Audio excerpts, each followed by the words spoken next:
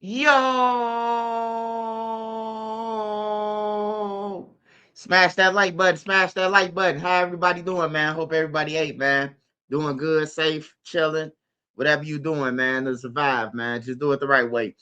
Hey, shout out to all my wrenches, man, that's on here. Shout out to everybody that's on here, all my supporters, everybody who support me every day. Shout out to all of y'all, man. I appreciate it.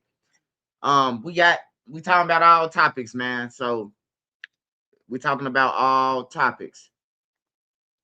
Make sure y'all smash that like button.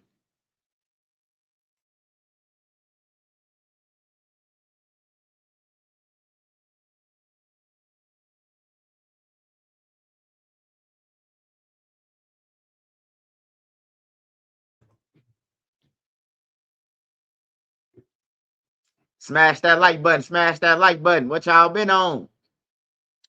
Super Bowl, man. We got to talk about the halftime too. We got to talk about the Super Bowl. We got to talk about halftime.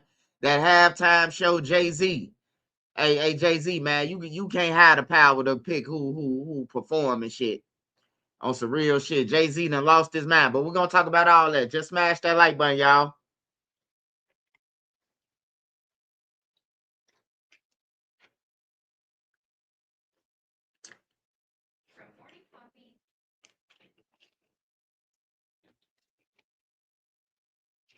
Chris Brown need to be next.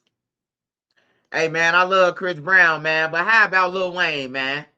How about Lil Wayne now? Don't y'all think it's Lil Wayne time, man? Lil Wayne carried the industry after Jay Z now, man. He carried it. He took the torch and ran with it. Lil Wayne got to perform, man. Fuck it. If y'all don't want nobody else to perform, let NBA YoungBoy perform. I'd rather him get up there than me listening to some motherfucking hey margarita. Like I don't want to hear that shit, man. On everything. I need to be suing. I need to be suing the NFL, man, for not having a translator up there doing some sign language or something. We don't know what the fuck going on. I thought we was at war or something, you know? I seen it with all the flags. I thought he said "fuck America" or something. I was confused, man. I don't know shit he said yesterday. Nothing. The whole 30 minutes was just bullshit. Jay Z, we tired of you, man. You starting to look like a camel anyway, man. Go ahead on to Egypt, nigga. You starting to look like a camel.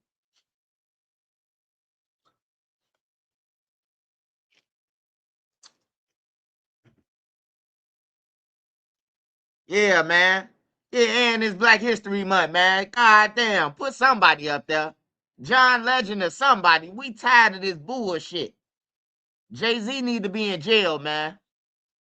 He need to be in jail, man. He got too much power, man. When you got that much power that you just blackballed and shit, you know good music out here. I understand Lady Gaga, she Gaga, she hot, you know, half man, half amazing looking ass. But nah, for real though, man, they got to do better with that Super Bowl, man. Motherfuckers paying for all these apps to watch the game on, and y'all motherfuckers can't give us a decent performance. I remember back then, man, we used to get a decent performance. They gonna have somebody from the white crowd perform, somebody from the black crowd, Whitney Houston, somebody. It's gonna be somebody performing, somebody the biggest motherfuckers. Not these two motherfuckers. He get on that dancing, going through houses and blowing them up and shit. Like I was confused like a motherfucker. I thought he was making fun of Trump. I thought he was making fun of Trump how they ran down on the Venezuelan president. That's what I thought he was making fun of, like come for me or something, you know. Hey y'all, but anyways, man, we got the show going on. We got we definitely talking about, you know, the guy in Indiana, granddad or pops, whatever you want to call him. I actually reached out to him, man, and gave him some good advice, man. The best advice, you know, you can't give everybody all the money. I ain't want to send him no money because I was afraid that somebody was gonna catch the wire and then rob him again. So I couldn't send him no money. But what I could tell y'all, I gave that man the best advice. You should move now, and you should sue the news because the news got on there and put your house on there again after you just got robbed. You just got robbed, and then they're gonna say, "Yeah, this house behind me." Hey, we gotta watch this first, man, before we get into the Lil Durk or anything else.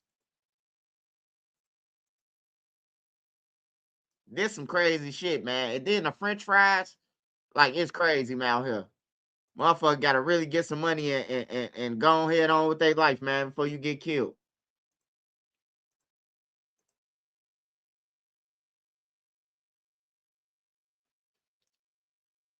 All right, y'all. So we're gonna start first with um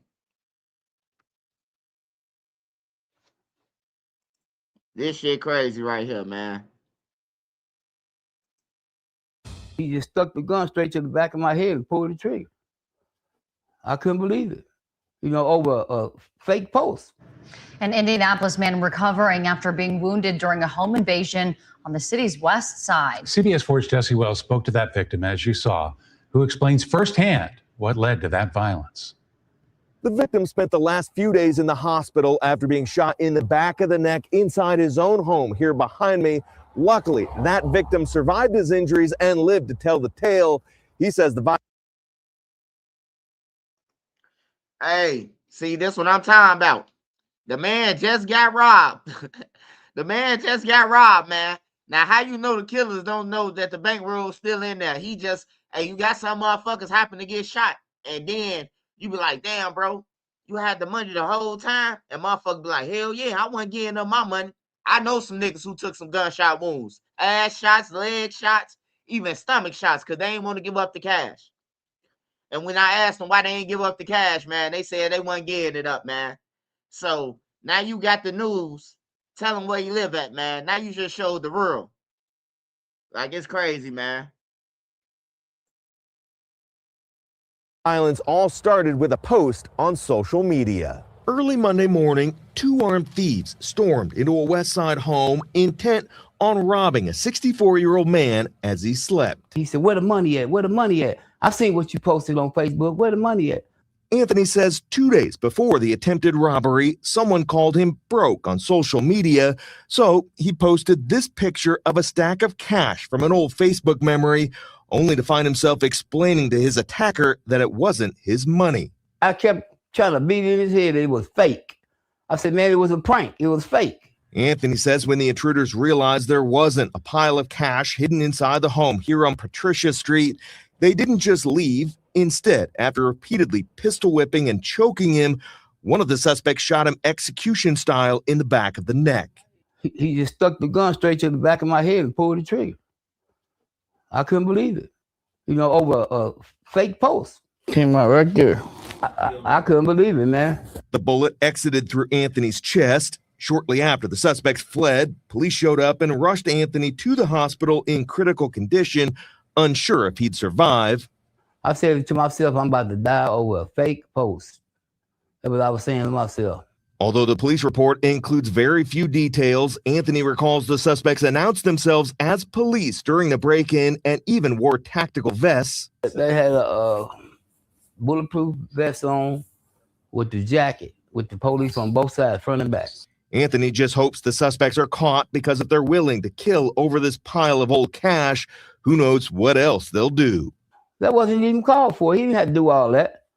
Once he found out it wasn't real, he should have just left. So far, no arrests have been made in this case, but as always, anyone with information on this shooting can contact either IMPD or Crime Stoppers.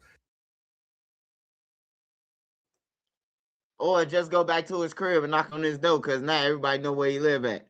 Thanks to Jesse Wells. Hey, man, there's some thirsty motherfuckers out here, man. Y'all be safe out here, man. Hey, get you a firearm or two in your shit, man. I'm telling you, it's crazy, bro. Like, once you ain't get the money, once you pistol whip and ain't get the money, you supposed to ran out, bro. Now you got another charge you facing. When you get caught, you facing attempted murder. You getting charged with attempted murder for shit. And you ain't even getting no money. Like, that's crazy, bro. That's crazy as hell, man. There's one more story before I get into. Yeah, he should never post it up. That's what I told him. I told him that, man. I say, hey, I say old school. You too goddamn old. You too goddamn old to be posting, first of all, some money. Bro, he's 60 years old, 60-some years old. He ain't never supposed to be posting no money. Somebody called him broke like he was a teenager, bro. Like, hey, look, that sounds like a play to me. You broke. Niggas trying to see if you still got some money or something, you know? And then he replied and fed them the shit when he should have just said, yeah, I'm broke. He playing games and then damn they got killed. Shit crazy, bro. Yeah, he crazy. Damn, they got killed over a fake post. Shit get real, man. And then, I ain't gonna lie to y'all, I believe it was the police for real. How fast they got there. How they know where he live at. It's one thing to make a post, but how they know where they live at. It's either you the police or you one of his family members. That's all to it. It's either a family member did it. Cause look, a random motherfucker come through your page and say you broke. You post the thing and then they at your crib at night. They knew where you lived at the whole time. So once again, it got to be somebody that's in the neighborhood, your family members. Some old motherfucker go to bingo with you. He came through and said that so his nephew and them could rob you. Or it was 12. 12 robbed people too. On some real shit, 12 robbed people too all day. Hitting cribs with gang members. Right now in Chicago, somewhere in this world, they hitting the crib. A gang member telling them that all are working that bitch and they splitting it. I'm talking about on some training day shit. I ain't talking about they going to jail or they cooperate. I'm talking about they putting forces together so they could have their drugs and the police could pay for his motherfucking kids college and all that shit. This shit going on right now in Chicago and everywhere else around this motherfucker. Them police officers don't get paid shit. So you just think about it. If you can extort a gang member or two for $20,000 a week, shit, you good. And you giving them information about when they finna raid or anything, who finna patrol this area. You know, they crooked like that, man. And now they hiring Venezuelans and shit. The people who just came over here off the boat with crimes, they could be police officers now. Like, it's crazy, bro. The shit is crazy, man. But hey, I hope OG heal though, man. I hope he heal for that, man. Hey, I got one more, man. I got one more for y'all, man. I got one more, man. You can't make this shit up, man. When I tell y'all, man, live life to the fullest, that's what the fuck I mean, Police man. in Fort Worth out. say a man was shot and killed last night after an argument over French fries. Officers responded to shots fired at an apartment complex on Jeremiah Drive near Camp Bowie Boulevard. According to investigators, the victim had an argument with a friend over French fries that he didn't want to share. That argument apparently escalated into a shooting. We've learned that the victim died at the hospital. Officers.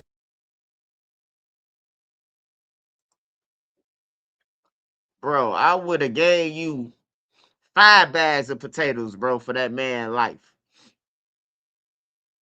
You that motherfucking hungry, bro, that you killed your friend over some French fries, bro? You must have been one of them niggas who been feeding your friend since he was broke or something, and then he hit the jackpot on a large fry and you killed him. I know niggas who be doing that though. They be giving people shit, and then when a person do come up, the person who was hitting them and feeding them and shit, they feel like shit. They need the money that he got in his pocket, you know? And if they don't get it, they'll kill you probably. There's some fucked up shit, man. I'm telling y'all, watch y'all be around, man. It's some mental patients out here. I'm telling you, once I seen this movie, this movie that I seen, it was an army movie. And the dude that been through the army, he was a sniper. He killed all these people overseas and everything, man. And this man died over here helping a motherfucker. He thought he was helping somebody like rehabilitation shit.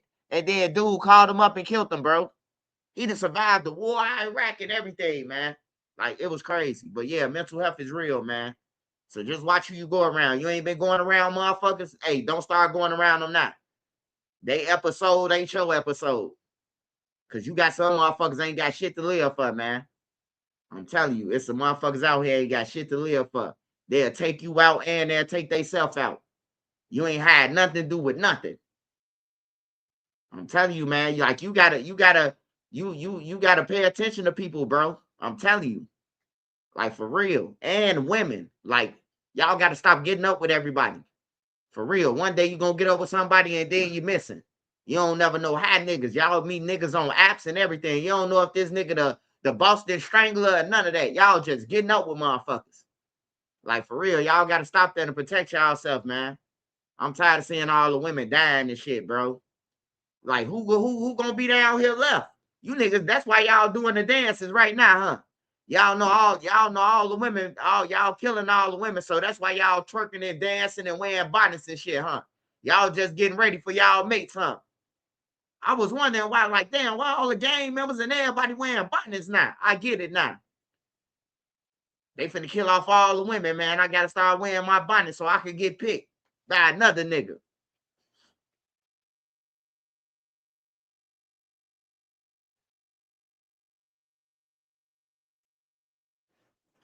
Yeah, this shit crazy, man. This shit is real crazy, bro, over some fucking French fries, man. Hey, condolences to Deja, man. She was a city worker. She was killed in her apartment. Her neighbors heard the fight all night and didn't call. And then, you know, she finally got killed, man, after the 15th hour of fighting with a motherfucker. You know, we don't know who killed her. She probably met somebody on a dating site. You know, she probably had a boyfriend, but somebody did something to her, man. She was a city worker, a dispatcher. She worked in the you know, what a dispatching and accept city phone calls. You know, city emergency worker. And she was killed, man, in her apartment. And the neighbors it said that, yeah, we was hearing shit all night. Well, why didn't you call the police, motherfucker? You know, like that's crazy as fuck. But rest in peace to her, man. It's some old women that got killed over these days, bro. You know. Hey, to the family of Ginae or Gabby. Hey, look, I'm sorry, man, if I came off a little harsh. You know, some of your family members, they in my inbox, you know, risky and all. Hey, look, y'all. I don't want no problems with none of y'all. Y'all name risky already, so that means y'all are risky, right? Hey, look, I don't want no problems with none of y'all. Hey, look, this what I tell you, y'all and the rest of you motherfuckers out here. Y'all playing crazy. Y'all letting y'all sister and them get on lives and Facebook and be woofing at ops and shit. And then when they get folded up, you want to come to me as if I'm a pushover. Hey, look, fuck out of here. Your job now is to take care of that motherfucking baby. That's what you should be thinking about. But you ain't gonna need to be a real nigga and take care of the baby. You just want to be frontline, known for this my sister.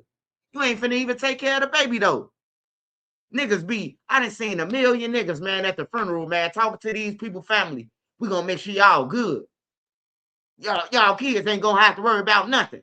Man, niggas be lying like a motherfucker, man. I watch niggas say this shit all my life, man. Soon when the nigga die, one of the homies die. They going over there. I got some money for you after the funeral. I got some money from you, you know.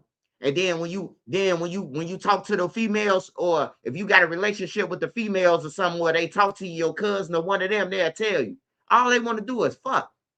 I told him, if you gonna bring some peppers or something over, just drop them out. You ain't gotta come in and all that shit, you know. People caught on to that shit, man. You think somebody finna let you fuck and then you ain't gonna bring no more pampers after that? They already up on the game already. Your homie already told him. He ain't trying to do nothing but fuck. So he gonna buy you a case of Pampers? Watch. Go ahead and fuck him. Watch. Go ahead and fuck that nigga. He gonna buy you a case of Pampers. You ain't gonna never see him again. But if you fuck me, I buy 2 cases. You know, niggas slick than a motherfucker, man. Hey, shout out to all the women out there, man. Shout out to all the women around the world, man. On everything. Shout out to all the women, man, and the ones who out there in the street, y'all ain't women. So I ain't talking to y'all. If y'all out in the street, woofing at the ops and shit, sliding with Dracos, Lady Draco, Lady Bin Laden, Taliban, and ISIS and shit. Hey, look, y'all ain't no women. Y'all some motherfuckers who, y'all are deaf to the community. That's what y'all is, a deaf to the community. Cause y'all playing around and shit. And then when somebody catch y'all, you want Trenches News to get on this motherfucker and say, She sing a song for you, rah, rumpa pum. Fuck out of here. Singing no rumpa pum pum. Your ass was up in that time about people, dead people, and he gonna be in a casket and every motherfucking thing. We ain't singing no rumpa pum pum around this motherfucker. I'm calling it out like it is, man. You woofing that motherfuckers, I gotta call it out. Hey, but don't come in my inbox talking that bullshit, man, because I ain't trying to hear it, man. We ain't even gonna be on the same floor in the hotel room, man. You gonna have to get a key to get up to where I'm at, man. We ain't even on the same level, man. So risk that, baby. It's brisk, baby. They be woofing at the wrong motherfuckers, man. You know, they don't even know I try to get justice for the girl. But since you just woofed at me, you know, find out on your own, motherfucker, who did it. Same motherfucker sending me the screenshot. Hey, you will put this out here? Call the Malcolm Most Wanted. What the fuck you gonna send me a screenshot of the nigga who did it? You can see his face, the nigga who did. They send me a screenshot first before they start woofing at me. Send me a screenshot. Hey, you will post this? This the dude who killed my people. Then I said, hey, look, bro, you just disrespected me. You just, first of all, you know, and now you trying to send me the picture. Oh, put this. No, you going to find yourself. Call motherfucking AMW, nigga, John Walsh. And remember, you can make a difference, motherfucker.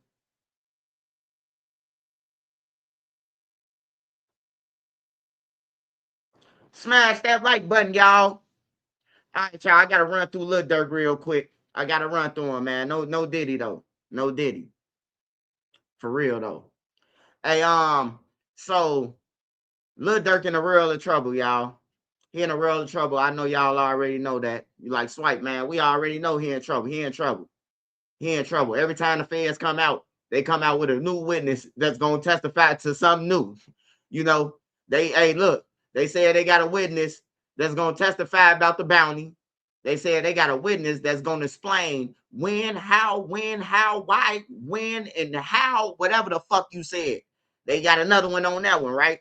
And then they just came with another witness that said, hey, yeah, after the murder, hey, my career went up. I got videos and every motherfucking thing. Lil Durk is done, man. On everything. Hey, he might as well stop paying Drew right now and just get a public defender at this point. Ain't no need to pay Drew, bro. He should have went all in on a mob lawyer. On a lawyer that fight Ricos. On some real shit. Drew pissed them people off, man.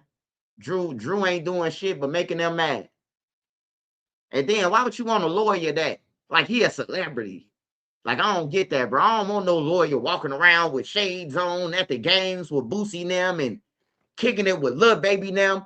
I'm telling you, bro. I'm telling you why they had told Durk to get Drew, bro. Because they knew Durk wasn't going to be able to beat this shit. So they know Drew a cop-out lawyer. Drew a cop-out lawyer, man. He a straight cop-out lawyer, bro. The shit that he beating is like a normal lawyer in your hood could beat that shit. Dan Franks, fucking Sam Adams, Goldberg. It's a lot of lawyers that could beat that shit, that could beat cases, the shit that Drew beat, gun cases and everything. It's a white girl and a black lady. Right now, they walking in the courtroom and walking back out. Gun cases like a motherfucker. They beating the gun cases like this. You know? Like anybody can do that shit, bro. But anybody can't beat no murder for hire with the feds, man, or no stalking. That's the problem. And it's a nigga who's saying that they was with the Quando Rondo shooting that's gonna tell that Lil Durk knew about that too. So it's a lot of niggas know about everything that he knew. So basically what I'm trying to tell y'all, they saying that Durk was aware, man. They saying that Durk was aware. Hey, I'm willing to buy OTF, man, for a couple of thousands of dollars, man. I'm willing to buy OTF, the name and everything, man. I just want to revamp it, man. And Lil Durk got to drop a song like All My Life every month, man. I buy it. No. Hell no. Yeah, them boys, hey, them boys, hey, thank you. I appreciate it, man. That Truth Tay, I appreciate it.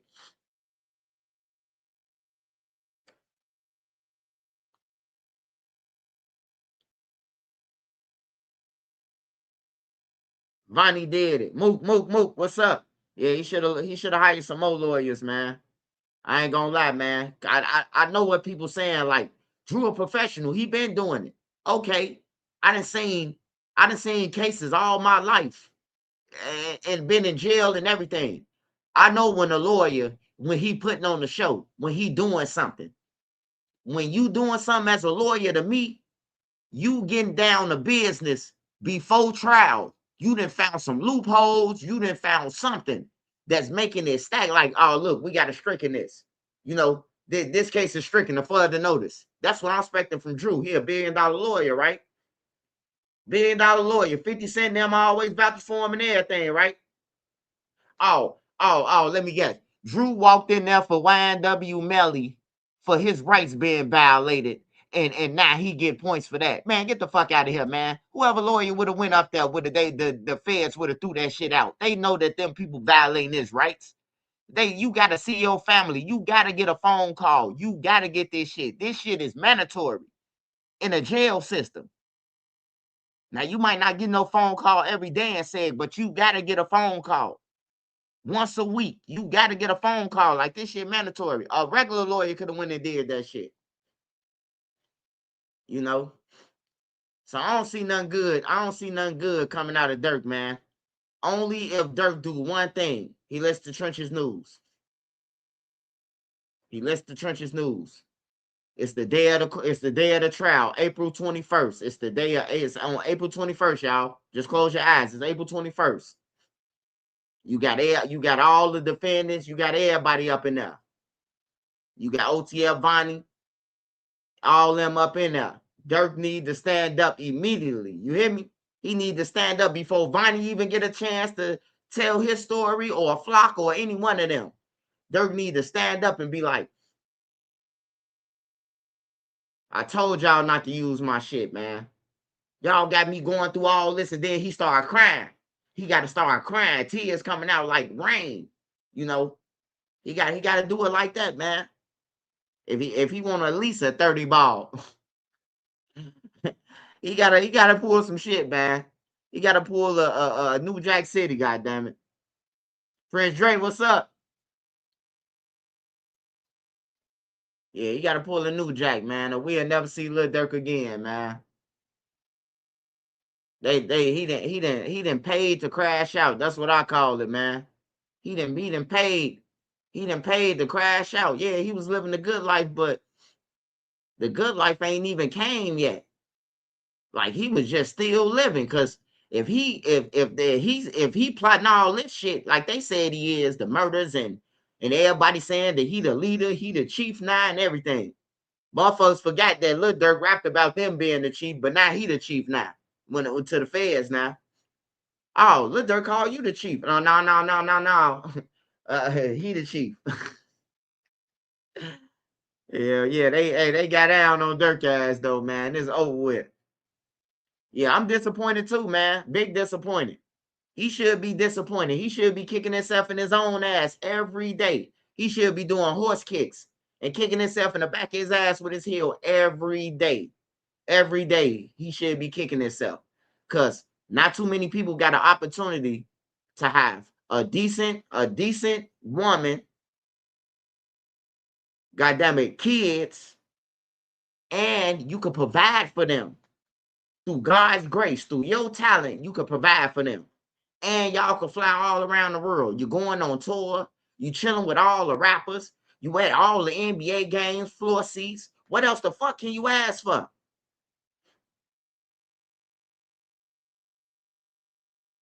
What can you ask for when you can go on the floor of a basketball game? That's $8,000 some places where Lil Durk them be at, California and shit. They probably let him in there for free though. You know, a favor for a favor. Come perform at my daughter, you know, come hang out with my daughter. I got flow seats for the Lakers, you know, some shit like that. Yeah, they saying he Al Capone. My top 5 from Chicago on what? Top 5 from Chicago on what? Rap? Man, the rap, hey, look, I ain't gonna even lie to you, bro. The rapper's garbage, bro. 80% of Chicago garbage, even the old shit. I know you might be a fan, but look, once you come down off that meth you on, or whatever the fuck you doing, heroin or fentanyl, once you stop taking that shit and you get sober, bro, you gonna see that they was garbage, bro. You're gonna see that all these motherfuckers is garbage, bro. It's only a couple of them with talent, bro. It's only a couple of them with real talent, like that I can say that got real talent. Everybody else just got on because they're a killer or they part of somebody's neighborhood. That's that. I'm gonna be real with you. I really want to do a show, bro. That's going like for the people, for the underdogs, bro. I really want to do a real show. You know, not like kind of like Star Search, but not Star Search. You know, yeah, like a Star Search. But I don't want. I want everybody with talent. I don't want no motherfuckers to come in there on no Drewski shit. And my name is Peter Paul. I'll go up the wall. Like I don't want no niggas coming there like that, man. You know, like for real. You fuck around and have to look for all singers and country music and shit. These niggas garbage, man. I just hate to tell you, my brother. No, Bum J. I ain't talking about Bum J though. I'm talking about like when you name a handful, like I ain't gonna lie to you. Ain't nobody still took Lil Durk place. Ain't nobody took Lil Durk place. That's how garbage they is. Ain't nobody took over for Lil Durk. Nigga, hey, look, this was then the people who do got talent, they blackball themselves. If you only drop one song every year, how the fuck, who fault it is that you being blackballed and you drop a song every year? You drop a song every 2 months. Every 3 months, you drop a song. Who fault is that? You know, it ain't nobody fault but yours, bro. Cause if you got talent, you gonna drop shit like NBA Youngboy. That motherfucker got so many songs. You gotta catch up to his songs. That's how many songs that Youngboy got. You supposed to put that shit out there. If it's a hit, it's gonna go. But niggas don't do that. They make one song and they do a couple views and they be like, I ain't dropping it till I get 100,000 views. Give me up to 100,000. Like, nigga, we ain't gonna never get you up to 100K. The shit garbage. You know?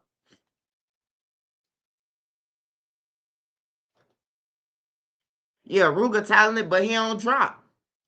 He don't drop like that. And then when he do drop, it's like the same old.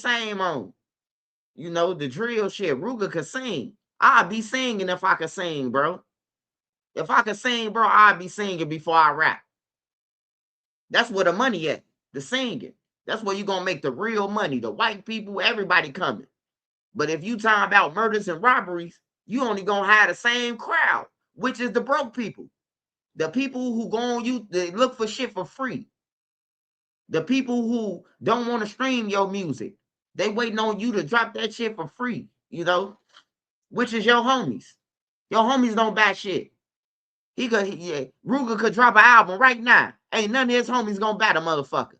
It's gonna be everybody, y'all. It's gonna be everybody except his homies. You know, that's why I be saying, like, when they say fuck the streets, like, you gotta be mindful of what they really saying. Like, fuck the streets.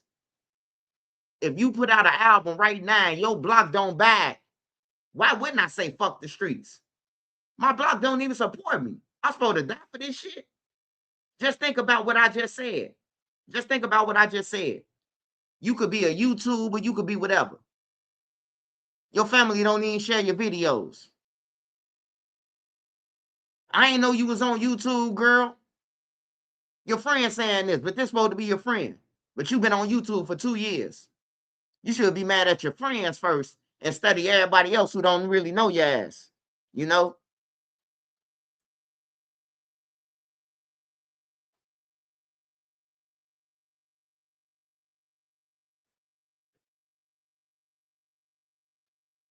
But yeah, even if you ain't got no support, keep pushing.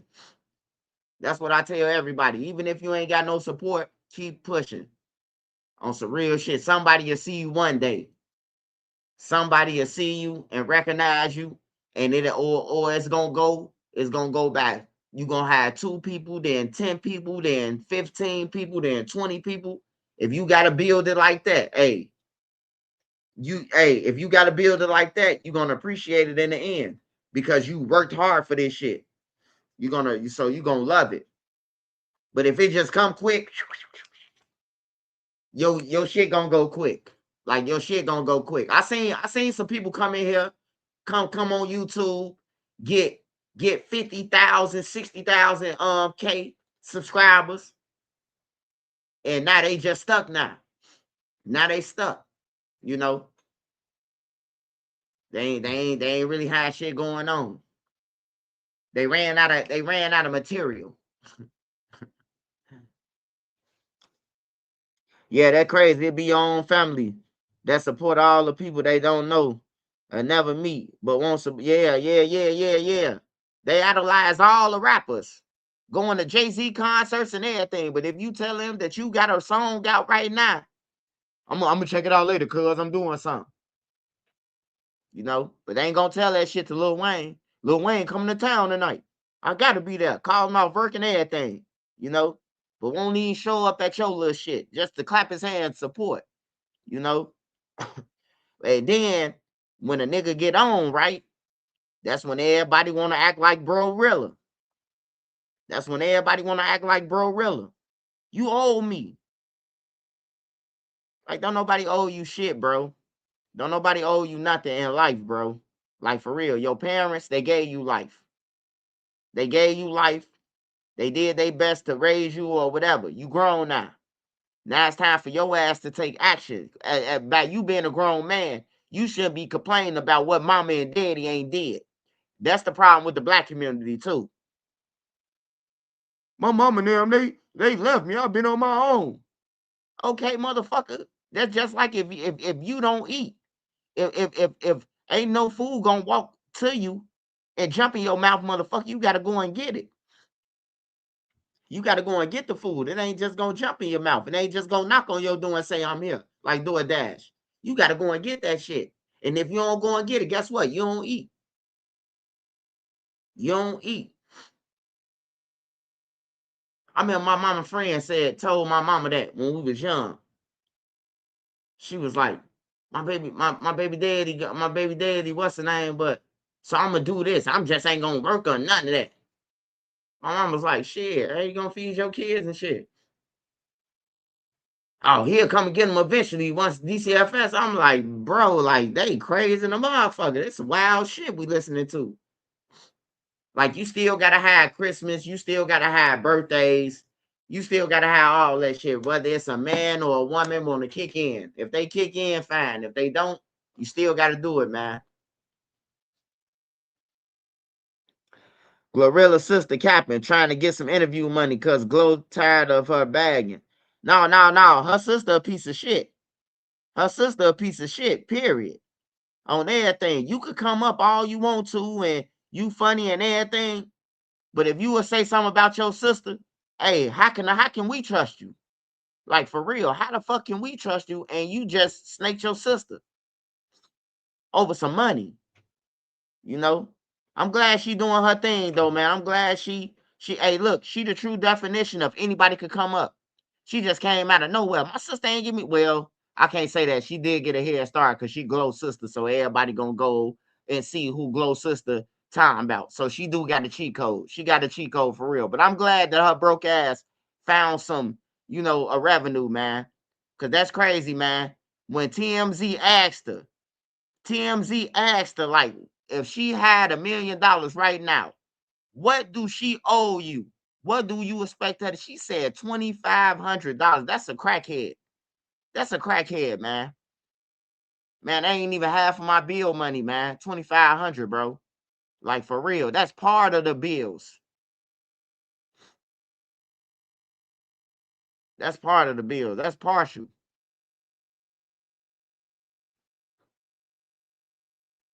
Like 2,500, you crack 100 of that, and you might as well say 2,000. You crack another 200 shit, you might as well say you got $1,000 now. Shit expensive. Chicken, all that shit expensive. Yeah, 2,500 ain't shit, man.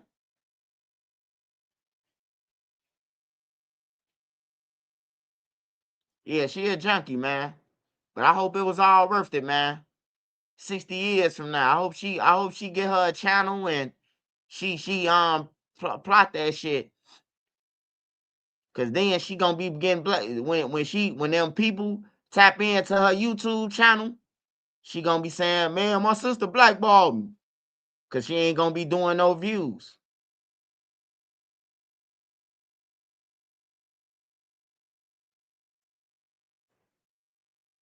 Yeah, that's what it sounds like. She in debt with the dope man.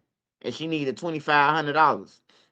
She probably owed him $1,200 and she wanted $1,200 to buy another $1,200 from him. You know, that's some dope fiend shit, man. Don't ever put your siblings out there, man. If anything, let them put themselves out there, bruh. Like that's some lame shit. That's some lame shit. Any of my kids that's grown, I tell them, hey, bro, you grown. I don't owe you shit on everything. You need to go and find a job, nigga. If you feel like what I'm getting you ain't enough, nigga, you need to go and get a job, nigga. Or what you want to go on Vlad or whatever, what platform you want to go on? Oh shit, what fucking platform you want to go on to talk about this shit, nigga? I'll make it happen. Cause that still ain't gonna change the fact, nigga, that I ain't getting you shit on everything, bro. Niggas people too entitled, bro. Like people entitled to your money. People too entitled.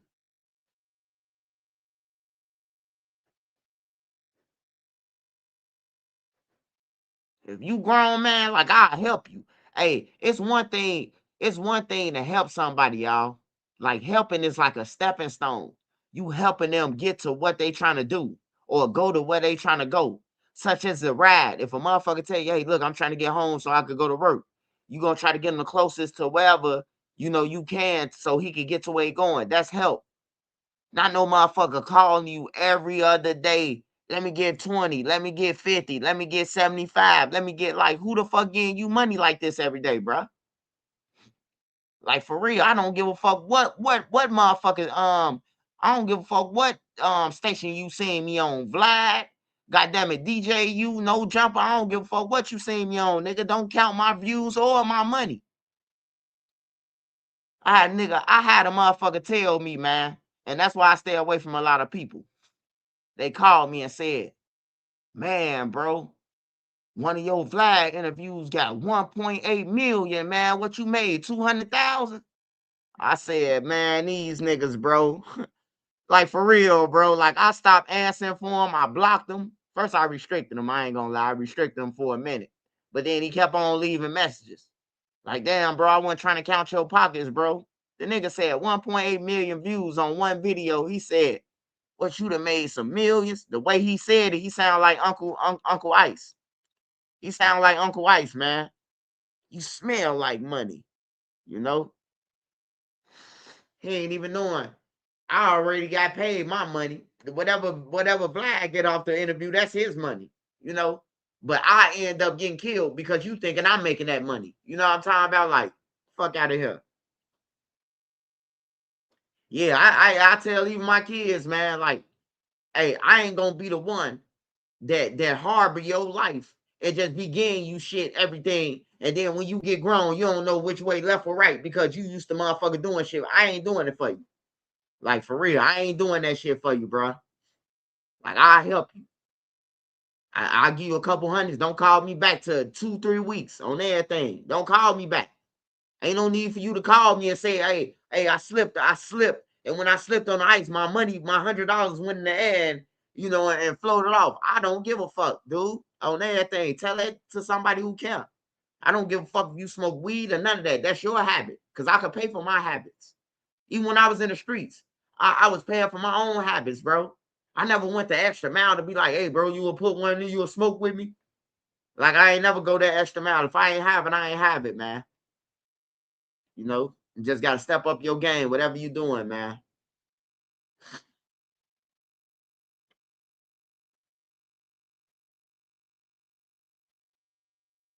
Yeah, I can't, you can't harbor these kids, man. And I recommend don't nobody. Like, it's one thing to take care of your kids. That's cool.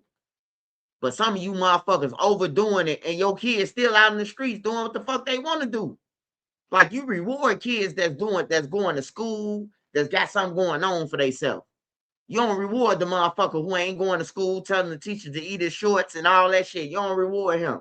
That nigga don't get rewarded.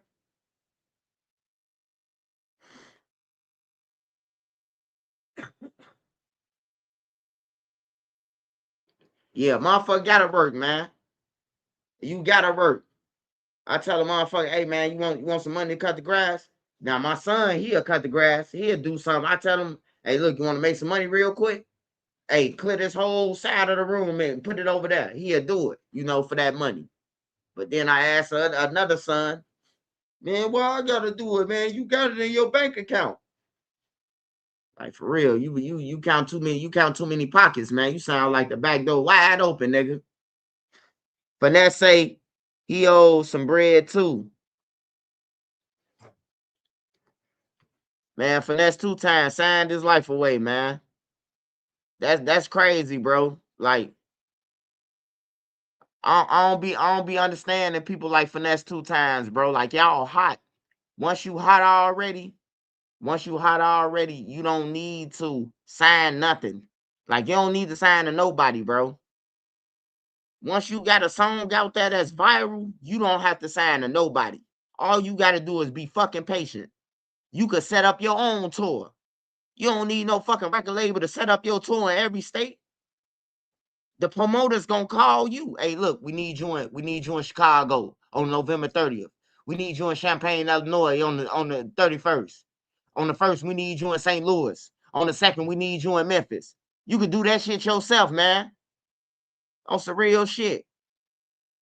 Like Bloodhound them. All them suckers. They straight lame, bro. Bloodhound them do millions of views, man. But guess who get the money? Lil Bibby. Guess who get all the money? Lil Bibby. That's why you don't see them motherfuckers dropping like that no more. Remember Q50 them used to be dropping all the time? You couldn't stop them motherfuckers from dropping. They ain't dropping no more. They finally caught on to it. Oh, we ain't getting paid off this? Oh, we ain't doing no music then. You hear me? The niggas don't want to do no music now that they know they old. Hey, bro, you can't drop that song, man. That's our song. You know? Like people be talented and get robbed, and then they be complaining about getting robbed, bro. Like you got yourself robbed. Can't knock Bibby. He got good business. Hey, nah. I ain't knocking Bibby at all. Because if you sign and take $1,000 and a nigga say, man, just give me 2 albums for this $1,000 and you agree to it and sign it on paper, that's your motherfucking fault.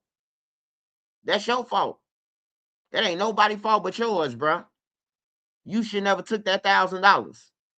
And then, like, niggas ain't even your homie because your homie, you could get your homie that $1,000 back and your homie be like, yeah, it's over with. You know, them niggas like, nah, bro. I gave you $1,000, nigga. I need $300,000 back before you get out this shit. You know? Yeah, but I ain't mad at Bibby. It's business, man. You can't be mad at a businessman. You should never did business, man.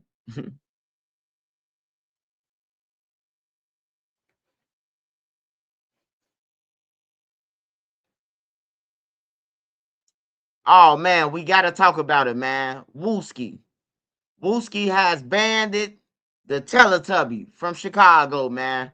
I'm glad somebody finally did it, man. I'm glad somebody finally said something to this guy because he's a character.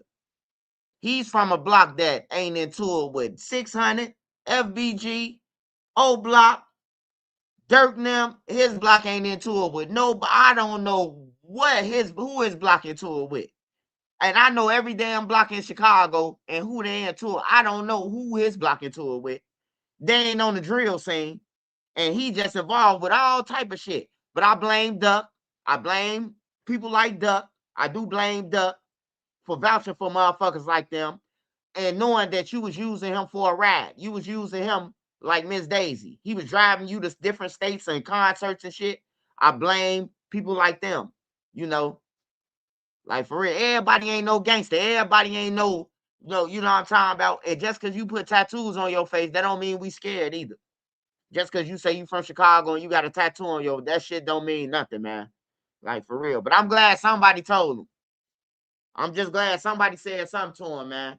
Because everybody playing crazy because he got a little clout on YouTube. Like for real, your ass is the goofiest motherfucker on earth.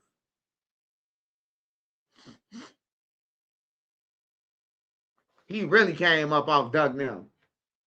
That's the only way. That's the only thing I can say. He came up off them. But yeah, man. Wooski and his homies now, man. They said they can't come back to the city, man. So don't argue with Trenches News, man. Argue with the motherfucking the Wooskis and the C5 guy. The GDs. The GDs said you banned it, brother. I'm just here to tell you, send a message, man.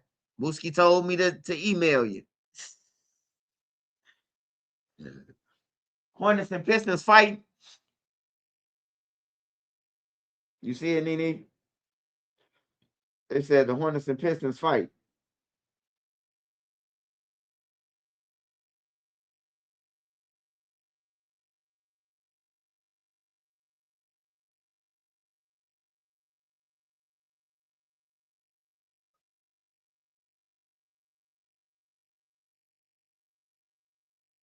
And they merged it on the hot and spicy.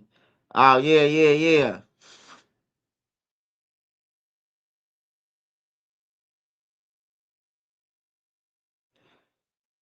Hold on, let me see what Wooski said, man, because they said it's a video. I seen a clip. Hold on.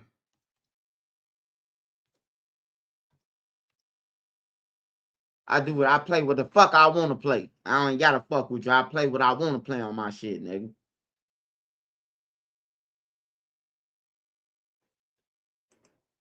Hey, Yella, your ass banned from Chicago, man. Don't you though?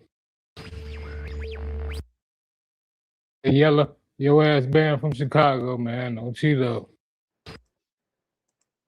Hey, this how you know Wooski for real, man. He said everything clear. He said everything clear like Wooski back. Like he back. I don't think Wooski hurt no more, man. I think Wooski back, man.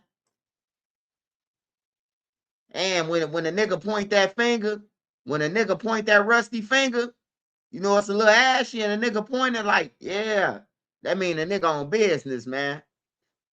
That mean he mean it. Hey, Yella, your ass banned from Chicago, man. Don't you though?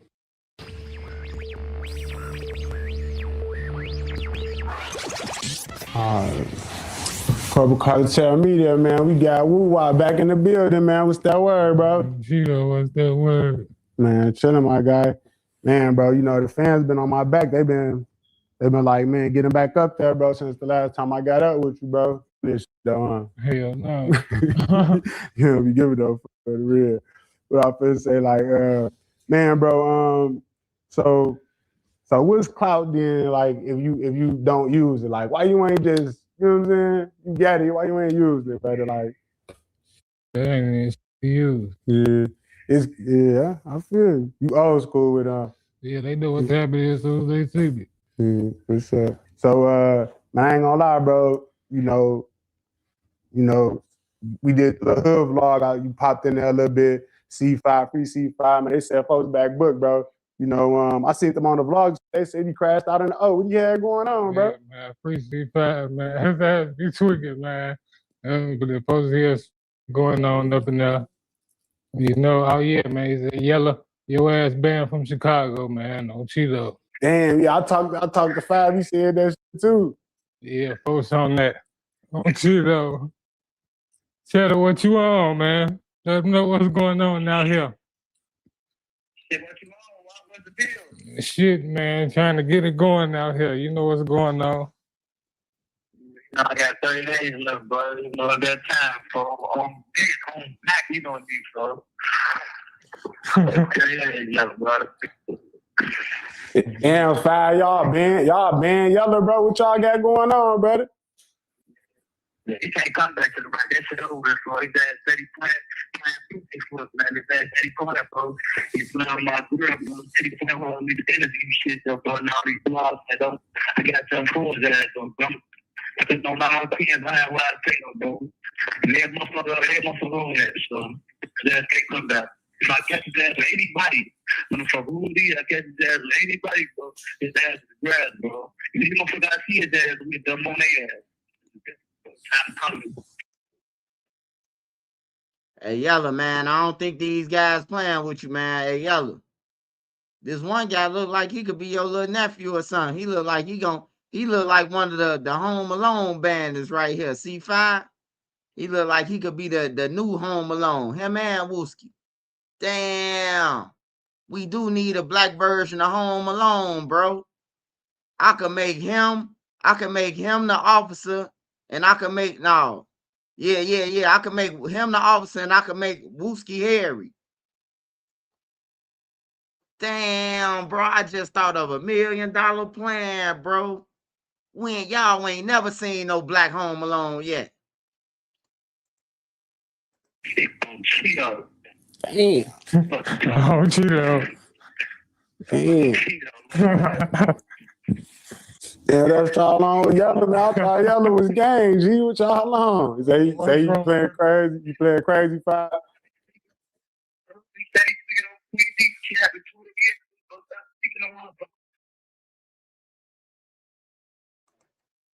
Yeah, man. Well, Yellow is in Vegas, man, and that's a long way from Chicago, man. So long as Yellow stay there, Yellow should be safe, man. Unless Wooski sending hits in the feds and all the jails and shit, you know. Can I help produce? What's up, my boy?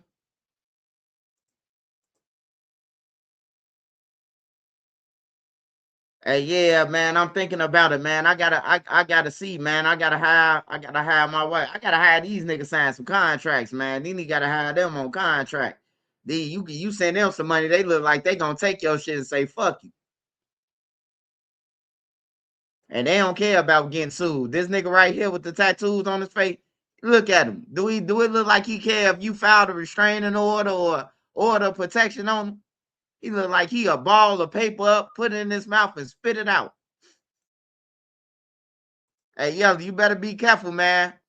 I told you these young guys ain't trenches news now.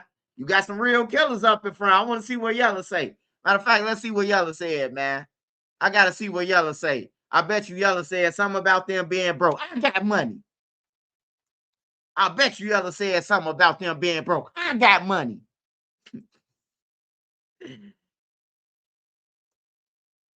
King Yella demolished FBG Wooski. Laughing, sending them love, telling them They keep asking, Wooski, where you get them kicks?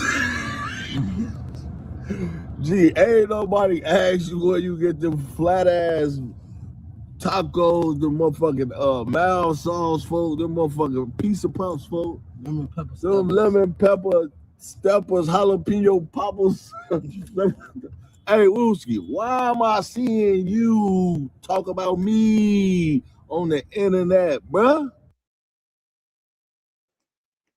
I ain't gonna even lie, man. I don't give a fuck what type of shoes Wooski got on. Wooski a realer nigga than you any day.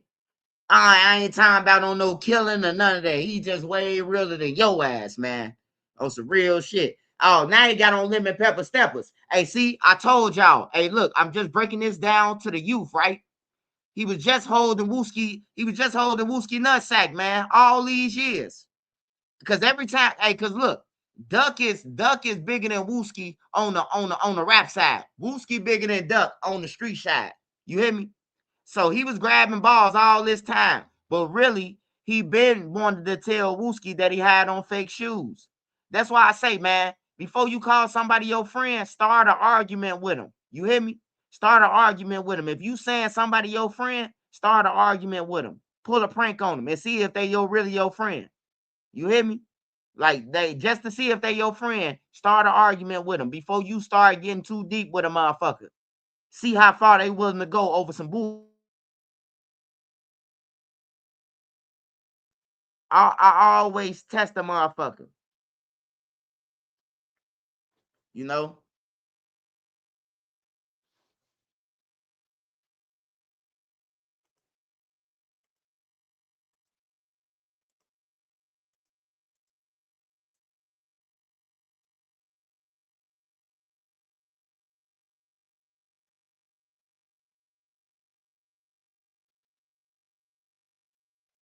Hey man, hey, bruh. Hey, I don't worry about getting nobody no clout, man. Don't nobody fuck with him, man. I don't worry about none of that shit on everything, bro. Like, I don't care about none of that shit. No clout shit or none of that, nigga. I make my paper, you know. Long as I take care of my people, what I gotta take care of, you hear me? Like, fuck with hell. If he get a little clout, he able to take care of his kids off of it. Hey, so be it. That's cool.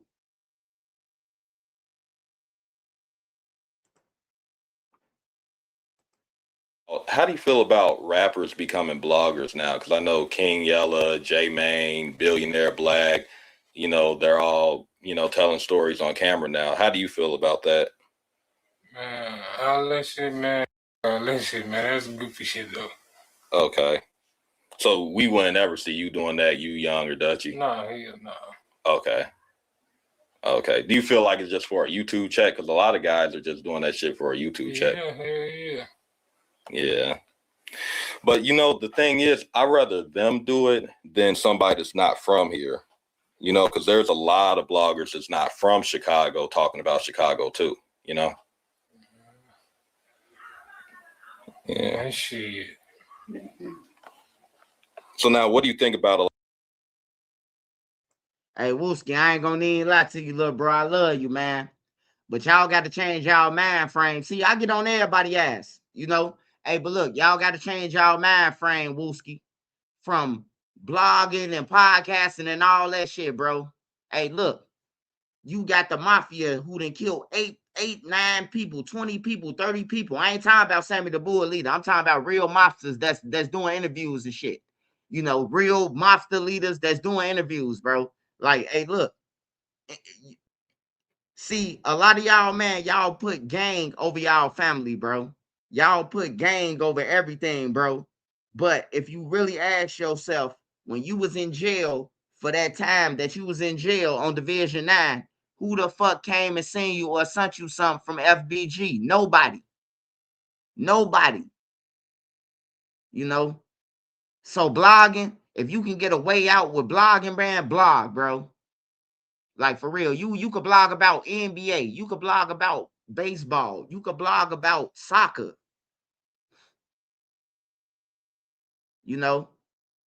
Like, you could blog about anything, bro. You ain't just got to blog about killing or what's going on the block. But if you is mad about that, Wooski, it started with y'all. It started with the rappers. Because nobody wouldn't have nothing to report about if y'all ain't do shit. If nobody committed a crime and this bitch was Pleasantville, nobody had nothing to talk about. Because everybody was going straight. Man, you talking about Wooski banning me from Chicago. Man, I knew Wooski since he was a baby, man. Wooski, Big Mike, all them since they was kids, man. Don't nobody give no fuck about no duck trial, bro. Like I'm telling you, bro, I knew them before King Yella. Don't know them. See, that's the difference between me and King Yella. King Yella met Duck 2012. I've been on Duck all his life. You see, that's the difference, man. I knew Boss Trail, them all. That's my family. Like, that's the difference between me and them, man. So when you say shit like that, man, just know who you talking to, brother. I knew E-Dog since he was the Pampers. T-Roy and them since they was young babies, bro. Not no motherfucking, I just met these people. No. That's Yella. He just met them in 2012. I knew them since they was babies and I was a kid.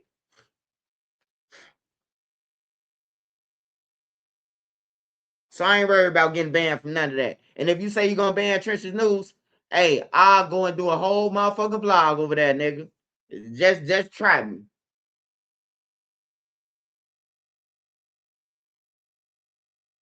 Hey man, who is this Royal dude, man?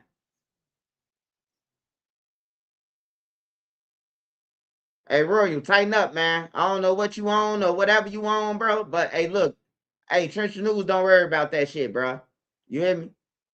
I don't worry about that. I do content, bro. If you worry about who gonna do something to you, then hey, look, go ahead on somebody else's channel, brother. Cause you sound scary than a motherfucker. You better get down before he get banned. Like, get the fuck out of here, man. I ain't no kid, dude. Hey, get him off my page. Yeah, get his ass off my page. Sound like you motherfucking scared. You sound like Trey off motherfucking Boys in the Hood. I said, let me out the car.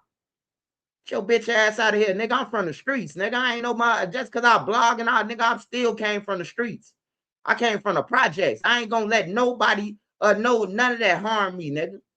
Don't worry about me, nigga. I got God with me. I got God on me. I got God with me and he on me, nigga. Fuck out of here.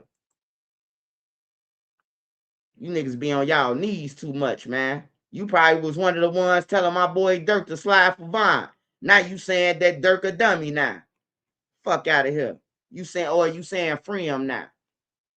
You saying free Lil Durk after you told him to slide from Vaughn. Get your bitch ass out of here. All right, y'all. Let me go on here. I finna roll my weed up. I need y'all to roll up. I need y'all to roll up some weed or whatever y'all doing. Get your coffee, tea, bathroom break. But we finna watch The Family, man. He do his due diligence. And it's one of my favorite channels that I watch. Because I don't watch too many people. Especially the YouTubers. I can't watch their shit. It don't be accurate. All right, y'all. So, damn, they put Mellow Bucks name up in here. Smash that like button, y'all. Smash that like button. I'm eating home run in, and we smoking on runts. Smash that like button. Nobody wins when the family feels. Emotion, this shit sad. These niggas got beef with the bitches. We the ones throwing our ass and getting dick hard. I'm starting to think y'all get you. Stop going loud and yelling out loud at phones and thinking somebody gonna listen. These niggas make me nervous, bragging on murders. Fuck y'all shooting this snitching. I ain't gonna lie, man. Mellow Bucks colder than all the niggas. Now, I don't like what she rap about, because she rap about sliding and shit. But I'd rather listen to Mellow Bucks than any Bloodhound, any Ashman Cashman, the dog strangler. That's what we call her ass for now, the dog strangler. You not trusted around no animals no more. They should make your ass for lifetime stay 100 feet from any house that got an animal.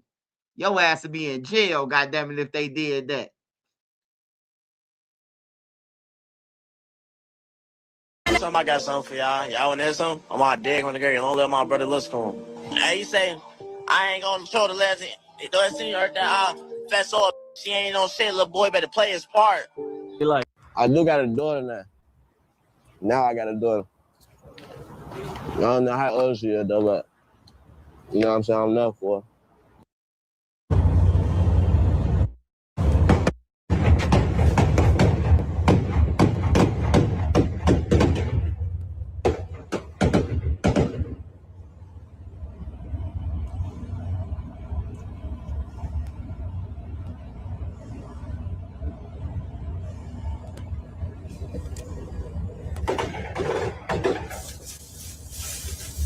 We all know recently a woman had lost her life broad daylight in Chicago. Her daughter was in the backseat when it happened. Some say the dude she was with played a part in this deadly situation. You know, I'm gonna let you be the judge of that. If you're not new here, you know we ain't dropping in like 3 to 4 days. That's not like me. I made a promise to the ones I love the most that I would take a break for my birthday. I'm out the country, but this story wouldn't let me be quiet. You had the world bashing a woman on what she wrote online after she was gunned down leaving the WIC building, as mentioned, with her toddler in the backseat. No mask, broad daylight, and no consideration on who actually in that vehicle. And now, instead of waiting for authorities to find out who held responsible and bashing them, you know what the world do in 2026, fam. Self-incrimination and bashing the ones they think was the lead to the problem. And let's be real, there's nothing wrong with going through old posts. They public, coming up with a conclusion on what you think took place as a civilian, trying to figure out what caused something. But let's be real on the flip side, and let's be clear. If words, especially vague ones, are being used to justify a shooting like this, then the problem was never the post. It was the people willing to pull the trigger. What makes this even darker is that the man she was with allegedly posted their location shortly before the shooting. Something we're gonna break down and let you guys check out for yourself. But here's where this story stopped being isolated. After digging deeper, it became clear. This situation may be allegedly connected to another tragedy Chicago hasn't forgotten. The mass shooting at a female's rapper mixtape release party that we once covered. You know I'ma always leave the links in the bio when we speak on them. It resulted in 4 deaths and over 10 shot. It was even more disturbing. Some of the same people allegedly tied to that incident were later seen mocking the situation online about this young woman being gunned down. Instead of showing any type of remorse, they felt satisfaction and alleged revenge. So today, we're not here for the rumors or narratives. We're here to present what's being presented to the public. Break down the story in chronological order, from online behavior to affiliations, and to how innocent people end up in the crossfire, even toddlers. Because once shots get fired inside a car where I ain't gonna lie, bro. Niggas watching too much Grand Theft Auto, bro.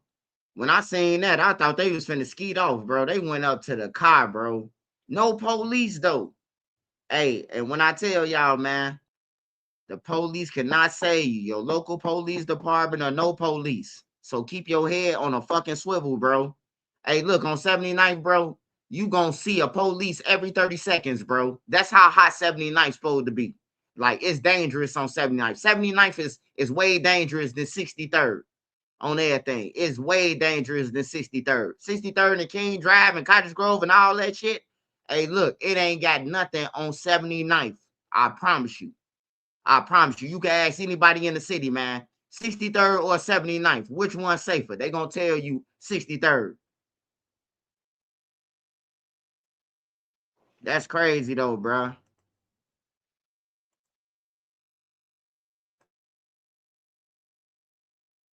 child inside. It's no longer street business. It became overly personal. But before we go over this one, I want you guys to remember, I'm gonna give you no angle. I just give you the story. So with that being said, make sure you like, comment, and subscribe. We'll jump right to it. Now, as mentioned, in the last few days, Chicago has been dealing with yet another tragedy that didn't just take a life, it traumatized a child. As mentioned, according to authorities, a woman in her 20s was killed during daylight hours while sitting inside a vehicle moments after leaving the WIC office. On top of that, minutes before all this went down, the man she was with, also in the WIC office, not sure if that's the kid's father, but he was seen giving out the location and making fun of a kid who was around him inside the WIC office online. And most of us know by now that the man survived. Police didn't release any more details about a potential arrest for the near future, alongside several details being withdrawn from the public because this is an ongoing investigation. Now, to be clear, before we even show what this man posted or his woman that was brung up by the public after she lost her life, I want to be clear. We're not here to say that the posting or posting the location makes someone deserve to die. It doesn't. But in the city already dealing with ongoing beefs, activity feuds, and online surveillance, posting your whereabouts can put everybody around you in danger, including children who had no choice in being there. That decision alone has fueled a lot of anger, speculation, and finger pointing. The shooting took place February 4th, 2026 on the 7400 block of South Main Street at around 1:25 p.m. The 26-year-old female victim was later identified as Gabrielle Ayers. A young loving mom had unfortunately succumbed to her injuries, with the godfather of her child telling the local news his godbaby surviving was nothing short of a miracle. Most of us know by now surveillance footage had been floating online, showing 4 gunmen hopping out a red SUV before shooting up a white car, hopping back in their vehicle, driving past, but shooting it up before fleeing the scene.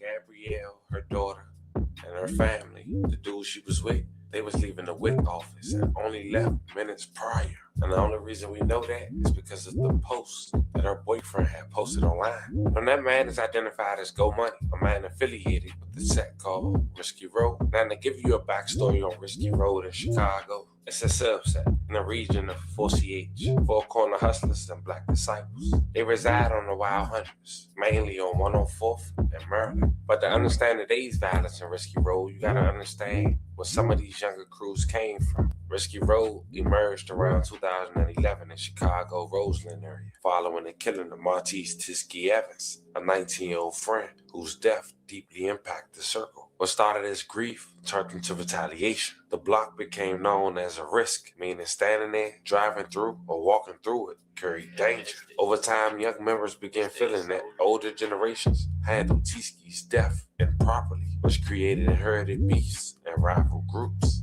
Over time, they became known for having well-known rappers affiliated with them. One of those names was Risky Bands, the brother of the young woman who recently lost her life in this senseless tragedy. Never blew his gun, he ain't never scored a bucket, he ain't never got shit done. I'm in traffic with the YN spinning, trying to have some fun.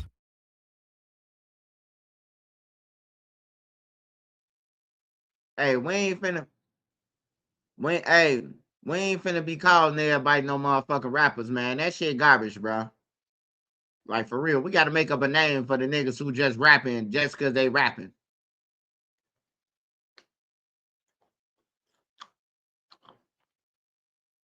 Now, he could rap. Shorty right here could rap. But he gonna lose his whole career trying to be a gangster. He gonna be the second Lil Durk. I mean, the second Lil Durk going to the feds. That's what I mean by the second Lil Durk. Another name that's been coming up over the last couple of months is YFG Fesso. The real kid on the TRX lift up. Lucky I ain't fuck your girl. I'm hitting the bitch and a friend will come with her. Now, for those who don't remember, Young Scoom is a young Chicago artist whose life was cut short but had an impactful run in the Chicago music scene. The devil at my doorstep, don't let him in my home. My homie died, I'm crying, I'm trying to kill.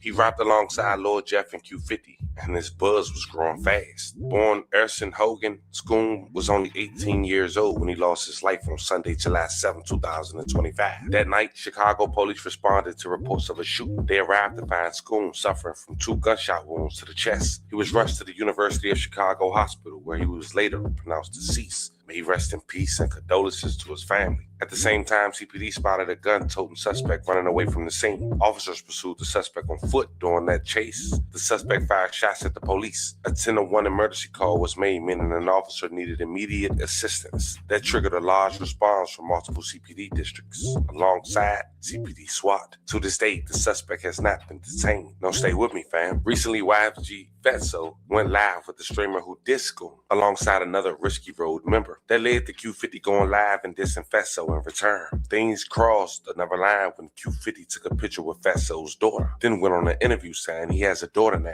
but doesn't even know her age. Check it out. New daughter, my daughter. You know, I adopted her, basically. That's what's up. Let's everybody deserve, you know what I mean? Pops and they like. I do got a daughter now. Now I got a daughter. I don't know how old she is though, but you know what I'm saying? I'm enough for her. Yeah. Now having a kid dope, bro. You can leave the legacy type. But that's the newer generation clashing, and it ties directly to the older generation beef. Because if we unpack or rewind back rather to July 2025, a well-known Chicago female rapper associated with No Limit, Mellow Bucks, had her mixtape release party, which was shot up. A case we previously covered is mentioned. The link is in the bio. 4 dead, 14 shot. They opened fire into a crowd of people leaving the party. One of the victims was Mellow Bucks' best friend and one of her closest associates. Mellow Bucks later spoke out online expressing severe heartbreak. She said her heart ached and that she wouldn't wish this pain on anyone. At the time, no arrests were made and police were still searching for suspects. The venue was later closed by authorities. Mellow Bucks, who was 24 years old, did respond publicly. She also monetized that response, dropping a song many felt was aimed at the younger individuals allegedly involved. Check it out. You trying to stop my motion. This shit sad. These niggas got beef with the bitches. We the ones throwing our ass and getting dick hard. I'm starting to think y'all get you. Stop going live and yelling out loud at phones and thinking somebody gonna listen. These niggas make me nervous, bragging on murders. Fuck y'all shooting and snitching. I ain't never heard no shooter say they shooting. We know that shit's script, but you gotta prove your point, cause don't nobody believe. I need 3 for 1 like corner stores, but now I ain't talking about candy. If you love your life but like them niggas, you better watch where you standing. Y'all supposed to wear the pants, but I see now you niggas be wearing the panties. This shit be about caught on beef for niggas and all that cop out boom. I believe posts are what got her killed, but this for the mass shooting. Fast forward just 8 months later, and what many call a summer of vengeance appears to repeat itself. But before the latest tragedy, the female victim had made an alarming Facebook post. Now, let me be clear, we do not believe posts are what got her killed, but dissing a dead man or woman can bring consequences people aren't ready for. On November 21st, 2025, a post circulated that read, quote, "Let me post her dead brother in the casket on my page." That was allegedly in response to someone trolling her or her family. In context, people who grow up together often call each other brothers or sisters. Around that time, Risky Bands responded to the noise. He said, "I wasn't going to say nothing at first, but remember, now my sister, now pull up and tweak out for her and my niece. Stop mentioning them." Now fast forward February 4th, 2026 at around 1 p.m., Gabrielle was in the WIC office alongside her baby father and her daughter. She had already left the building, but while still inside, her baby father made a series of questionable posts. In one post, he shared a picture of a child and wrote,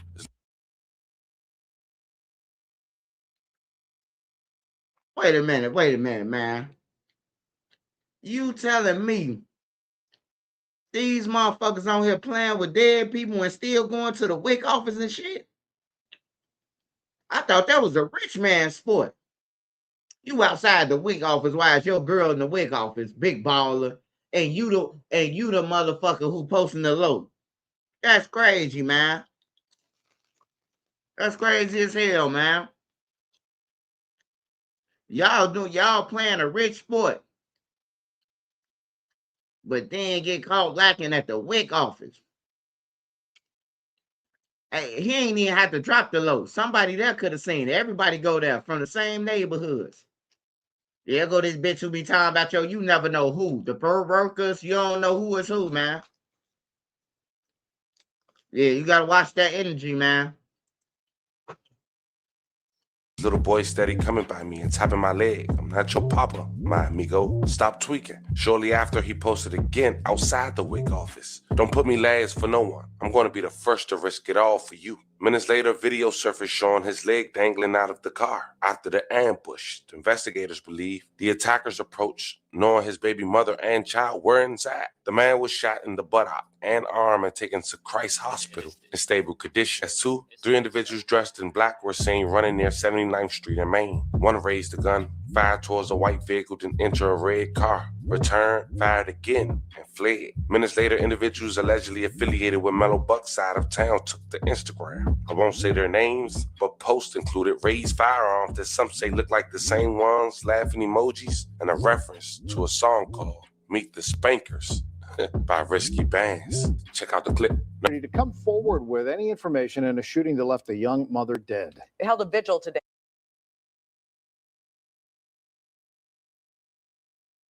Faith leaders and authorities are calling on the community to come forward with any information in a shooting that left a young mother dead. They held a vigil today in the place where it happened.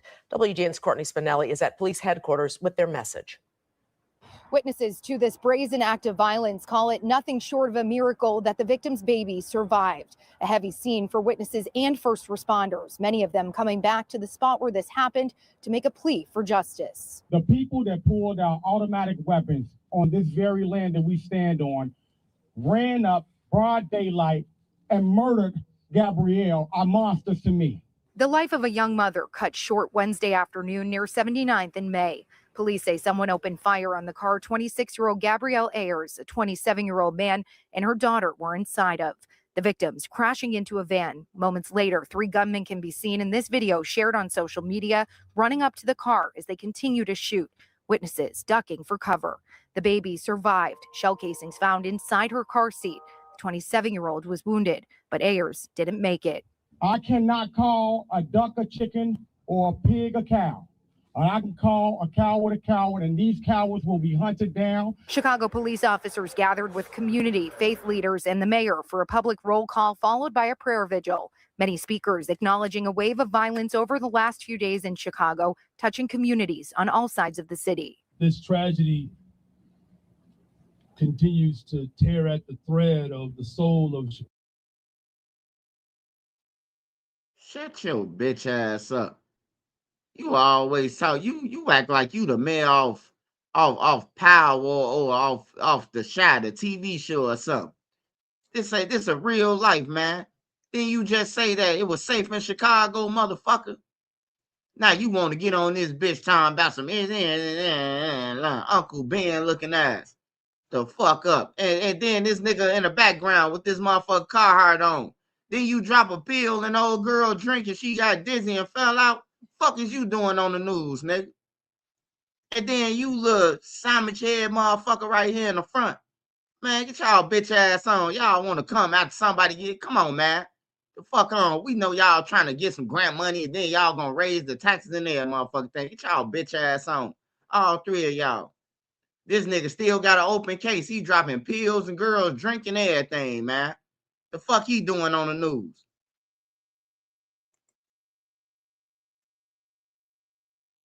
Chicago.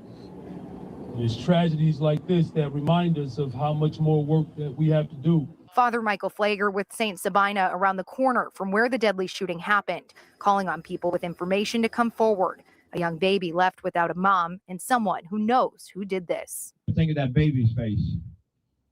Think of that mother laying in that car dead. And I pray you don't sleep until you talk and tell what you know. Yesterday, Crime Stoppers of Cook County announced a $10,000 reward for any information leading to the arrest or indictment of anyone involved in the deadly shooting. Today, St. Sabina announced it will also be putting up a $10,000 reward on top of that. Outside of police headquarters, I'm Courtney Spinelli, WGN News.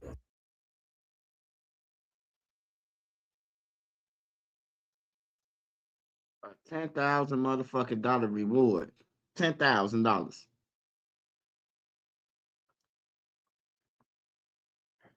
I just seen a lady get kidnapped, goddamn it, and they said $250,000 to find her off the bat. That's what I'm saying, man. Like y'all don't want no shit solved, man. Oh, we gonna just put 10,000 out there. Niggas ain't no hypes no more. These crackheads hitting licks.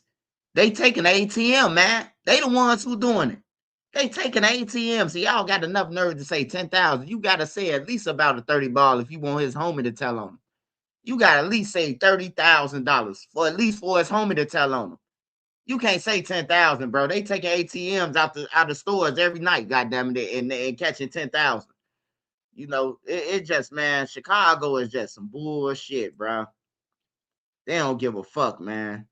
I'm sure there's more we didn't speak on because it's not public. Understand this, these things don't happen by mistake. This is a trickle-down effect. When people are grieving, they don't care who's in a car. They just want you to grieve too. And even though a child lost her mother, retaliation thinking doesn't stop. Because that woman, who was also the sister of Risky Bands, in that mindset, when you do dirt, everybody you love become guilty by association. I want y'all to really sit with this. A woman lost her life doing something in routine, going to the WIC office. Her daughter was sitting in the back seat, and in seconds, everything changed. Since then, we watched the internet pick sides, replay posts, turn tragedy into content. But once shots are fired into a car with a child inside, nothing about it is justifiable. This didn't start that day. It didn't start in the parking lot, and it didn't start with the post. It's unresolved conflict, reckless decisions, and no regard for who's get caught in the middle. Rest in peace to the victims. Prayers for a daughter who had to carry this forever. If there's any verified updates, arrests, or developments, I'll bring them to you guys responsibly. Hey, I ain't gonna lie, man. I ain't gonna even lie, bro. If it's if it's them little three niggas who posted themselves after the fact, who he showed, and it's really them, y'all some goddamn goofies. Y'all might as well go and turn y'all self in. Y'all the dumbest motherfuckers on earth, man. I ain't never seen a nigga wanted to get locked up more than anybody, and then got the nerve to be calling people snitches and shit. A motherfucker just got killed and a baby got injured. You shouldn't even, once they said it was a baby in the car, you shouldn't have posted nothing. Because now you know about a baby being in the car, right? The police is coming off the baby, not off the mama. They don't give a fuck about the mama. The baby was in the car. That's the alarm right there. That's the ringing the alarm. You look, the feds don't come. The feds don't come, bro, until innocent people start getting shot and kids start getting killed. That's when the feds come, bro. Y'all ain't noticed that. When or you got to hit somebody in a major spot where their money is gonna be compromised because you didn't shooting down here. You know, just think about it. Them niggas might as well go in a police station, turn themselves in right now. Because the nigga showed me a screenshot of the dude picture. He said, hey, put this on that Trenches News. I'm like, bro, you just called me a bitch and a half, nigga. Now you want me to put that? I ain't putting shit on that, nigga. Risk that, nigga. On everything. Talking about I can't. Hey, I don't get caught in the hundreds. Nigga, I ain't gotta come in no hundreds, nigga. If I want a Dunkin' Donut, nigga, I ain't gotta go to old-fashioned donuts, nigga. I could go to old Dunkin' Donut, nigga. On everything. I ain't gotta go to the same spot y'all go to. Nigga, if I want a motherfucker foot long, nigga, Subway sandwich, I could get that motherfucker mailed to my house. I ain't gotta see you niggas, man. And I love it that I ain't gotta see you motherfuckers. Cause that mean I ain't gotta go to jail. I ain't scared of y'all. I'm worried about me going to jail and losing every motherfucking thing I got for your broke ass. That's what I be fearing. Cause I know you niggas tricking niggas off the streets. Y'all want a nigga to down bad. So, you know, yeah, Uber Eats, all that shit. Walmart, you can order from anywhere, man. Everybody got to do it that.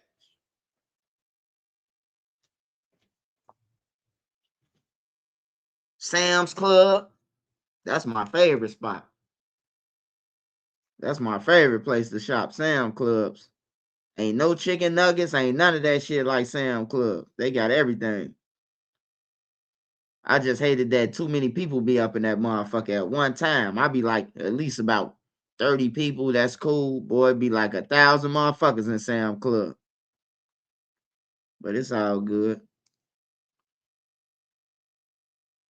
Hey, Swipe, you think our Young and Ace Rico coming?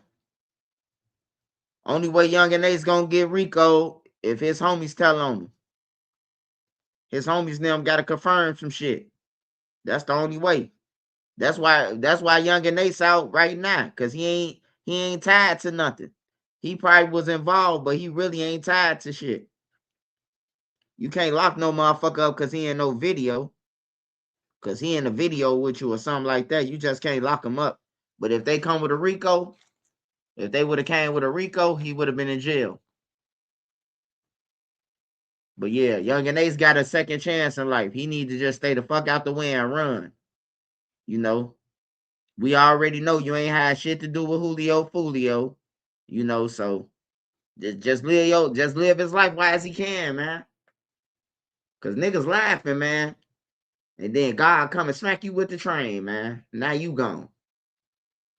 I don't play with the dead, man. And I just want to say, man, this to the 757s and all that shit. I don't know the difference between you little motherfuckers now, because all y'all look like y'all switching blocks now. But let me just tell y'all this, to the people that's going to Blazing Down Mama grave, man. I know Seth personally, man. I'm from the low end. You hear me?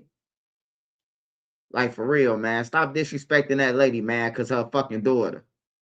Her daughter is retarded. To even be involved with some shit instead of trying to get some money. Everybody like chasing the wrong shit, man. But I seen them go to her mother grave site. And I seen them stepping on her grave site, man. Like, that ain't cool, man. That ain't no real nigga shit. That ain't none of that. That your ass a goofy. And I hope God come and get your goof ass. On everything. Take your ass upstairs. Or somebody come and get your goof ass. That shit is crazy, bro. Like, Seth don't know nothing about what y'all arguing about, bro. So why should she be stepped on?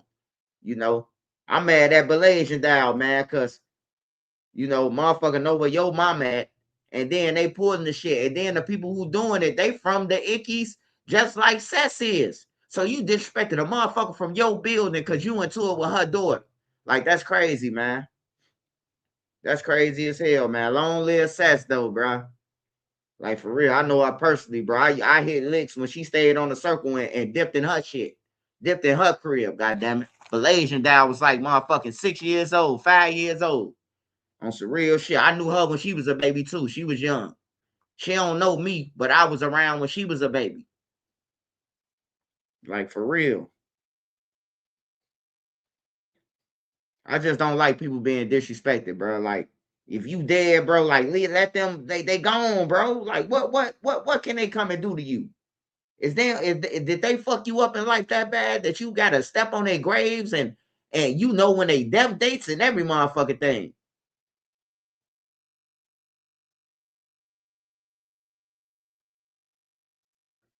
How much you think Vlad on 1700 gonna say on Vlad? Oh, he gonna say he killed people and everything. He gonna say he killed people. Vlad ain't going. But you ain't finna get on Vlad and don't say nothing. Hey, Vlad know 10 different ways to ask your ass some incriminating shit. You gonna, hey, if Vlad pay him here that money, Von off 1700 gonna do some talking. Cause if he don't, Vlad gonna make the title sound like he did it, goddammit. Vlad ain't going though. You ain't finna sit on Vlad and not say nothing, bro. He just paid you $5,000 to $10,000, bro. Like he ain't going, bro. I can tell you that right now. You ain't gonna receive your payment. If he get on there and be like, next question, you ain't gonna receive your payment. You ain't gonna receive your pay. He gonna be calling Vlad a bitch. Cause Vlad don't play that, man. Vlad good people, bro. He asking the same questions that the other motherfuckers asking, bro. Everybody got to be the police then. That man ain't getting nobody locked up. It's these goof ass niggas going there and say, yeah, I did it. We did it. Like Lil Durk. Like Lil Durk and Bond now. Lil Durk and Boonamo and Jam and all. We did it. I did it. A motherfucker dead, bro. And you saying you did it. You talking about you gonna end up by a tree and all this shit. Yeah. Yeah, he probably seen it on the news.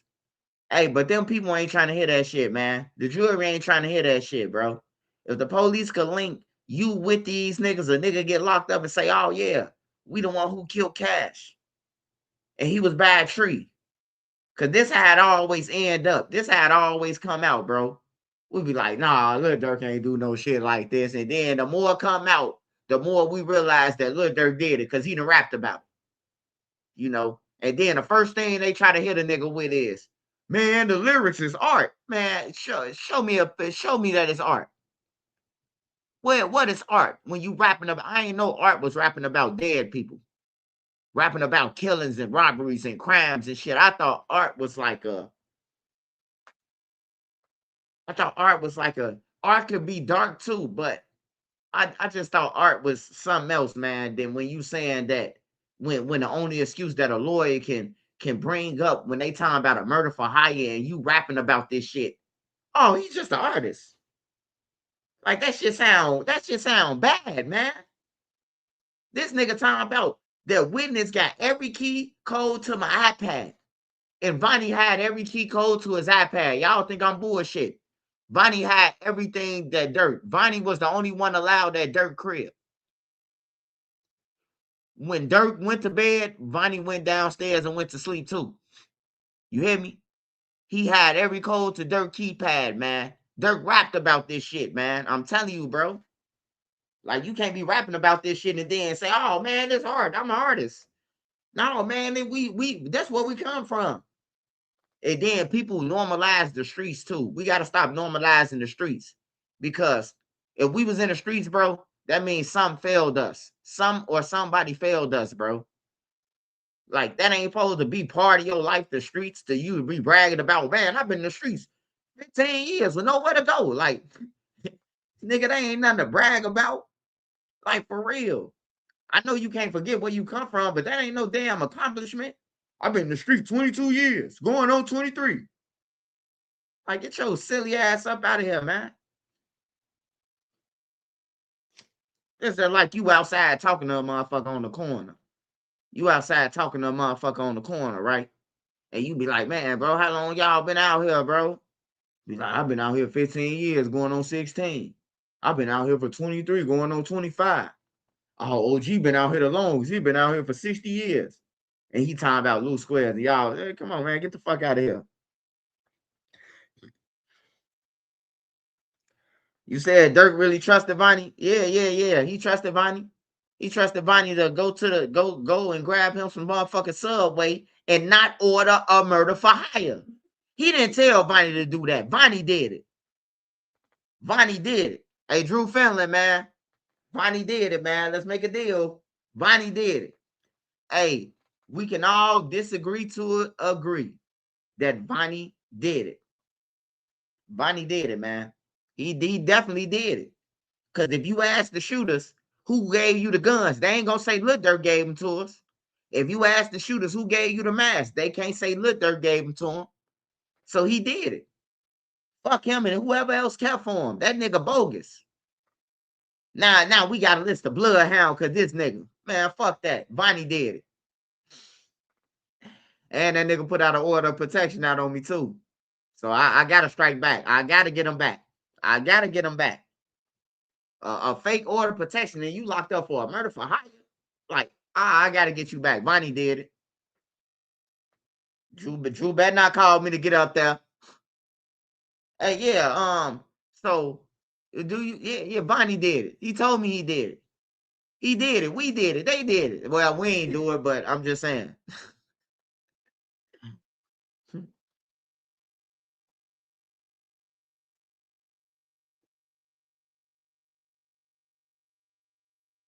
You say the thing about it.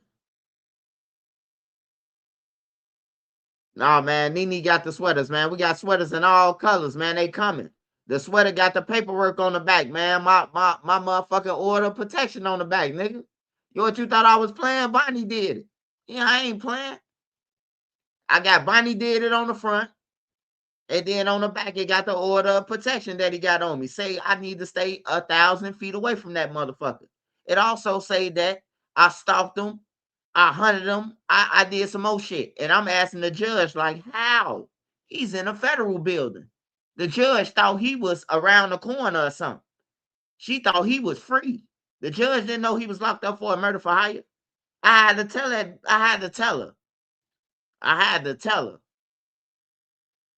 that, ma'am, do you know he locked up for a murder for hire? Why'd you give people my address?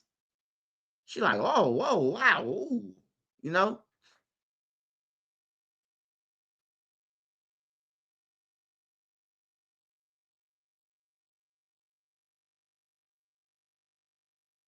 How the fuck did you file a lawsuit? I mean, a complaint, and you locked up for a murder?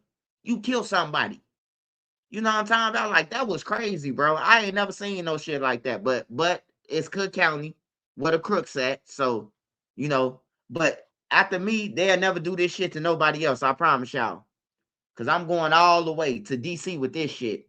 Y'all don't let a motherfucker who locked up for a murder for hire bring me to court. So y'all looking for me for a motherfucker who locked up for a murder for hire. Didn't he just waste taxpayers' money? He in jail and got the motherfucking sheriffs from every state looking for me. Shit crazy, man. I'm on his ass, though. Durk ain't got to worry about it. I'm on his ass. Like, for real. I ain't mad at Lil Durk. I'm mad at Vonnie. Because that nigga put an order of protection out on me, bro. Like, for real. Even though it's dismissed, I got to get his ass, bro. He did this shit. The jury can't let him get 25 years, bro. And he paid for the guns and the mask, bro. Even if I got to write a letter for Lil Durk. A letter on his behalf. Vonnie needs to go down, though. Vonnie needs to at least get a 50 ball. He at least need a 50 ball. For real.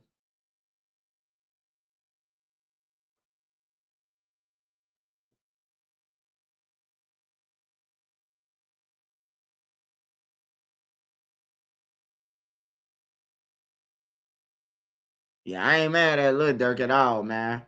I'm disappointed in Lil Durk, though. I can tell you that, man, because ain't too many people get to take care of your family and extended family and buy your mom a Range Rover and a Ghost and a house. And, you know, ain't too many people get blessed with that shit, man. You got people who go on in life, man, that never got a chance to ball out. That they was just living by their means, you know, living from check to check all their life. Everybody don't get a chance to do this shit. Everybody don't get a chance to get on YouTube. You could get on YouTube, but is somebody gonna watch you? Now that's the thing. Anybody could get on YouTube, but it's either they gonna watch you or not. You know, they're gonna watch you or not. And that's why I be trying to tell people. People be like, hey man, share my hey, look, bro, I ain't gotta share your shit. Either they gonna watch your ass or not. Your people supposed to be sharing your videos. You hear me? Like I had to tell a motherfucker that the other day, hey Swipe, man, you don't even fuck with me, man.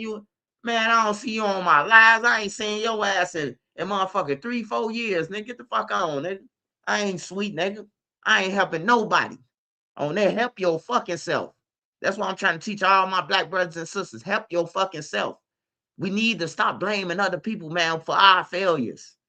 You know, why we broke or why we ain't got shit. We blame everybody else, man.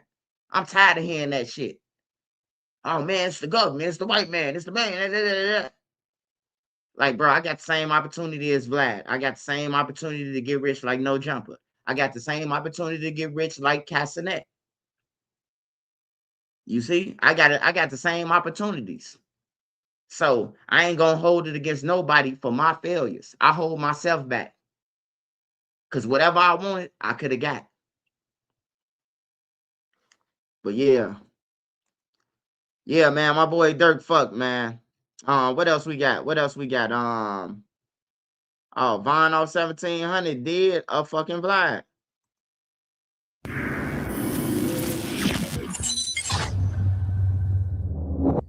All right, here we go. Today we have one of the hottest Chicago rappers out there right now. Von off 1700. Welcome to Vlad TV. What's going on, broski? Man, congrats on where you got, man. You made quite a feat. You really did your thing. Thank you. Yeah, man. I mean, someone who's been covering hip hop now for 25 years, you see a lot of artists come and go, and to really kind of break through that glass ceiling to be where you are right now, man, it's a huge accomplishment. For sure. Well, first interview, I want to start in the very beginning. All right. So you grew up on the west side of Chicago. Yeah. And you were the middle child? Yeah. So you have an older brother named Brick. Yeah. And you have a younger brother or sister? A younger sister. On my mama's side, a younger sister. Okay. How many kids on your dad's side? I don't even know, man. Too many to even know. But he got like over like 10. So you have 10 siblings have you met them? I probably met half of them. But like I met my little brother, his name Tyshawn. Then I got a little sister, her name Parrish. But I always been around her whole life. Like we always been. But the other ones, nah. Okay, so what was Chicago like in the 2010s, middle of 2010s? It depends on what you're talking about, because I can't tell you about no street shit. But like I probably can, but I don't know. For me, it was just like fun shit, like chilling. 2010, I was 7 years old. I probably was doing what an average 7-year-old was doing shit. Well, average Chicago, right. When I say 2010s, I mean like 2015, 2017, right. You know. But around that point, it's just a whole bunch of killing going on. 2015, 2017, just killing the streets, all just regular shit. Like 2015, I know I was probably still hooping. I was 12. 2017, I was 14. So I probably was still hooping, but it was a lot of shit going on. Though, like I was like knowing what's going on in the streets and shit. So that shit was like, I don't know. It'd be hard. I don't know. Hey y'all, man, I try to watch this bullshit, but I can't watch it, man. It's I don't know. I found myself where I knew I needed to finish my education. I chose Purdue Global because the faculty understood the different things that military students. I'm just gonna assume Von off 1700. He don't know shit. Palatine police say they have a person of interest in custody, and detectives are trying to figure out if this guy targeted anyone else in the area. Thankfully, that young girl is safe, but you are about to see just how this robbery went down. Video shows a young lady walking, and that's a stranger just steps behind. He's following way too closely at 7 a.m. Monday morning. The girl tries to avoid the man. Then there's a cry for help. The man grabs her and also takes her cell phone. It's a little more suspicious than just grabbing a phone. Young lady. He's up to something weird. Palatine police say the guy lurking behind these townhomes off Westwood and right next to the busy Palatine Metro stop is truly concerning. I would be worried about my wife. I don't think.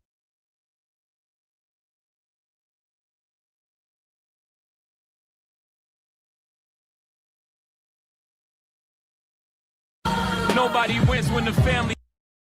Palatine police say they have a person of interest in custody, and detectives are trying to figure out if this guy targeted anyone else in the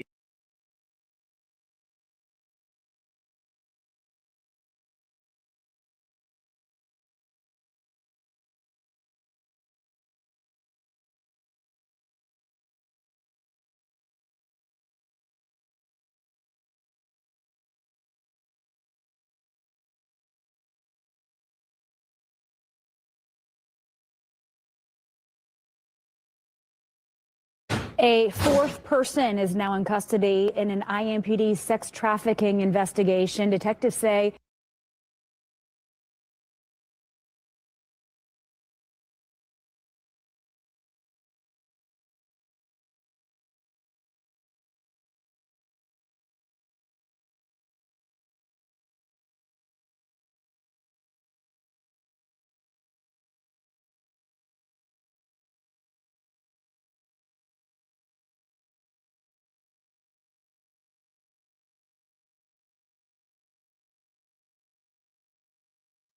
Crazy how much talent has been snuffed out. Yes, it is. Yes, it has.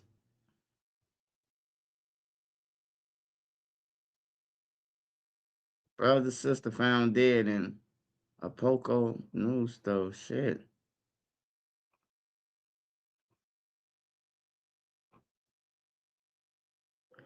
I don't be understanding, bro. Like, it be some pretty ass girls, bro, who be letting some crackheads sex traffic them. Like, what the fuck is going on, man? Like, every time when I see a group of motherfuckers and they say something about some trafficking, it's always some ugly motherfucker. One motherfucker missing an eyeball, one motherfucker 300 pounds, 400 pounds, nigga missing a half a lip. How the fuck did you convince somebody and you missing half your body parts, man?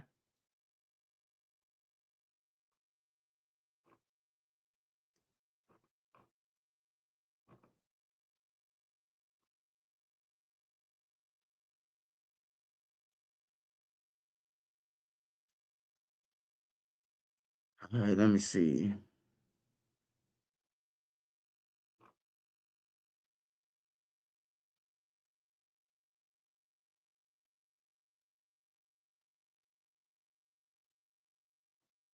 Brad Schlenker's family says this all started with what they describe as a paperwork issue during that fuel stop you mentioned in Guinea. His family has been making consistent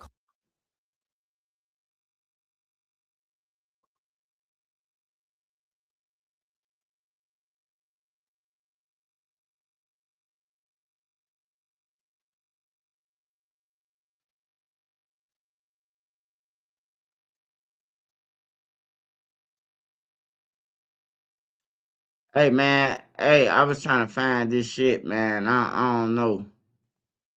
But it's a motherfucker named Jesse Jackson Jr., man. And he bashing Trump, right?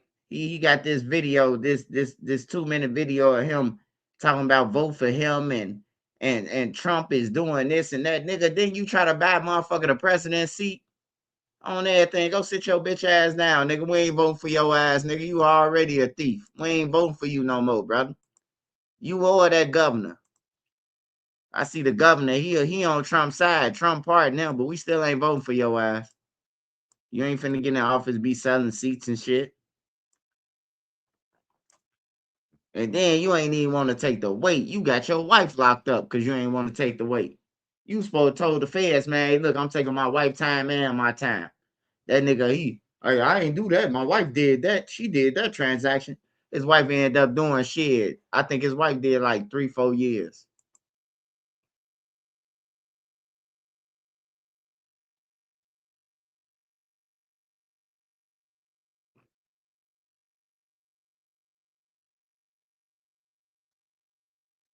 Man, I can't find that shit. That nigga a motherfucker. All right, let me see what's going on. What's the smell in Chicago? We're digging into a once trusted Cook County judge. She was supposed to be helping an elderly man manage his money. Instead, she was taking large amounts for herself. That man was a Tuskegee Airman who fought for his country while battling segregation. Then, this. Well, I've known Lawton since. Man, we don't.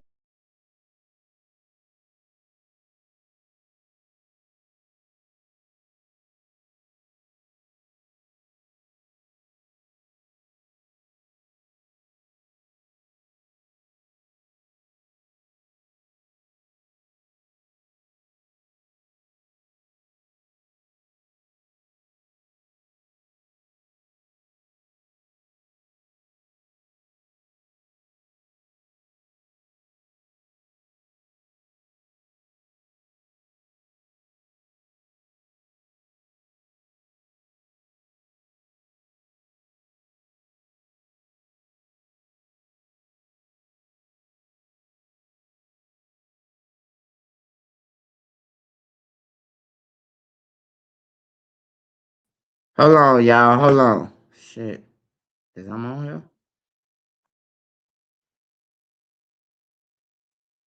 What the fuck?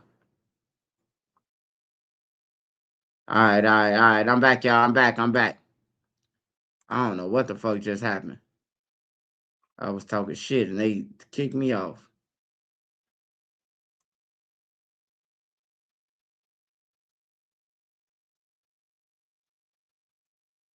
Yeah, bro. Lock our ass up, man. We did some shit like that. We wouldn't even be on the news, man. They'll be talking about we indicted. We don't want to hear about that bitch rob no old man. Lock that bitch up, man. For real. And she a judge.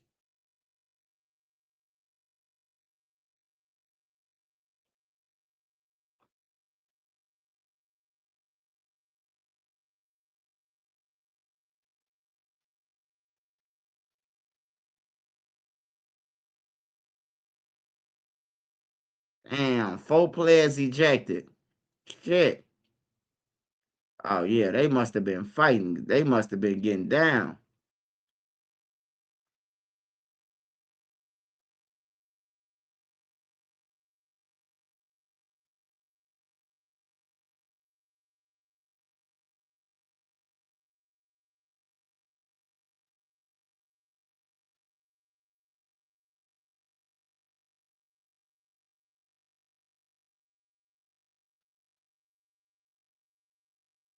Witness to Martin Luther King assassination. Speak out, baby. You should have just stayed inside, baby. You shouldn't even spoke out, baby. We already know Jesse did it, though, so we ain't even got to worry about what you talking about, baby. We know Jesse Jackson back, though, Martin. We seen him flinch before the bullet hit.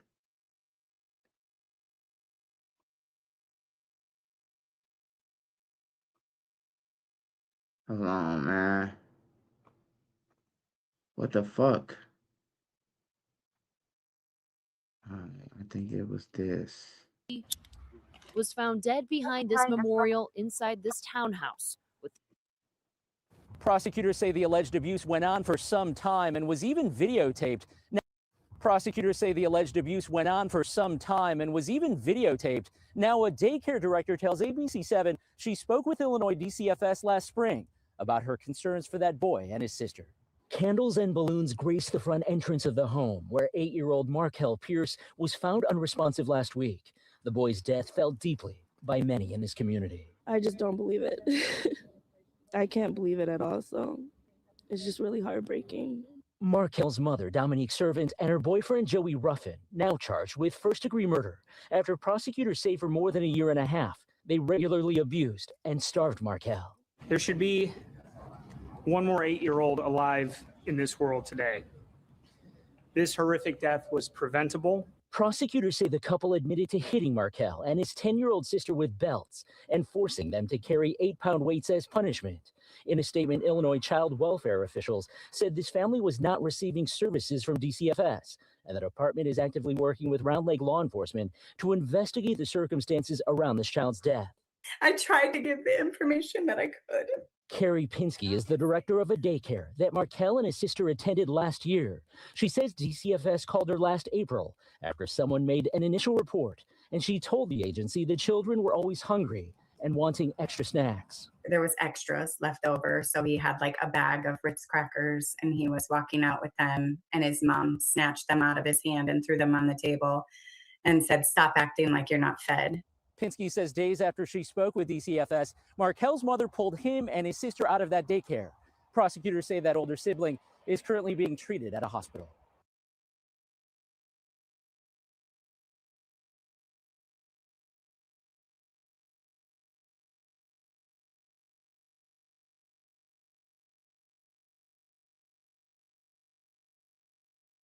Whoa. What's that? I just built a budgeting app with Base 44. Guys, Mia just built an app.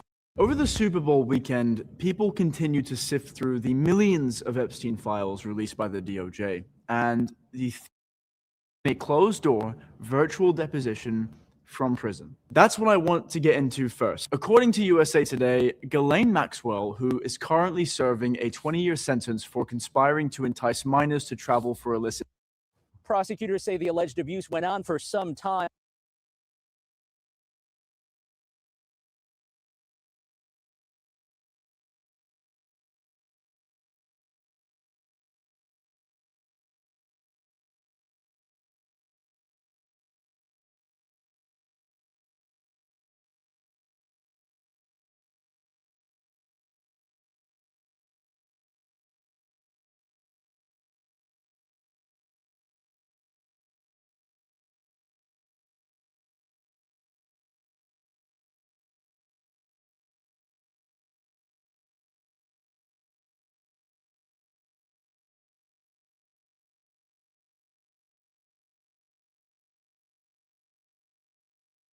Shocking video out of Italy tonight. A heavily armed gang tried to pull off an armored truck heist in broad daylight.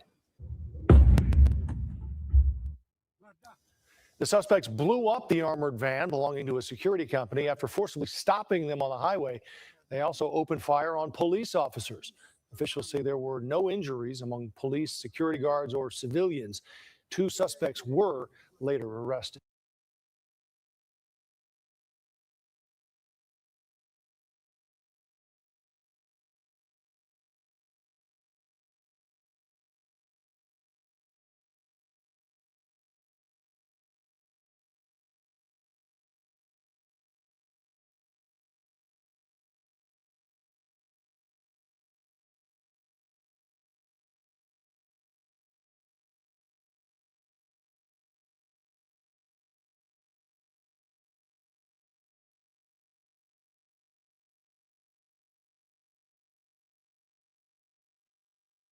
Smash that like button. Okay, come on.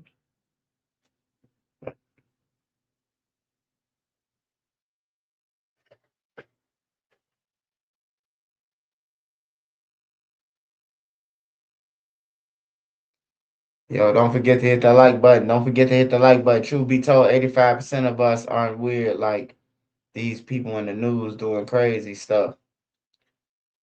Hey, now, yeah. It's a lot of crazy shit, man. But the truth is, if you ain't involved in the crazy shit, it's still good to know to study this shit, so you will know where not to go or what not to do. It's an advantage for you, you know. Just by you learning about drill, if you ain't never know about drill, it'll teach you survival just for learning what the fuck they went through or what they did, you know. They did that little boy dirty as hell, man.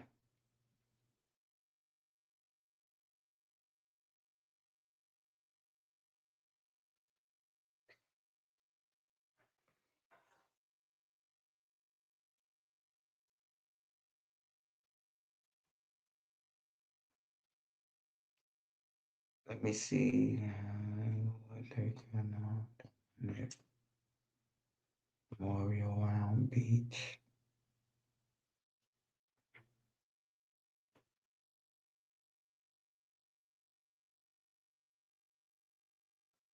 Man, that's crazy. That lady still ain't found, man. Motherfucker, they kidnapped the lady and killed her. You wasn't getting shit, no way. Them people weren't getting you shit. Them people already with the FBI. That you weren't getting $1 from them.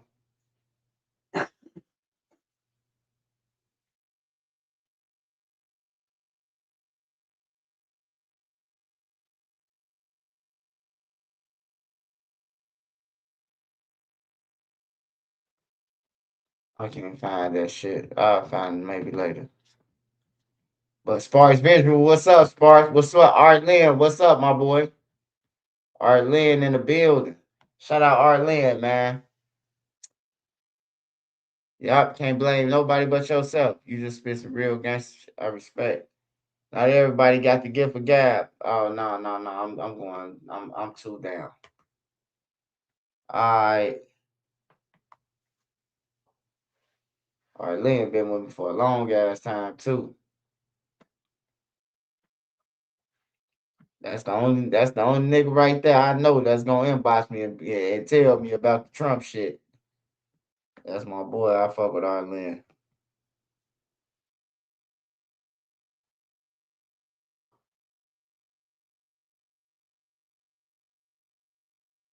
Man, I can't never find this shit. Oh, we don't need to watch the Brown shooting. We can already watch that shit. Get in the comments. Let me know what y'all want to watch, y'all. Let me know what y'all want me to watch or what y'all want me to react to. I hate his shit because he be playing this garbage ass music, man.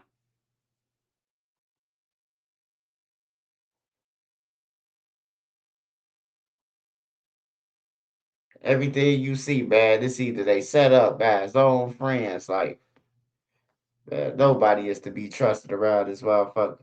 So Trump up in them Epstein files. I mean, his name up in there, everybody name up in there. But I read them. I ain't see Trump name saying that he did shit. I ain't see it, man. I don't know what files that they talking about. Man, if they said Trump did something, that shit gonna be on the news. Trust me, man. And I'm gonna report about it. Just because you Donald Trump, that ain't mean I ain't gonna report about it. I'm gonna report about it.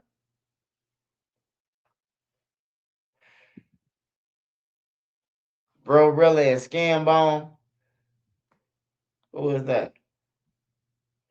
Oh, Bro, really. Bro, really a motherfucker, man.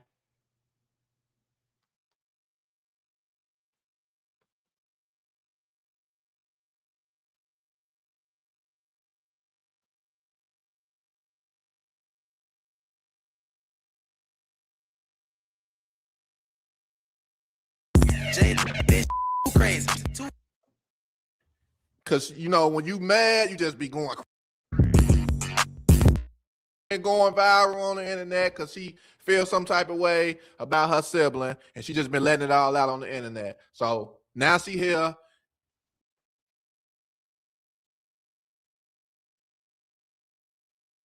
Hold on, y'all. Hold on.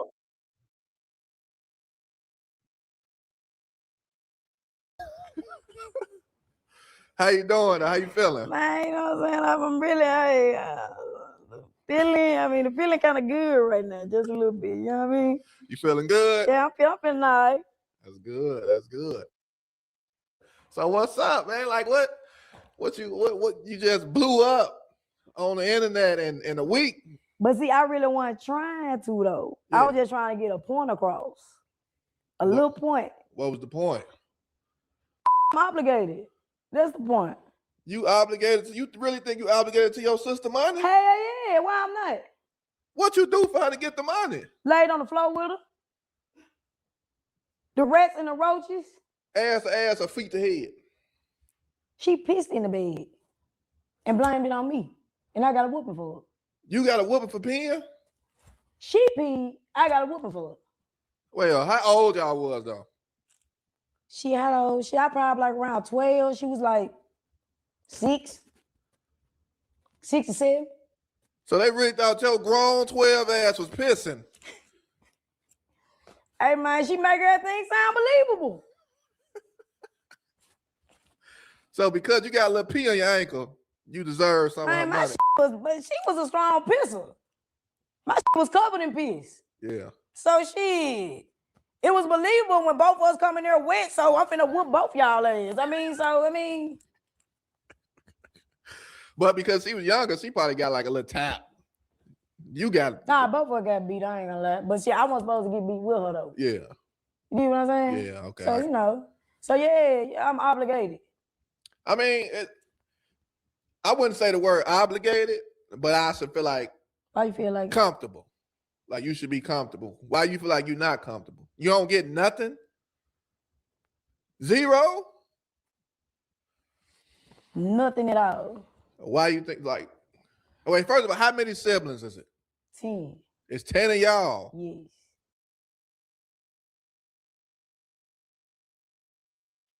Yeah, man, she a piece of shit, man. She a piece of shit, man. Straight Tyrone Biggums, man. That's what I think of when I look at her. When I look at her, I see Dave Chappelle and Truth Teller all in one. On everything. Tyrone fucking Biggums, man. Like, she a piece of shit, man. And anybody who do this goof ass shit, what she doing, don't nobody owe your ass nothing, bro. I don't give a fuck if we slept and got bit by the same bed bug at the same damn time. I don't owe you shit on everything. If I give you something, then that's cool. But you can't go around saying that I owe you. Like, for real. Even your kids, you don't owe them shit. Once they get grown, 18, they like it's over with. Whatever you do for them, bro, you doing it for them. You know, you doing it off the instinct of a parent, but you don't owe them. Don't have yourself walking around feeling like that you got to be broke to satisfy their habit. I just seen a white boy, man, kill his daddy, bro. He killed the guy off what's that TV show called? The TV show damn, bro. I can't believe I forgot. The Archie Bunker. The dude who playing Archie Bunker, his son killed him. Dude got all the paper in the world. His son killed him and the mama, man. So don't you walk around with your head down feeling like you ain't did your best, because these motherfuckers is ungrateful. I'm telling you, man. These kids are ungrateful, man. They don't know what it's like to go without milk or using water. They don't know that shit. They don't know what it's like you got to eat liver or pork in a can or pork chops. It's only 3 menus in the house, man. You gonna eat this shit every day. You hear me? They don't get it, bro. They so used to I'm hungry and you going broke for this shit. Some people don't even want to tell their kids we about to lose our house because you know what I'm talking about, because I'm doing this shit for y'all. We about to lose everything.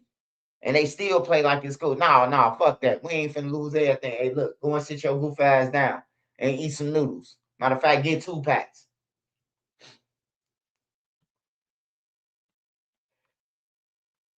Ten of y'all from your mama or both sides? Mama and dad, 10 siblings. Are they both kids together? Same mama, same daddy? 10. Same mom, same dad. Oh, they was getting down. My daddy got 11. He got his brother dad got an 8-year-old. At 76.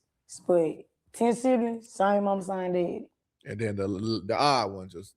Yeah, she's just about some other bitch or whatever. Yeah, something like that. Yeah. Some other bitch. That's your stepmama. That ain't my stepmom. That ain't my stepmom. Some other bitch, some other female bitch, whatever you gonna call it. That ain't my stepmom. Okay, so out of the 10 siblings, nobody got nothing. The brother, you know what I'm saying? Like I've said before, he's still doing DoorDashes. And working, you know what I'm saying, working a job, you know. My other one just got a job, and I ain't gonna say what jobs, but yeah, he been, you know, struggling down bad for the longest. Right. Yeah, so okay. With your sister's money, what do you expect her to like? What do you expect to be like? What do you think you're supposed to be at right now in life? My thing is with that, I feel like she should have gave us a push start. If the struggle, you know, if we came up in the house, silver spoon in our mouth and all that, but the struggle was severe with us. Yeah. So for you to be the one to make it out, you should have gave us a push start. Right. If I opened up your own business, now if she would have said, get that, do that, and I it off, and I'm coming back like I need some more, that would have been a different story. Yeah. But zero, but you got all these friends and stuff, and a female that watch you get stomped out with you, like that's not fair. That's not right. Right. That's not cool. So you ain't even get a push gift. I mean, a push star. Like, yeah, so what business would you go into? Probably like You like a truck driver. I was just gonna say the Like box I can truck. see you hopping I out a was big just gonna ass say the truck. box truck. Yeah, like a big ass truck. Yeah, you know what I'm saying? Making some stretch. You know what I'm saying? Yeah. Damn, 10 siblings. Nobody got but you the only one mad. Nah, they mad. They just ain't bold. Mm. That's all that is. But see, if you look at it, it took me 4 years. Right. She been out for 4 years. Mm-hmm. So they mad. They just ain't bold enough to come out with it. I'm the bold one because I really don't give a. Mm-hmm. So yeah. Yeah, I can tell by all the tattoos and miscellaneous places on your face. Like you don't even give a fuck about it.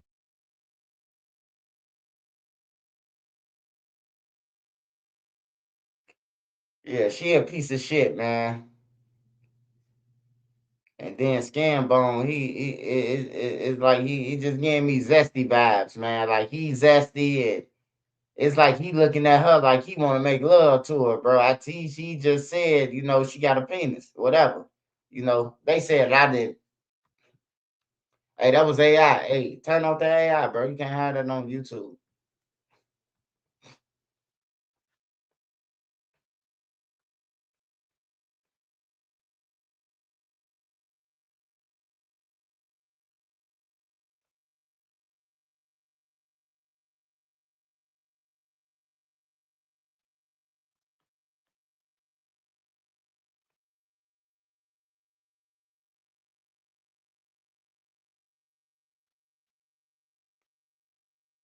Job. That's why you mad. You can't get a job. You trying to get her to give you the money because you walk in Wendy's right now. They go, hell no. Oh, I'm working on damn Wendy's. I know, but if you was to walk in there, My manager got tattoos and shit. They better hire me. But hey, I'm gonna work at Wendy's, no way. But I like Wendy's. But I really hot spices from McDonald's. But you know, hey, it is what it is. and your sister ate your hot and spicy. She ain't had my hot and spicy. When? We ain't ate the whole day. They just came out like a couple years ago. So when How did she they do that? been? How's somebody been now? Where you been? Not that long. Like 2018, 2019. Did you go? Hot and spicy McChickens? Yes. They ain't been out that damn. Can somebody Google this, please? Anybody got Google? Google it hot for and me. spicy? They ain't been out. Right, they be gone. Like I remember when the commercial came out, like it was crazy. It was limited time, but now they permanent time. Hot and spices never went out. We was getting hot and spicy and they was $1.10. Somebody Google it. 2002? 2000. Hot and spicy was out way before this. But let me tell you something. That's how you know I struggle. We got McDonald's once a year. I wasn't able to get no hot and spicy to be able to choose. My mama get everybody a burger and we split 3 fries. She shake a little bit on these. 6. 3 fries between 6 people. 2 get half of a fry, a small fry. Everybody get their own burger though. But that was dinner. But you made it out. Yeah. Your family straight ain't? Hell no. Why I ain't straight. I'm sitting there with another glow. I ain't. This another glow. I ain't straight. What, you a glow? I ain't straight. You got Gucci on. What you talking about? These fake. The veneers. Now these was free. The earrings. Oh yeah, I stole these. Y'all done called me out here with another glow. No, Y'all listen. in conspiracy. Let me ask you something. Let me ask you something. Why you want that damn girl money? Listen, if you know that's your sister, how tight is you with your sister? Well, you want me to be honest with you? Yeah. Before she hit, we was cordial. Cordial? Our relationship kind of went downhill with the gloss bitch. When they make the fake ass t-shirts and shit. Yeah, our relationship went downhill with her. Because she did some scheming ass shit. Right. But we were still cordial. Mm-hmm. But then, this what I'm saying though. Y'all can't keep on saying me. You got 10 siblings. I'm not just the only sibling. Right. I'm just the only one speaking out. You think you're gonna get the money now? I'm gonna get Hey, smash that like button. It's one of you thirsty niggas in the comments that'll smash Bro Rilla right now for a hot and spicy chicken sandwich. 2 of them. getting it in, so I don't give a fuck. I'm getting some money now, so it really don't matter. You getting your own money now? Yeah, so I wasn't getting it in. Like, when is enough is enough. Okay, true. But me coming up as somebody that do something, when it comes to like people feeling like entitlement, it's like, what did you help your sister with to get where she at? Like, did you book her any studio sessions? Did you? Well, I couldn't afford it. How am I gonna book up with y'all struggling? Was you in there when she was recording? So how the fuck you think you gonna get some of her money and you wasn't there grinding with her? Because we was on the floor together. That don't mean nothing. That does mean something. You just got out of jail. I'm saying though, you just got out of jail, right? Yeah. So that means you think you owe that nigga, I mean, you a female. You think you owe that in that cell with you something? Y'all slept in that together? So if you bump into your Sally, you did 10 years with, and you think you owe him I something? wasn't in jail 10 years. But I'm just saying, example. That's not my blood. Example. That's not my blood though. Yeah. That's different type of scenario. But it's a lot of people that don't help their blood. Like, you know And how they many fucked crackheads up. I see walking around here that I know they blood got a lot of money, but you get them some money, they gonna fuck it up. Some She people didn't can give me see, none. I'm saying, you gotta look. What if she gave me? but you just said y'all was cordial. Before she hit, yeah. But then again, the Gloss situation, she did some snake ass shit with that too. Mm-hmm. Because Gloss was on some you with my money. With your money? Yeah. Where your money come at? You ain't got no money. You just said you ain't got Where your no money. siblings at, bro? Where your siblings at? By who? Your siblings. Siblings? They at home. Did you fuck with them? Yeah. So you just lied? No. Because 10 minutes ago, you said you ain't gave them nothing. That was 10 minutes ago? About five See, minutes ago. the thing about it, when you look at people, I know people see me like Skinbone been doing this forever. Skinbone been doing it. He should be rich. I be up and down. Now, I'm gonna keep it a buck. I be up and down. I be up one day, I be down. For real. That's just how it works. But like that's what I'm saying. What do you know about your sister? Like you know she got that deal, but you know that's her advance though. You got to get that back. Bro, she been on 4 years, bro. She got endorsement with Shein, all types of shit. Shein? Hell yeah, she got endorsement with Shein. I'm Googling her net worth every day and getting mad at her.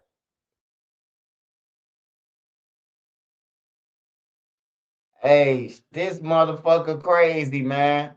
She say she Google her sister net worth every day and get madder and madder, bro. Yeah, man. I'm starting to see why Lil Zay say fuck his cousin now, man. God damn. On everything, bro. I used to be against the fuck the cousin and all that shit. Well, I'm still against it. You ain't gonna say fuck my cousin or hey, Swipe, help me set up your cousin. Gang. No. We're gonna set your ass up. But yeah. She'll make a motherfucker say fuck your cousin and shit like that.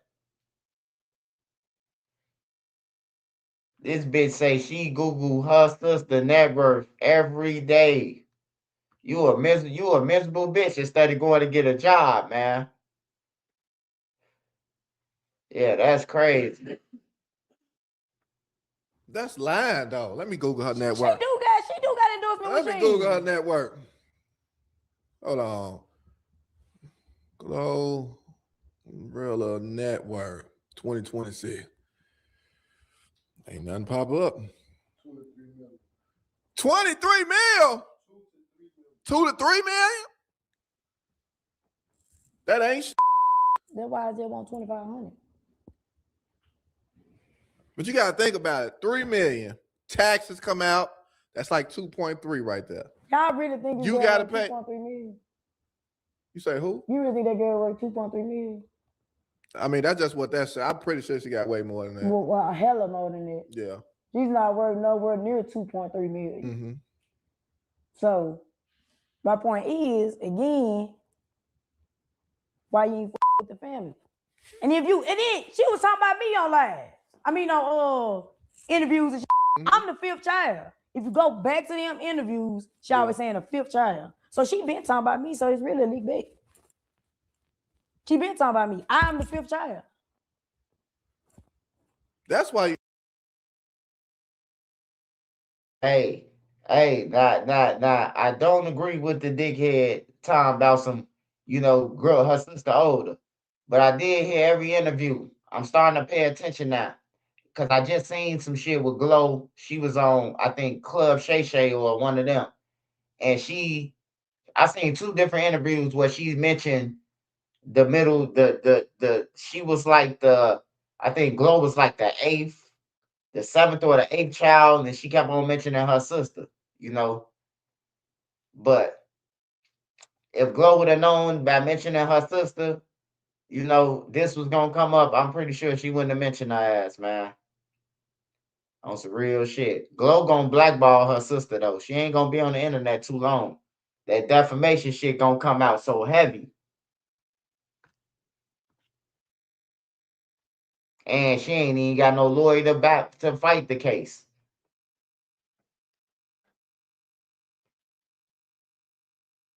you doing this. It's always the middle. My favorite show, Malcolm in the Middle. He the middle child. He was always the one that's always complaining. Why do I gotta get his hand-me-downs? Or why I got the middle child syndrome? Bro, bro, you funny. I can't even be serious with you, bro. Nah, hell nah. It ain't have nothing to do with that, bro. It's just simple fact. She got all these folks riding around. And then, like I said, my mama's still working at FedEx. So how is that for her? You saying it like I'm trying to make some shit special. You sending the other nigga to the weed factory. So that's not fair. What if your mama want to work at FedEx? My mom do not want to work at FedEx. Everybody trying to come and push that narrative. She do not want to work. She work at FedEx because she have to work at FedEx. Right. She do not want to work at FedEx. What about your pops? Okay, let me ask you this. About a couple of years back, didn't they say Glow retired her parents? He just retired. He retired because his time was up. He didn't retire because she was forced him to retire. Basically, yeah. He didn't retire because I'm seeing everybody talking about she retired her parents. That is a lie. That's a lie. She didn't retire. This man retired because his time was up. That's why he retired. So where the car at?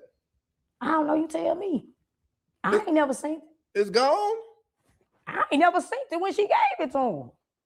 She probably just brought it there and took it back. I don't know. I ain't never seen it.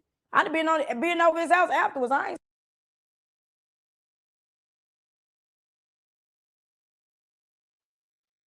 Hey, so what she trying to say is Glow took a picture of the Jaguar with her daddy, and the car never came. The daddy gonna have to show the car now, man. Yeah, hey, the daddy for her to stick up for Glow, the daddy got to show the car. We need to see the car now.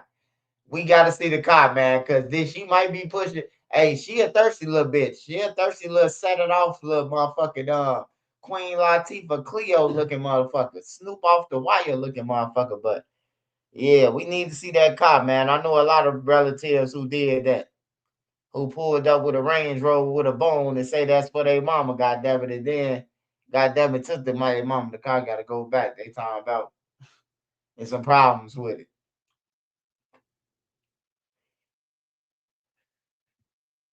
We need to see that car, man. We need to see the car, bro. Oh, that thing. We need to act Glorilla. We need to see at least the daddy car for us to continue to take up for you.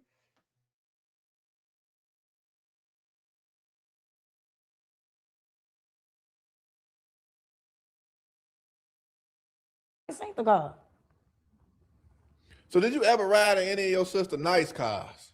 Did you ever get? Bro, when Gloria hit, I done seen Gloria 3 times since she hit. And the other time with pop-ups at my mama's house because I was there on a holiday. The concert, the concert, my mama sneaked me in there. How you got to sneak in your sister's concert? Exactly. You look just like her. She ain't called me like, hey, so come to the concert, nothing like that. It was a last minute thing. My mama actually slick begged her, could I go? And she said, yeah, come on, bring, I'm gonna put her name on the list. It was never calling her, hey, come to the concert. It was never nothing like that. My mama snuck me up in there, basically.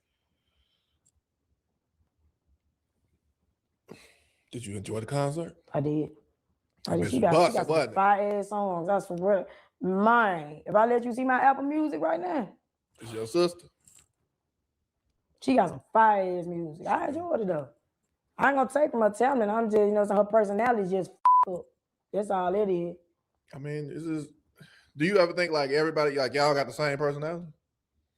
Cause I'm serious. Like, it's just like ghetto, growing, listen. I'm trying to be serious. You making me laugh. I'm trying to be serious, bro. Your mindset, and this is what I tell people that's up and coming with no money or up and coming with no followers. Your mindset will change when you get some money. Now my mindset, man, I gotta listen. Everybody always talk about what they gonna do and how it's gonna change. You're not gonna. I've already been seeing the money. It's gonna change. The little money I've been getting, I already been seeing it up. You ain't getting me shit. I know, because I'm here for you. So you gotta give it to me. Oh yeah, but you're gonna give it back because just as you saying, you talk about giving back.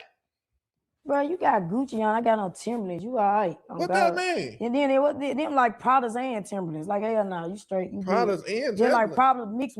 Pradas mixed with Timberlands. Oh God, you good? You straight. Next See what I'm saying? So you picking and choosing. I'm not picking and That's choosing. what I'm saying. You trying to find somebody that only wants $20, and you giving out $20 and look like you the woman and giving out the money and like you that bitch and like I just looked out for the hood. You spent $100. I make sure my folks straight first. Okay. See, for me to make sure you straight and then to make sure my folks straight, that will make me glorious. That will make me a twin for real. Yeah. You cool though. I'll with you. Yeah. You know what I'm saying? If you ever need, you know what I'm saying, a couple So it's kind of different. Like if I had Glorilla money, then I'll be like, hey, reach out to the family, everybody good. But I ain't up there. Now I'm gonna ask you a question. Ask me a question. If you got signed for $500,000 and you just said you been through the struggle, you got how many siblings? You got 5 siblings? Yeah. How much you would have gave them piece? How much you gave your mama starting off? 500. You got if I got a 500,000. 500,000 deal right now, of me already have that's already having money, and then I just get another 500. No, if you default. Oh, I was just broke and just got 500. You just broke as got 500. I was just broke as and got 500.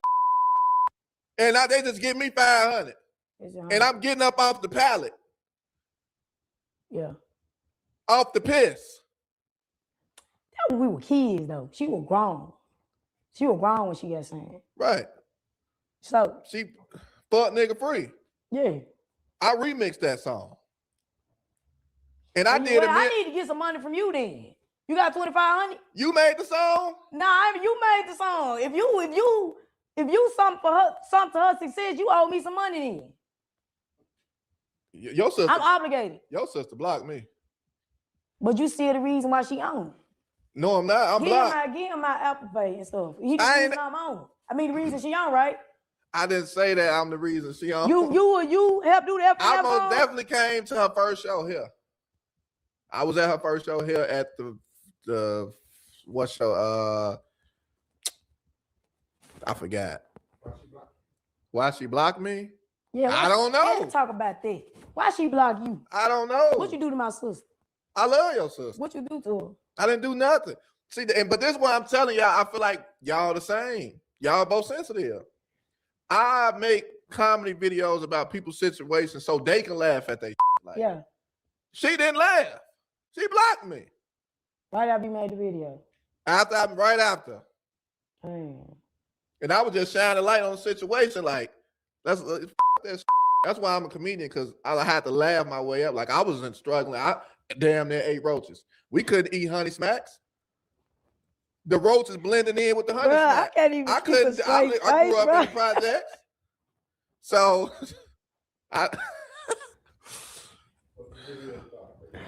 I think the video about when Glow blocked me was when they was playing with her when she was in Cali.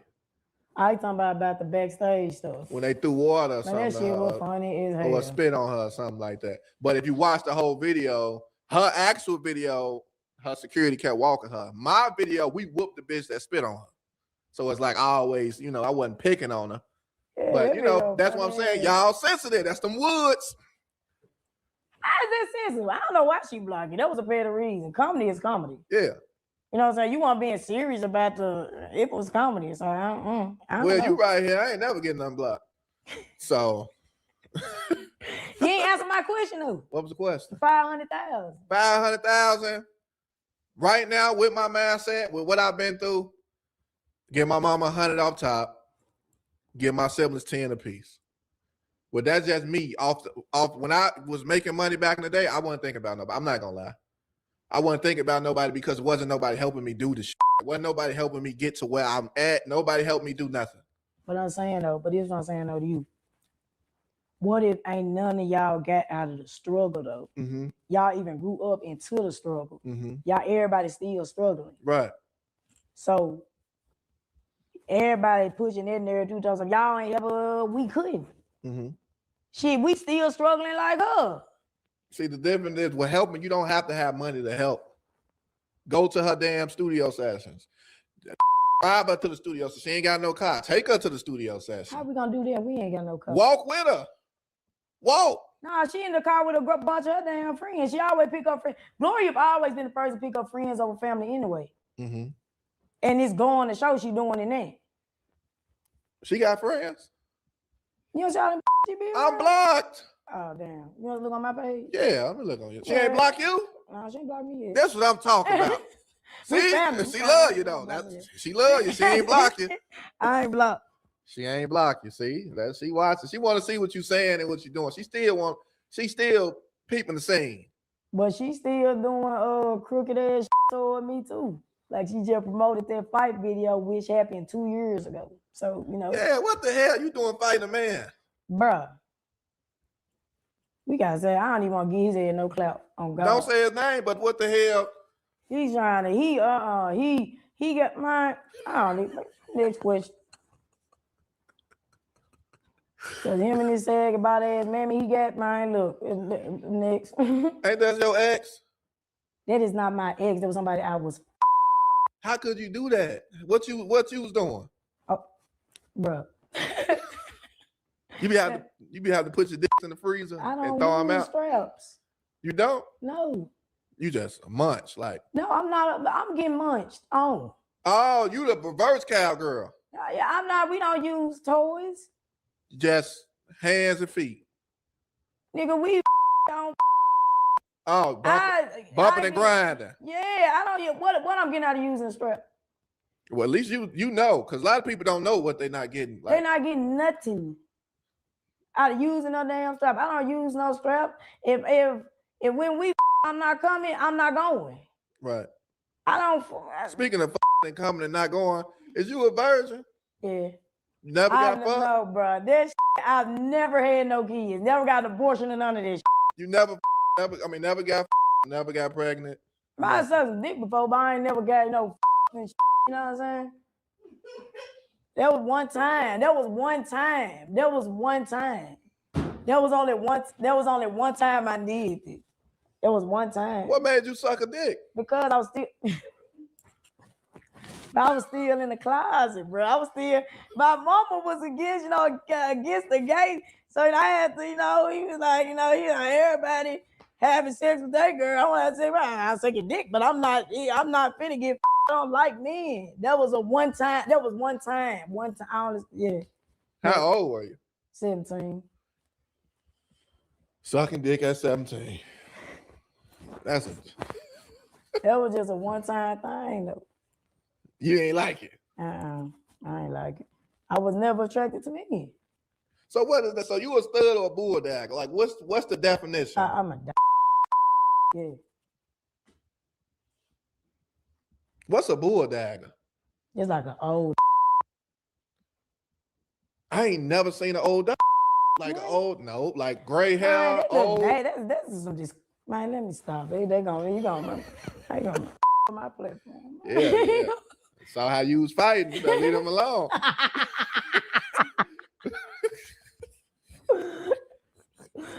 Yeah, I take this fight serious. It's 500,000 right now. What you doing? 500,000. I probably ain't doing nothing. Probably keep it like 100,000. Rest of this ain't giving away. Oh God! And then once I give it to you, you better make a good plan about what you're gonna do with it, because they're coming back. Mm-hmm. Hell nah, I put you on your feet. You can open up businesses with 20,000. Yeah. What business though? Man, box trucks. Man, you What got if I don't wanna, vendors. what if I don't want to do that? But it's just on your I don't know. 20,000, you here? Take You it. can make it stretch. You can make it scratch though. You can make the dope stretch. What you do? 20,000. What you do for work right now?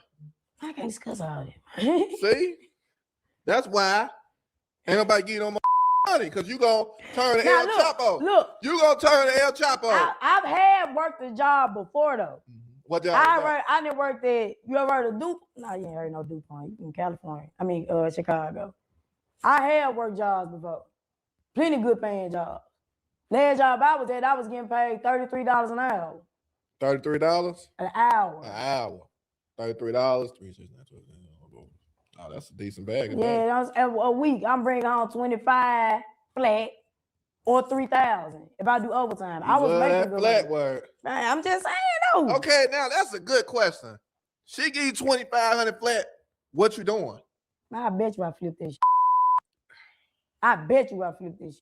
Legally. Oh damn. I'm probably gonna.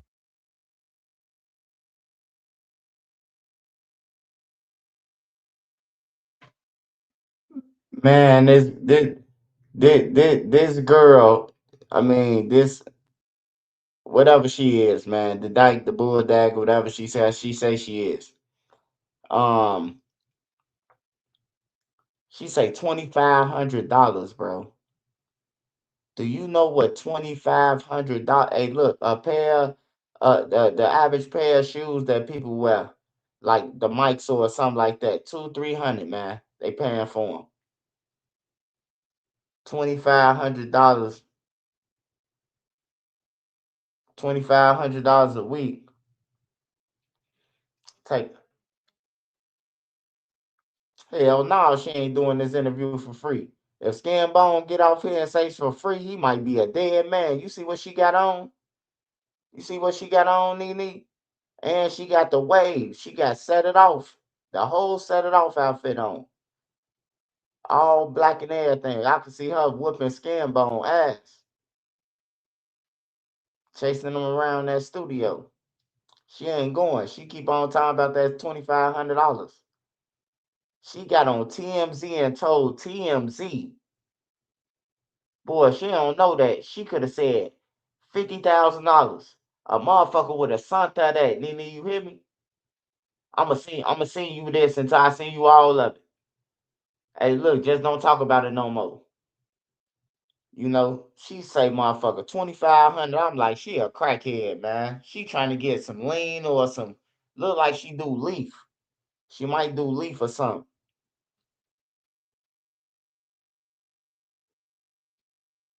No, that's all she charging, 2,500. That's all she charging, 2,500 for an interview.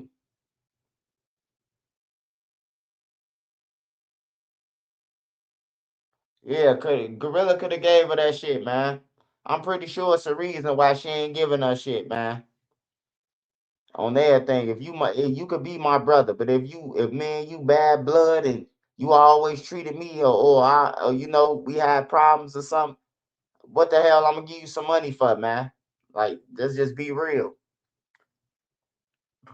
I be seeing all these motherfuckers in the comments under their videos and shit talking about Gorilla Bogus, Gorilla. Well, if Gorilla Bogus, won't you send that bitch a cash app then? Or shut the fuck up. You hear me? Like, for real, man. Motherfucker talking about Gorilla Bogus, Gorilla Bogus. Hey, won't you send us something? You all motherfuckers always got some good opinions, man. Hey, some good advice and all that shit. But ain't gonna help you pay your bills or none of that shit, bro. I always gotta mention something, you know? Like, for real. I sure to tell a motherfucker quick than a motherfucker. Send her that 2,500 there since Gorilla Bogus. If you feel in your heart that Gorilla Bogus, you send her the 2,500, nigga. For real. Oh yeah. They said she pulled the gun on Gorilla too. I forgot about that. She up strap on Gorilla.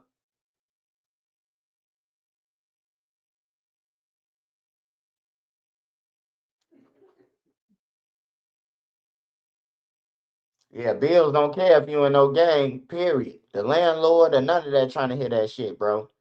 Ain't no landlord trying to hear, oh man, I ain't got a cuss. I had to buy me some shoes this week. I got you next week. Your ass gonna be on the curb. Tory Lanez did send out 20. Tory Lanez sent that 2,500, and now she on the 2,500 spree. My homie told me to hit her up to see how much she wanted. He talking about, man, she came on more than 500, man. Man, she want 2,500. That's why she said that on TMZ. So when TMZ get done talking to her, you can say who finna send that 2,500. I'm pretty sure she told the TMZ dude Harvey after she got done talking. You finna pay my 2,500? Hey, that's her new name, 2,500, man. She got a new name, man, 2,500. For real, she shouldn't want nothing else less than 2,500, man. Putting your sister on blast. That's a bomb shit. Straight bomb activity, man. Hey, I love all my siblings, man. But if you come up in basketball and you won't give me nothing, I ain't gonna get on YouTube and say, man, my brother left me broke. My brother ain't give me no money. He in the NBA. Like, hell no, nigga, I'm gonna get my own money. You know? Yeah, this shit crazy though. I need 25,000. You talking about legally? That's what I'm saying. Damn. That's what I'm saying. 2,500. You even know you can't really do with that legally to make some money, unless you go to the super legal way, the super slow way, investing in stocks, like all Bitcoin, all that. And legally, I damn, I ain't. Yeah, exactly. Now she probably ain't want to be associated or tied up with El Chapo Jr. because it probably would have dragged to her, you know. So she stayed away. You know, I'm just trying to think of all the scenarios. But this man is funny.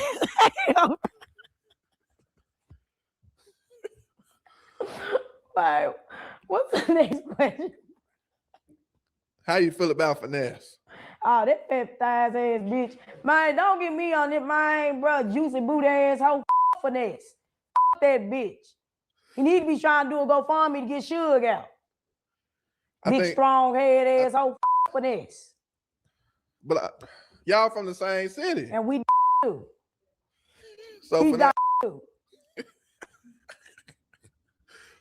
Y'all trying to use me for clout. This bitch be on Twitch 14 hours at a time. He sleep on Twitch. He slept on Twitch? Yeah. Oh God. Oh, man, finesse, man. He coming for like I'm saying, see, I got time to go back and forth with you, bitch. These rich ass rappers don't. Because you already got booted out the rap scene. How the you go from an artist to a comedian? You started off as a comedian. Exactly. You doing it right. I don't even be trying to be funny though. But that's why both of y'all is hilarious. Nah, his ass, he's a mess. He's sad. That's what he is. Hello? I mean, I'm pretty sure Finesse got the money to get Suge out, but she on bond hold, you know. That might. I told him to do the challenge. What's the challenge? 60,000. Count out 60,000 on your Twitch or whatever the fuck. Right. He ain't even do it. He went on streaming crying and shit. That what the fuck he did. You can't tell him to do that when you ain't even got 2,500. But he been in the game longer than me though. What game? All that silver shit in his mouth he should have. But this is what I'm saying. People get that. Now I got more than 2,500 though. People, now. Yeah, I know you got it. Thanks. Yeah, I help.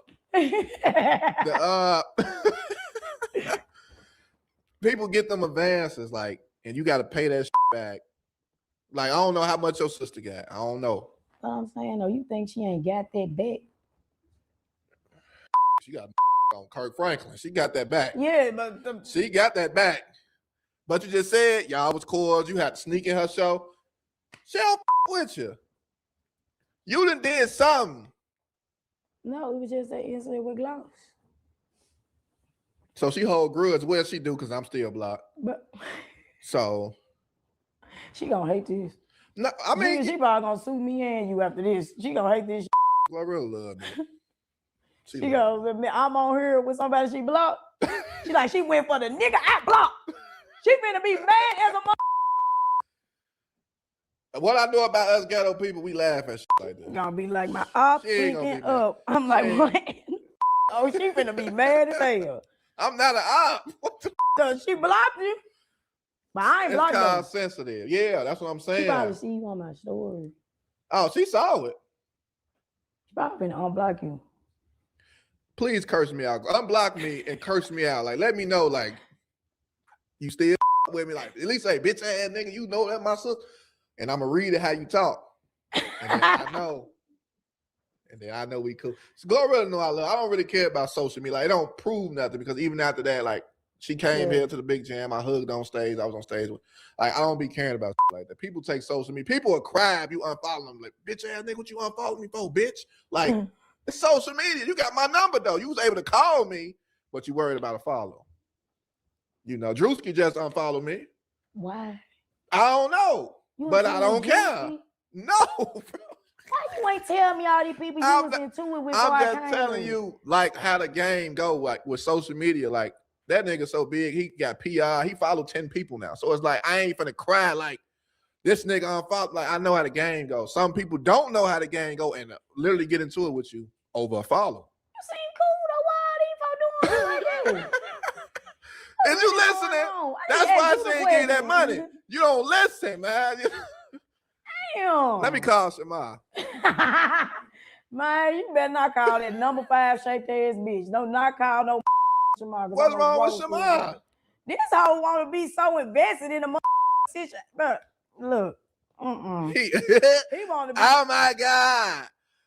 Oh my God. Glorilla. Then you got the nerve to Glorilla. be gay doing this. But you making us look bad. You gay and twisted. What the fuck? Nigga, you making the LBGT community look bad as a mother. So you want to do a song with Shamar? Hell no. I'll probably knock his hip back straight. Smart. You can't just be talking about your peers like these your peers. And That's that's right, that's and y'all right. in the same community. Nigga, that ain't even a human. That look like a disorderly conduct ass, amphibious ass animal. That nigga don't even look like he a human being. Nigga like a amphibian. What the fuck? Do you know what an amphibian is? What he is? That man. See, you ain't gonna do that to me. See now that right there? How about your mom? Shamar so funny. Y'all funny, bro. Like, I don't understand. Like, Man, that look like but everybody been talking.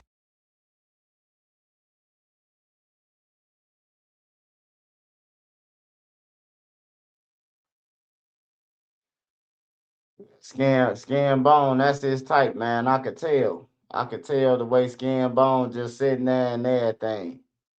He that's his type right there. A motherfucking female with a teardrop, like Snoop off The Wire. Talking about selling drugs and bodying people. Might put on a strap on and strap you. Yeah, that's Skin Bone type. She got a lot of energy, just not enough to earn her own cheddar. Oh, hey, look. If she market right, man, she can get a quick couple thousands the first go round, but then that shit gonna run out. Motherfucker gonna be like, bro, you talking about your sister, you a bomb. Then she gonna start getting into it with the people who gave her the interviews, the money. She gonna get into it with Skin Bone in a minute. You ain't send me all my money or something, watch. It always happens, man. That's why I don't be fucking with nobody on the content. I'd rather you do your own content and I do mine, man. Cause niggas be acting like little bitches and shit. Like you gotta do it with them. Like hell nah. I'd rather just stay by myself, talk my shit, swallow spit it, you know.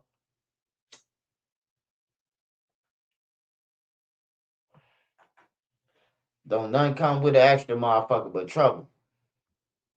Or hate. You start getting more hate than you ever got. Smash that like button, y'all. Smash that like button. GBG. What's up, Get Back Gang?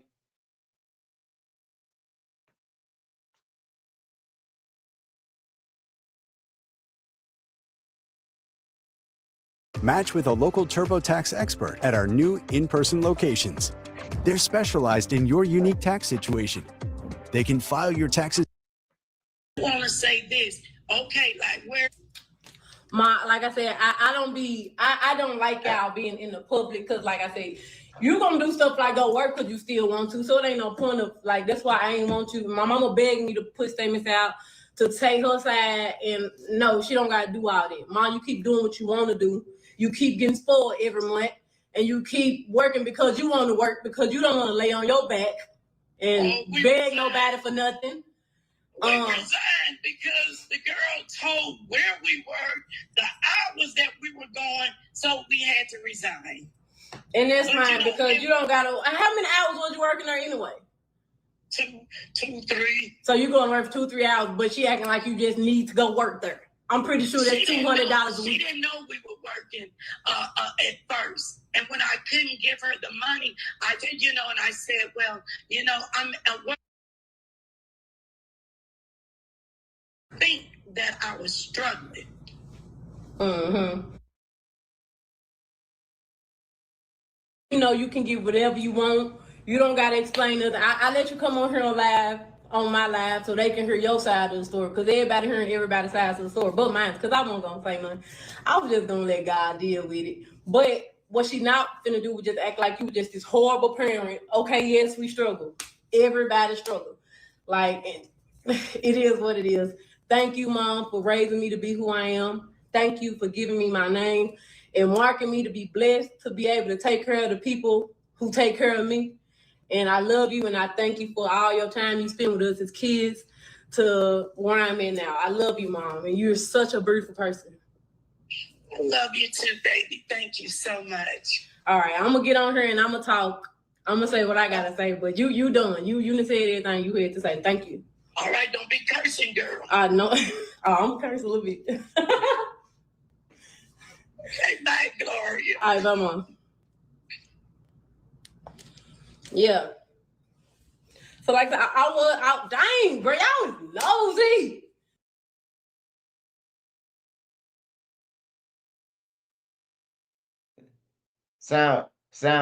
Sound like Mama just cleared some shit up. I don't know if Mama cleared it up because that envelope came through, but sound like Mama just said, man, the sister chasing it. It's crazy though, man. Yeah, that money ain't worth, man, exposing your sibling, bro. Like, for real. Expose your sibling for some shit like that. Because you will feel entitled. And then the public needs to stop allowing certain shit, bro. Like, how can you sit there and blame the sister because she made it? And then this bitch ain't even go to the studio or nothing with Glow. At least if you broke, you could say you was in the studio with him every time when he made hits and shit. You wasn't even at the studio and you expecting something. Like, it's crazy.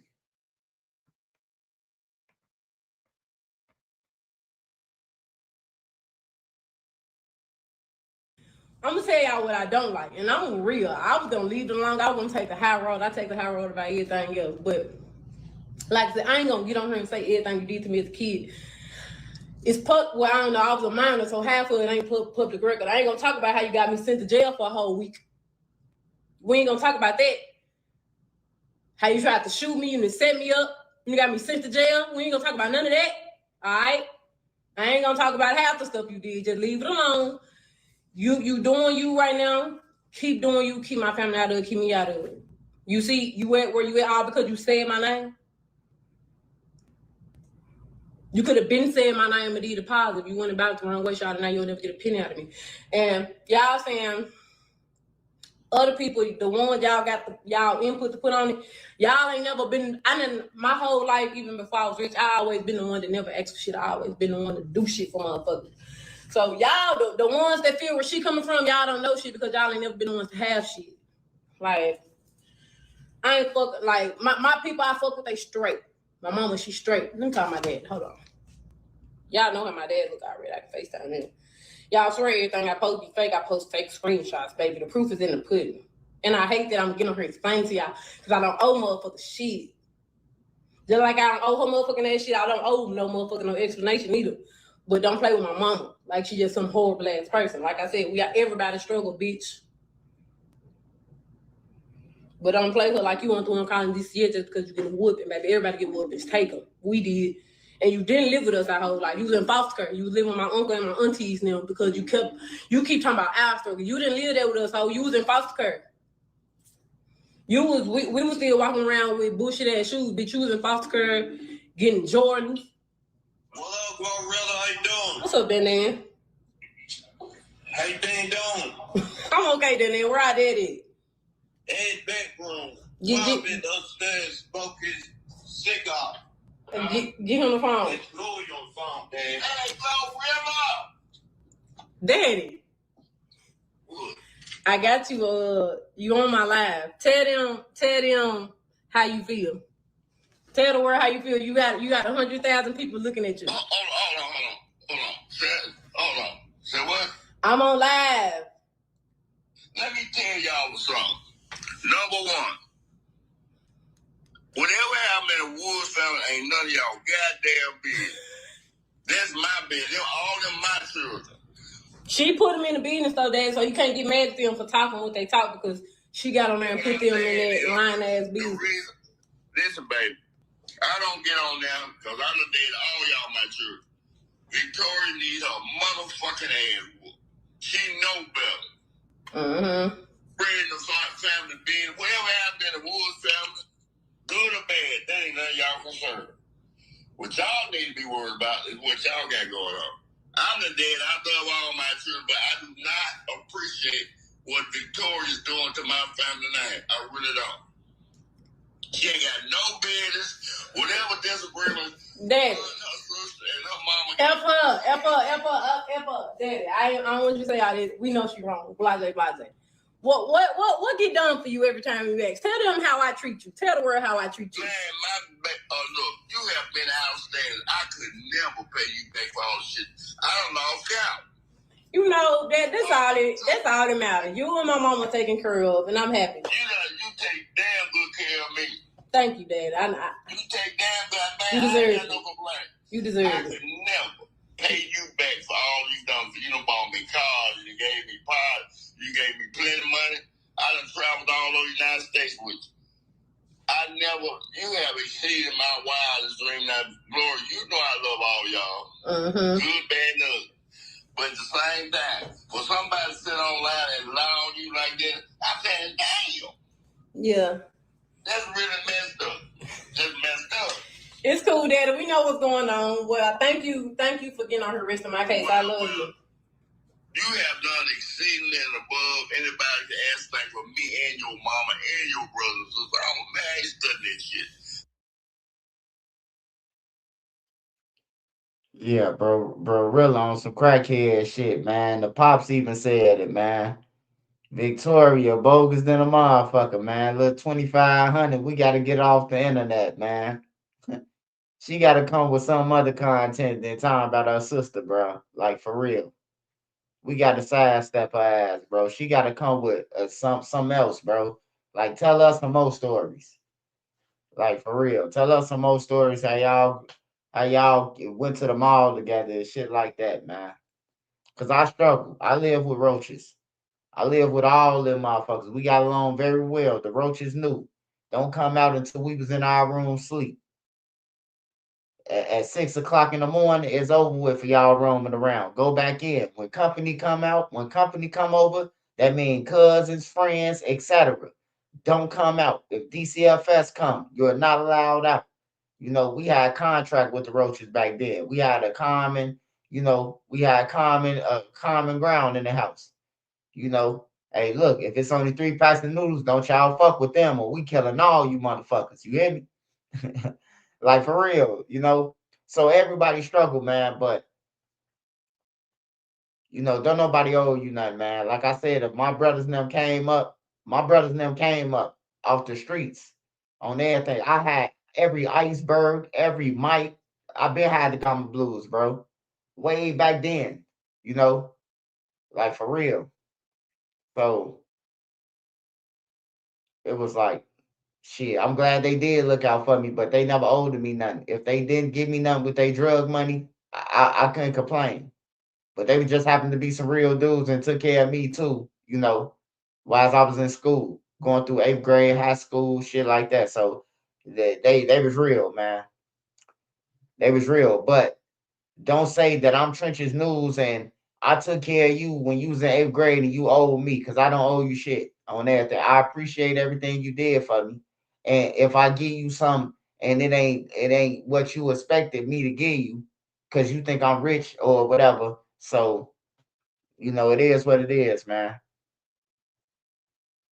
Yeah, the Roaches know they rolled in our crib. We had a contract with them motherfuckers. Don't come out when no company come. I'm telling you, the Roaches never came out when the company came, man. Never. Thanksgiving dinners and none of that. We ain't never seen no Roaches till they left. You got to talk to the commanders, man. You got to talk to the general of the Roaches, man. I'm telling y'all, man. Before Joe's apartment, man. We had Joe's apartment, for real.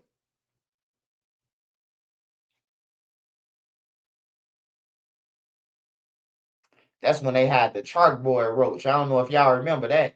It wasn't no raid and shit like that. I don't think it wasn't no raid, or we couldn't afford it. We had the chalk sticks. It was just like the same shit that your teacher used on a chalkboard, but it was for roaches. So we used to be drawing lines around the bricks and everything, and the roaches wouldn't cross the line because the white chalk was like poison.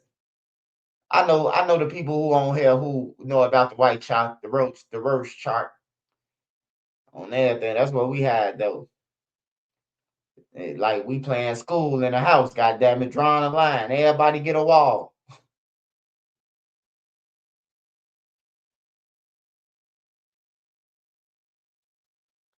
It would be different if Brorilla was Glow right hand man. No. It's just like this, bro. With Alonzo Ball and his two brothers. They don't owe the third brother shit. But if they get him something, then that's cool. If they look out for him, that's cool. It looked like they weren't looking out for him. It looked like he just happened to make that weak ass song. It seemed like he made that weak ass song and just happened to come up on everything, bro. They probably was looking out for him a little bit, but it's just like them. Don't nobody owe you shit, man. For real, bro. Like niggas need to get a job, bro. If you feel like somebody owe you, go and get a job, man, and see how it feel to work for the shit, at least.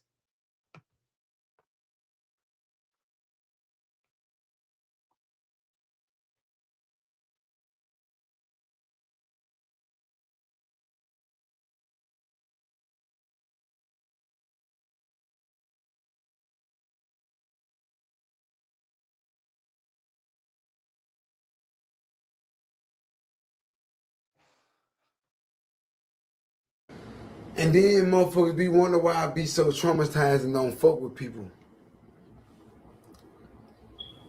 Because it's people that I fucked with, that I gave my trust and my faith to and my all to, and they still shitted on me, dog.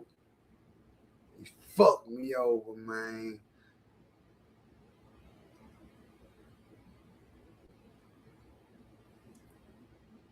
Y'all ain't understanding though.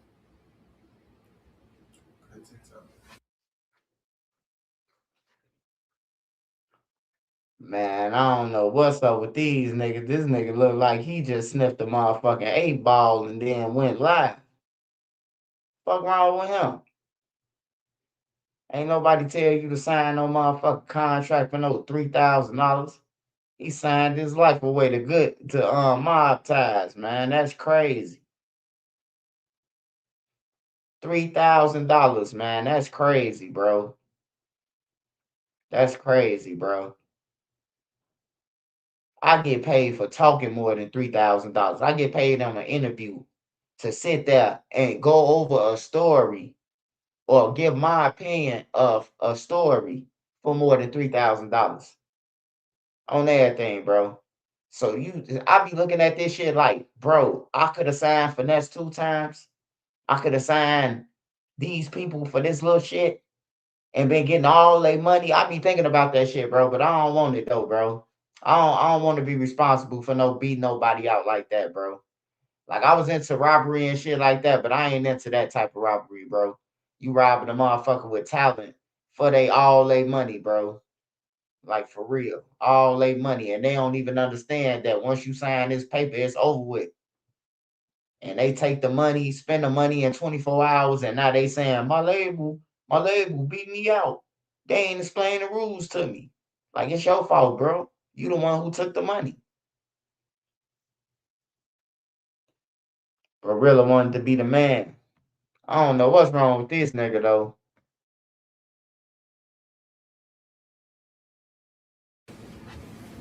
Huh? You can cut TikTok right now. I ain't no more TikTok. Yeah, dude. Hey, we on Twitch, you hear me? Come to the fucking Twitch, you hear me? If you don't come to the Twitch, man, you a bitch. How about that? Huh?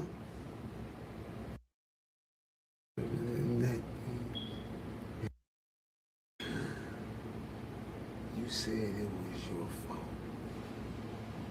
Now, tell you something else. I'm gonna tell you something motherfucking else real quick. I'm gonna tell you something else. My give my bottle. I'm gonna tell you something else real quick. Because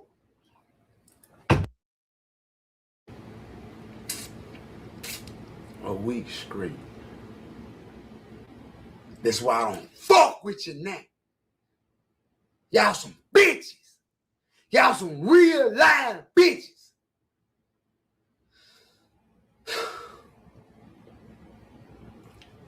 But as soon as Glorilla people came out and said everything they said about her brother, it was true or false. Y'all stumped me to the motherfucking floor.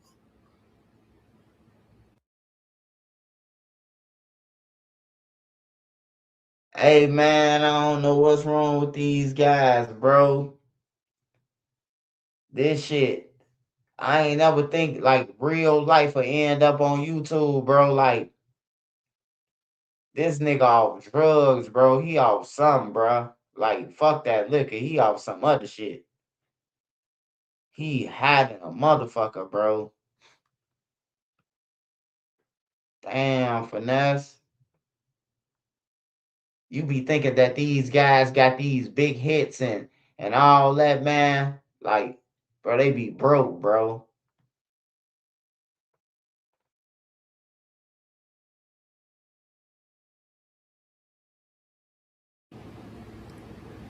That's why I'm here today. Fuck y'all. Y'all don't fuck with me for real. You rap niggas, you bitches. I don't fuck with y'all. Cause guess what?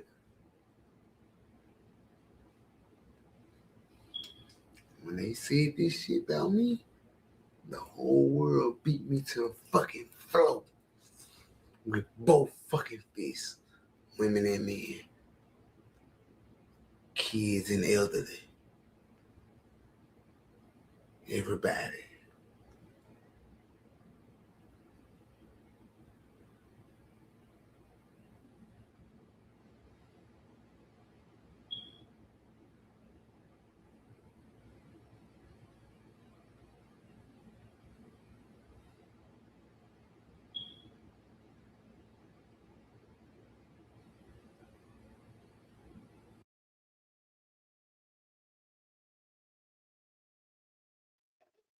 Hey, I ain't never seen no shit like this, man. What the fuck is going on with YouTube, man? Niggas getting cracked out and wiped out and then get on YouTube like this? Like, that's crazy, man.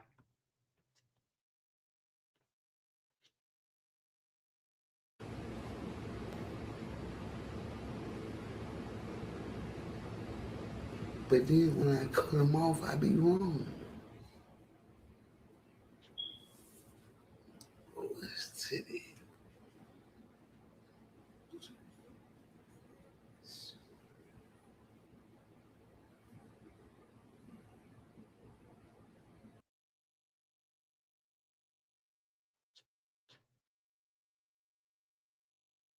Yeah, man. I don't know what's up with these people, bro. This shit scary, bro. He look like a fucking demon.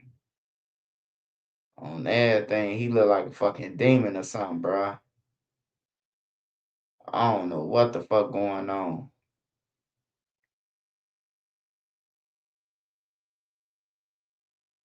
Cardi B dumped Stephon Diggs. I thought if Stephon Diggs and them lose, that we wouldn't hear nothing from Cardi. We still gotta hear this motherfucker.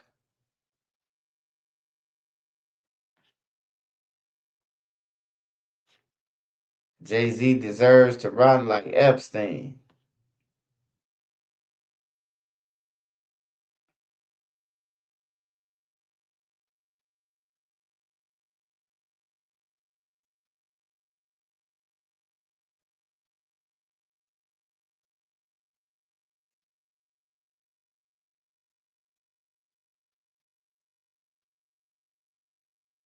Damn, they talking about Suge Knight finna get indicted with Keefe D. Will Keefe D's U.S. State's Attorney do her job and indict Suge? Fuck, they gonna indict Suge.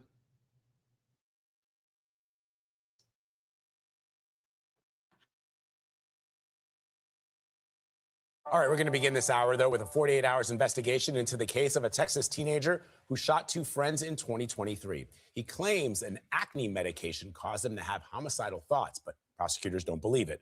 The teenager and his parents sat down exclusively with 48 Hours correspondent Tracy Smith. On December 23, 2023, when police responded to a report of a shooting at a Friendswood, Texas home, they encountered 17-year-old Connor Hilton. What happened? I screwed up so bad. Somebody hurt? Who's hurt? People. When police entered the home, they found Hilton's friends, 19-year-old Ben Bleak and 18-year-old Ethan Riley, suffering from gunshot wounds to the head. Ethan died, while Ben miraculously survived. Hilton was arrested and confessed to pulling the trigger. You know what? I need to be honest with you guys. I just need to be. Oh my God. I went up.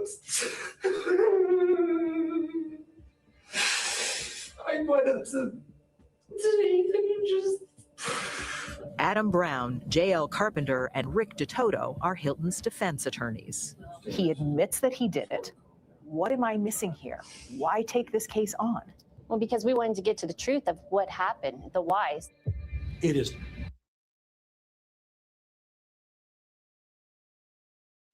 Hey, right, Sparks, fake. Get the fuck out of here, man.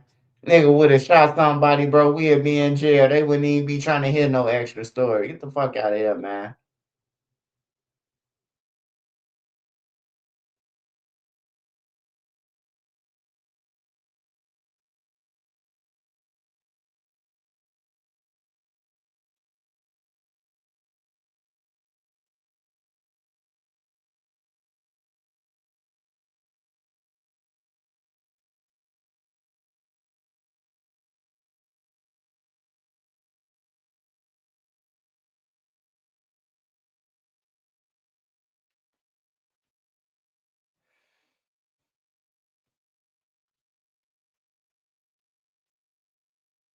Yeah, that's what they need to do, those Sparks, man. They need to let the parents, man. You know, I know, you know, that it sound bad to like beat your kids or whoop your kids, man. Fuck that, bro. Shit.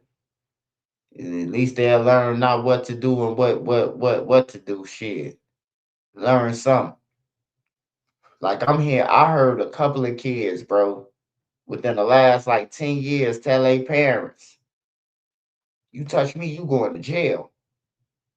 Like, what the fuck? I'm thinking they finna bliss them. They scared. Like, yeah, what you gonna call the police on me? Like, for real. Motherfucker tell their parents, you touch me, you going to jail, bro. I couldn't believe it. I couldn't imagine telling my mama that. You know, I wish I could have told my mama and them that back then. Shit. My auntie now.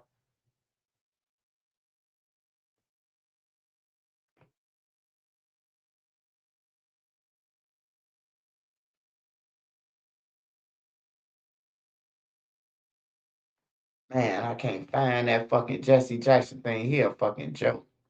All right, we're going to begin this hour, though, with a 48 hours investigation into the case. We don't care about that, pal.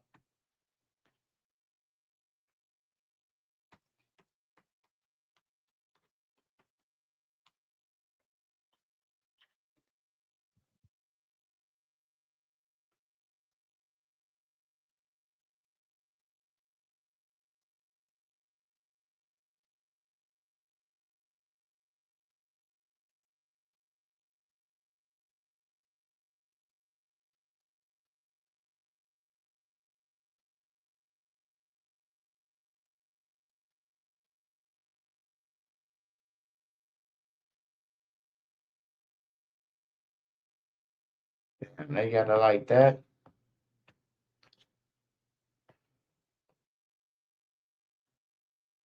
You say what you say? They could call it DCFS.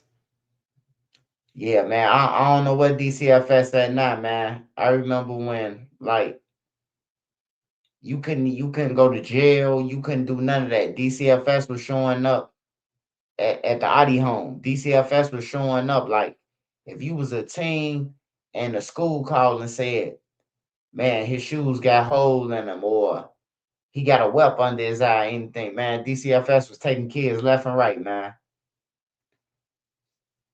They was taking kids left and right, man. It was a kid from in my group home. It was at least 3 people from every neighborhood up in the group home with me when we was young. They took all of us, bro. They was just taking motherfuckers. Motherfuckers at the bill, like, bro, where you from? I'm 43rd. I'm 51st. I'm from over east. You know, like, damn. Like we in jail, they ask the same thing. Shit crazy. You can't find DCFS now, though. I don't know where the fuck they at. All right, let me see what else though.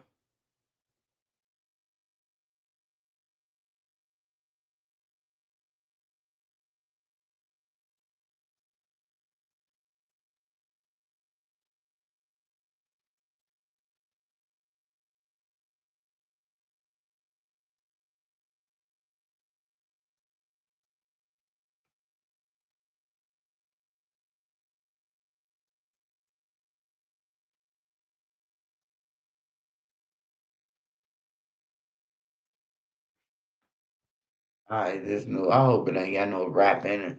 Nobody wins when the family feels. The reason how they did that was because I could tell you that the Crawford's family. Major developments in the case of the missing woman. No. In March, police charged a I said the kid is old enough to get a job by his own toilet paper. He better mind his parents. Hell yeah. Any kid, tell that too. Shit, tell that to any kid, bro.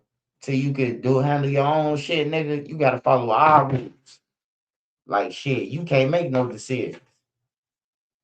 You ain't got no decisions to be making besides what school you want to go to in the near future or what job you gonna get. Other than that, you ain't got shit to say.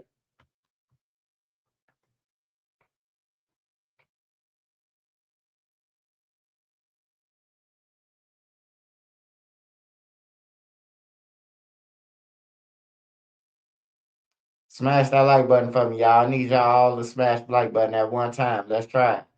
1, 2, 3. Smash the like button and the hype button.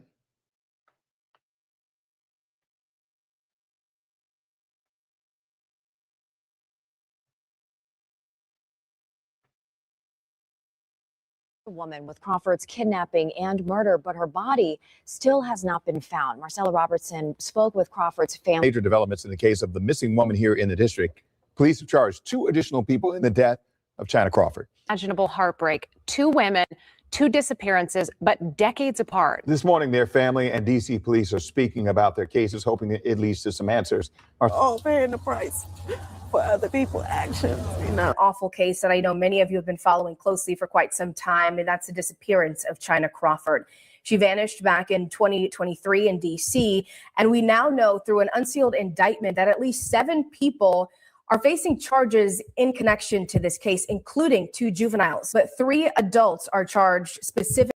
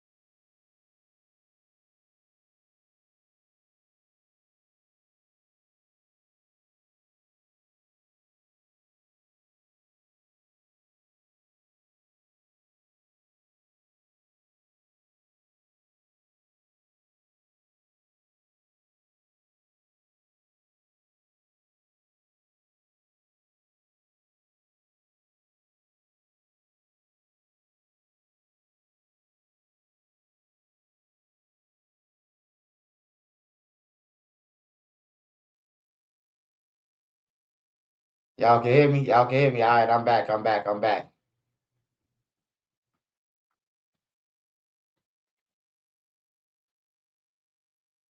Huh? What's that, Didi?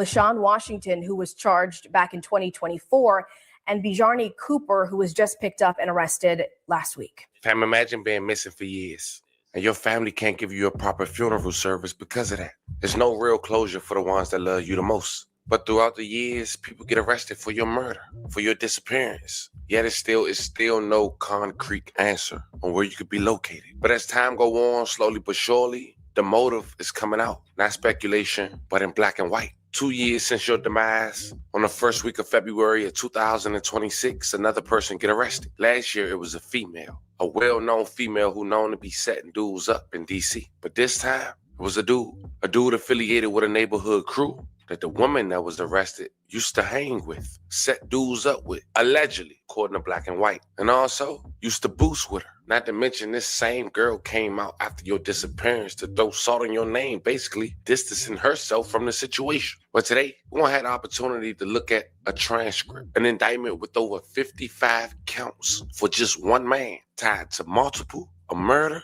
and a Brinks truck scheme that scored the crew, according to the feds, over $1.2 million.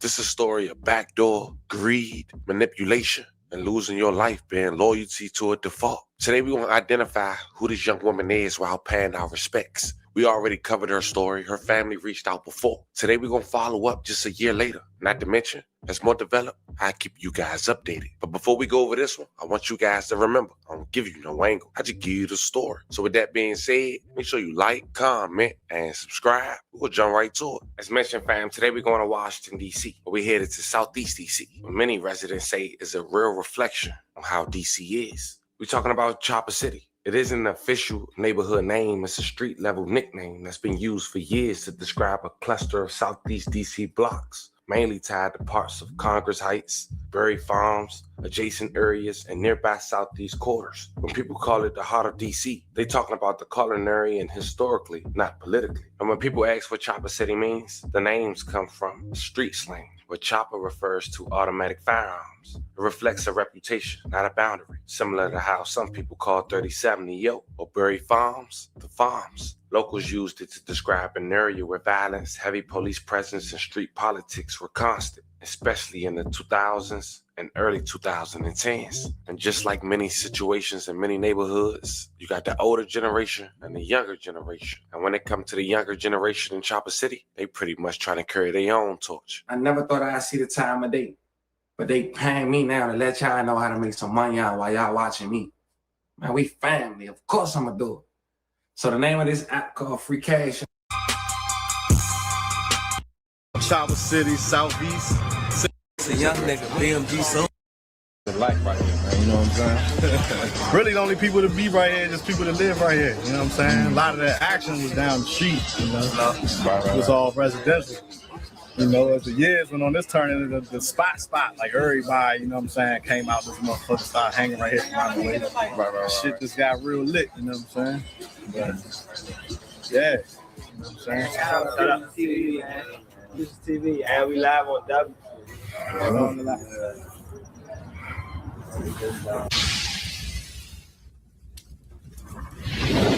So we live with it right now, man. What we got? This a little vlog. Yo, Sam, man. We got T-Sam. We got Rescue Y-Sam. Okay. We got Rod right here. Okay. Got Lord Rod right here. Lord Amigo. That's what's up. We outside winning a lot. I ain't worried about too much. You Nah, for real, this shit.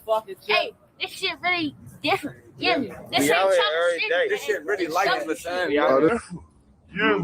This shit Okay, well. This shit really like for the sound. This shit really get wet. Don't get this shit misconstrued with none else.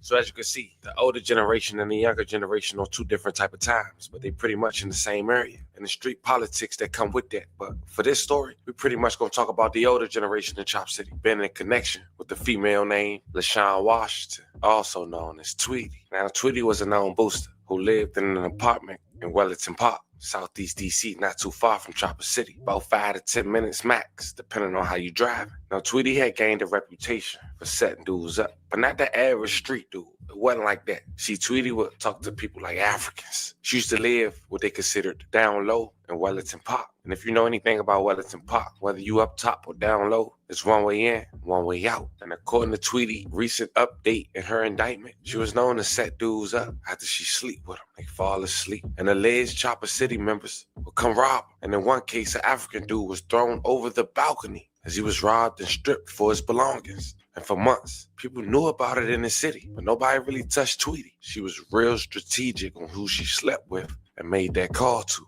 But it's also to be noted, it might be times where people didn't know about this indictment, who now found out that she was in cahoots with Chopper City boys and they was using her to set dudes up. And because the Africans is in the indictment, they may not be the only ones. And that's where China Crawford come in. She was known to be with Tweety on different occasions, and because of recent events before China had disappeared or went missing, they wasn't really seeing eye to eye. See, China and Tweety was well-known boosters in the city, and they was also known to be adult female dancers. During the pandemic, a man identified as Willa Roy had went live, and he did it a lot. They would talk about a number of situations that went on in the city. And unfortunately, China and Tweety had got into a fight. And most would agree who saw that live, I can't play for YouTube guidelines, China won. And that's key as we continue to go over the details of this story. Fast forward October 24th, 2023, 25-year-old China Crawford, 11 mom, was last seen on the 4000 block of South Capitol Street, Southwest, with their Mercedes-Benz being captured driving around in D.C. and Southeast after her disappearance. And the last person she was known to be with, getting in her vehicle, China Crawford's Mercedes-Benz vehicle that is, was Tweety, leaving out the parking lot in front of her Wellington Park apartment down low. But after that ride, only one person was last seen alive, LaShawn Washington, aka Tweety. And from that point on, in the city, people thought she had something to do with it, rightfully so. But now, fast forward 2 years later when she gets arrested in 2025, it's confirmed she had something to do with it. But China family had knew all along, but the motive didn't really come out, at least in black and white, until almost 3 years since her disappearance. But not only LaShawn Washington, aka Tweety, would get arrested, but other members from Chopper City, a part of the older generation, who was also a part of 2 major schemes in the DMV. But before we go over those details, let's slow down for a second. In 2023, as we mentioned, family members of China knew Tweety knew more than what she gave up. And Tweety actually spoke to Homicide back in 2023 and was let out and bragged about it online. Like, girl, I don't be tripping off that.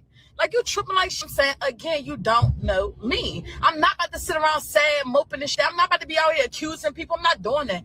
That's not what I'm doing. That's not what I'm about to do. I never did, and I ain't about to start. Like, Shorty was cool. We was cordial, more like colleagues, employees. Yeah, hopefully her family do find her in good condition, and hopefully she is alive, because it been past the limit of a mother being alive. So I'm just saying, like, and then y'all keep acting like I'm the problem. That bullshit. The bitch shot at a nigga don't crash like 3-4 weeks ago. So get the fuck, act like I be out here banging and ganging. Like, stop playing so much. Like, she got her own problems going on out here.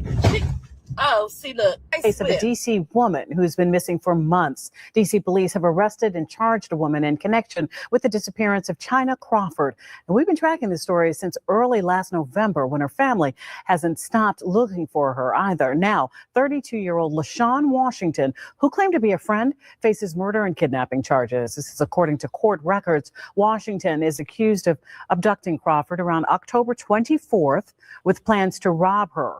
About a week later, court records say that LaShawn Washington obstructed the investigation. Washington is being held without bond, and she is back in court next Friday. Justice, words used by China Crawford's loved ones hours after D.C. police announced an arrest in Crawford's killing. Excitement, actually happiness. I was elated that they was actually able to bring her in and with an arrest and get her charged. It was almost like finishing the last chapter of a book and going into the sequel of that. It's been a really long road. On Tuesday night, U.S. Marshals located and arrested LaShawn Washington. She faces first-degree murder, kidnapping, and other charges. Court documents allege Washington, who goes by the nickname Tweety, and other suspects kidnapped Crawford in order to steal her belongings and money. It's really hard moving on and just knowing that I have to move forward without one of my children in my life. I wish her nothing but the worst. I'm not going to have any type of remorse for her or whatever comes of this. Crawford's loved ones reported her missing October 23rd. An indictment says investigators believe Crawford was killed the next day. At the onset of the investigation, investigators said there were suspicious circumstances and police were looking for Crawford's Mercedes-Benz. 6 months went by, and it wasn't until Wednesday that Crawford's brother and mother says they received some closure. It made me sad because that's confirmation that my daughter is no longer living. Now, that was 2024. Yet and still, a lot wasn't adding up, and you had to know to know. Now, during that time, a lot of people was questioning Willa Roy. Of course, as we mentioned, him and Tweety was like close friends, and they figured he knew more than what he was giving out on social media. And that's what he had to say in one of his many lives. Shout out to Barberson TV for actually having this clip. I couldn't find it nowhere else. I know Tweety not on that. Y'all know Tweety not on that. So that's why y'all feel comfortable to talk about Tweety and go on Tweety and stuff. I never heard y'all talk about nobody nobody that killed somebody or did something or something like that. Nobody. I don't never y'all say nothing like that. Because y'all bitches know y'all gonna die. Y'all bitches know the real killers gonna come and kill y'all bitches. Say they motherfucking name. I said it. What? You know that you at any Who time. cares? If I said it. What? What are you gonna do about it? What's anybody gonna do about it? You know it can happen to you, right? Okay, it can happen to you too. It's going to happen to you. Matter of fact. Or go use phone but first party. Go phone but first party. Go look for her, bitch. Y'all are bad. We're trying to add. What in the Lil J is the fuck going on, man? What's up with dude, man? What, he a pimp or something? What's wrong with these niggas, man? Like, damn.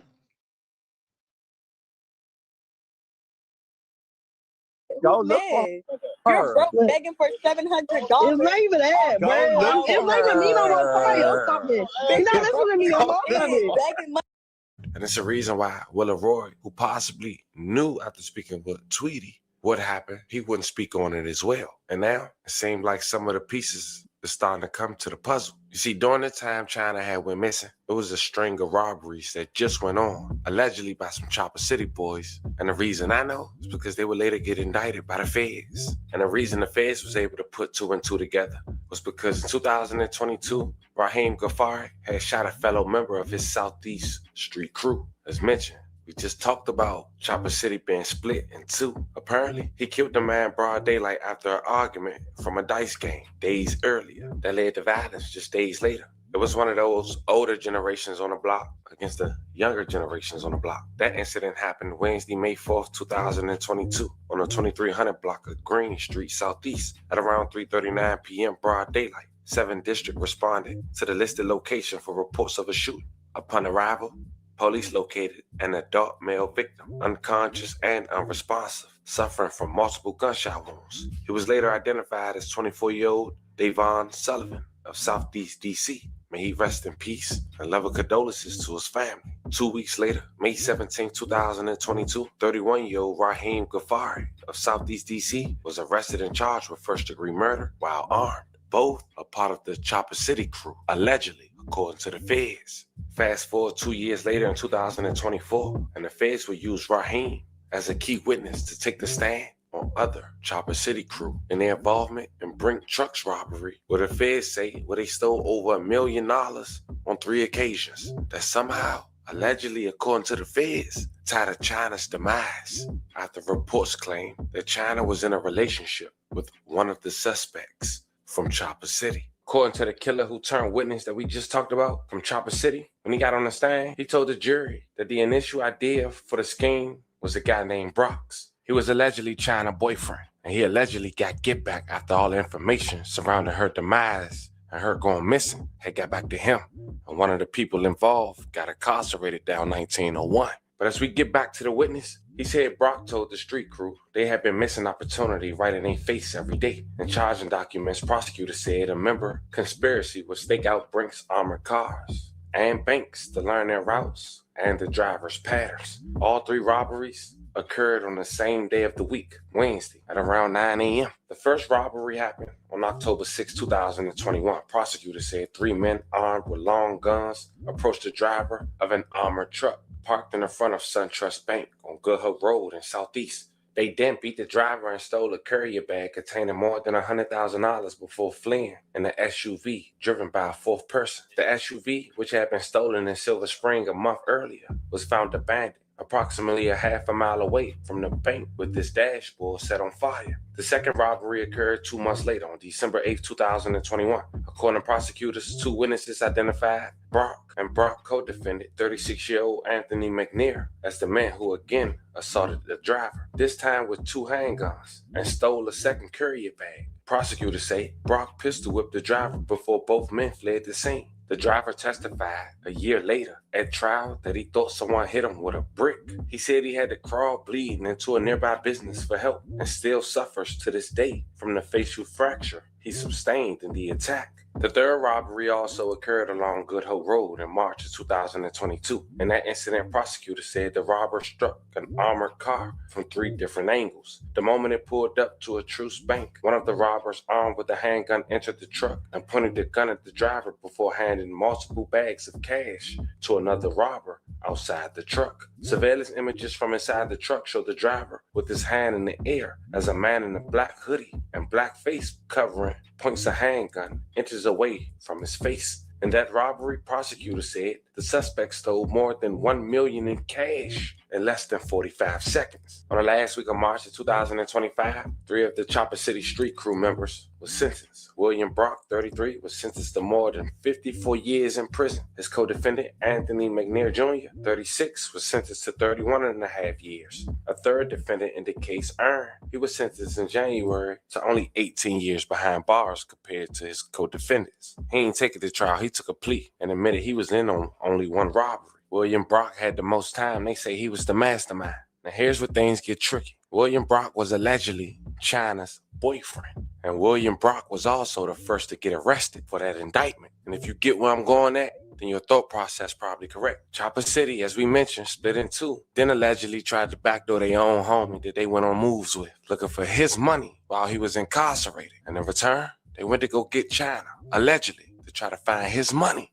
And that's all according to this new indictment. You see, during those robberies, a Chopper City member named Bernard Cooper, according to the feds, was in on it. And in return, he tried to stay low-key. He ended up getting arrested in Miami. Possession of C, Mary Jane, and just faded. Fast forward to the first week of February of 2026, almost 3 years since China been last seen, he would be arrested for her demise, charged with 55 counts, including murder, conspiracy, tampering with evidence, and many more. Now, during that time, China's alleged boyfriend got wind while incarcerated that his own homies tried backdoor him.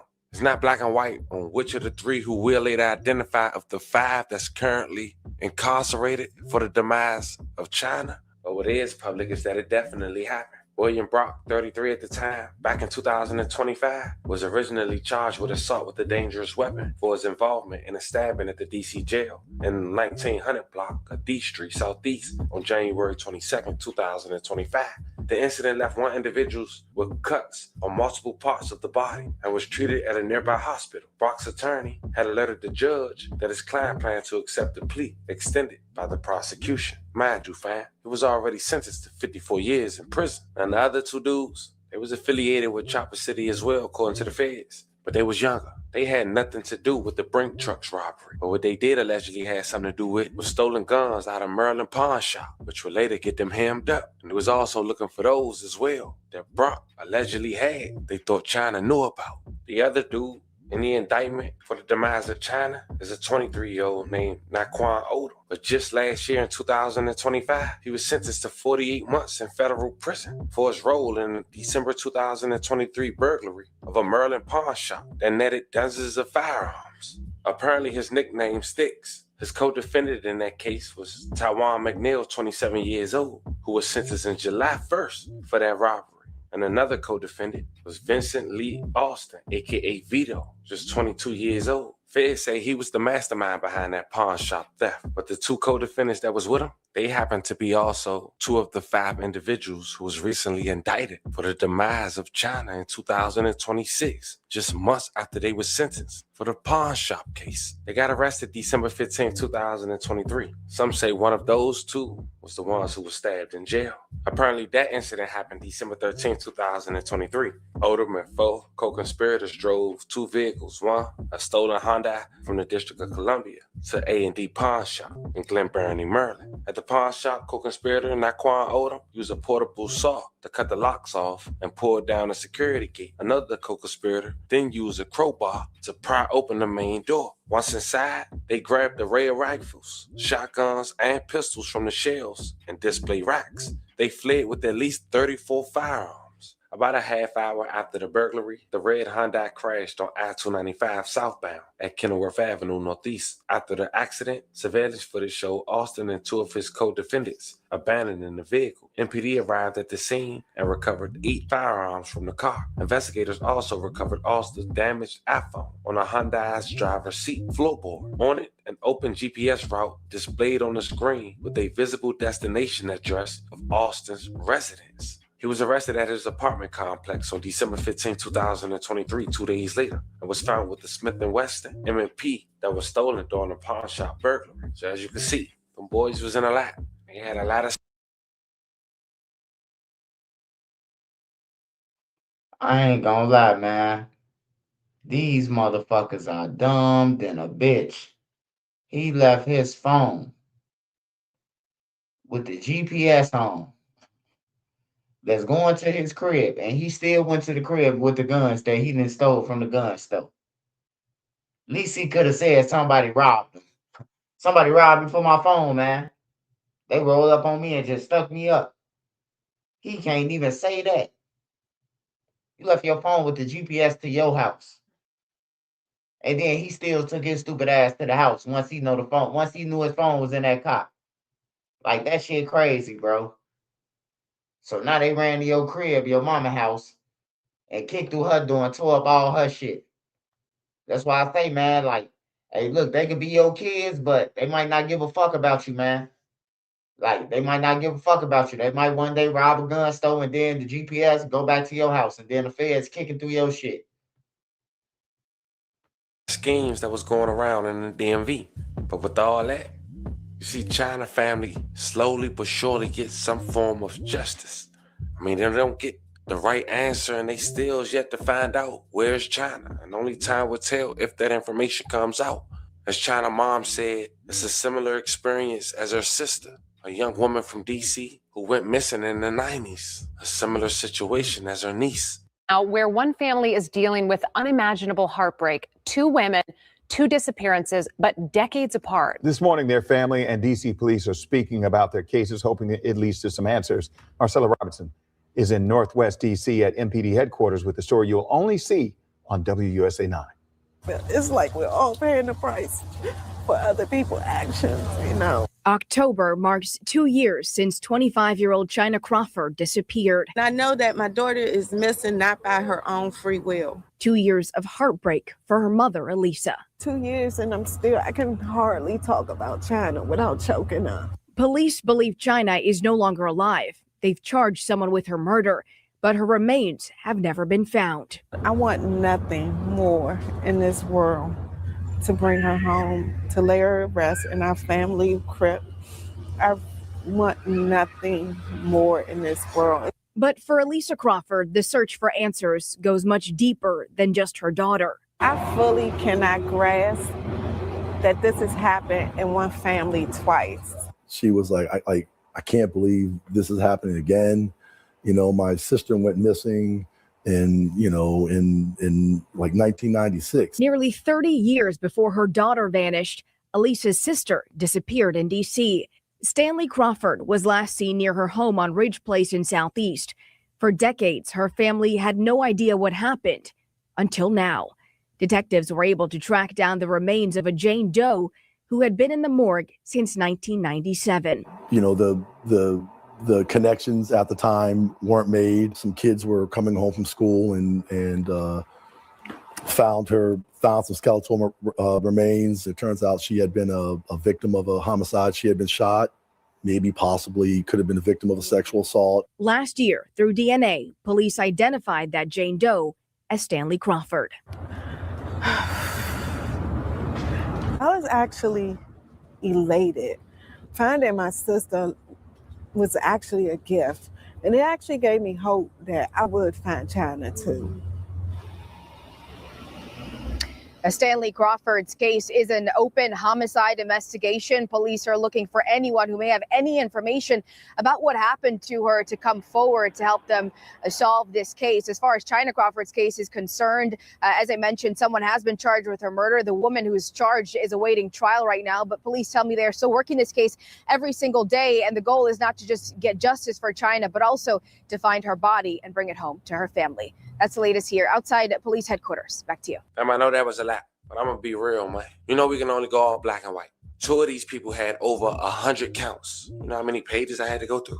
AI wasn't able to help me in this situation. A lot was redacted, but with so many layers. At this point, we can only assume, man. China was allegedly tortured, kidnapped, set up. As mentioned, they found their jacket, possibly set on fire to try to get the one man's belongings, allegedly. And that's according to the feds. And it's more developed, I keep you guys updated, man. But nonetheless, we send 11 prayers to China Crawford's way, 11 prayers to her family, 11 prayers to anyone who's affected by the story we just talked about. We only here to speak on what's being presented to the public in a respectful manner. We're not here to open no more wounds. So with that being said, I hope everyone was able to at least get some closure from the video we just put out. Sometimes, as you can see, it's a lot more complex than one may present to the media. That's why you hear the news say, because they wanted her belongings. How? She was a booster. They wanted someone belongings that she knew, allegedly her boyfriend. Let me know how you guys feel about this one in the comments. Don't forget to like and subscribe. And today,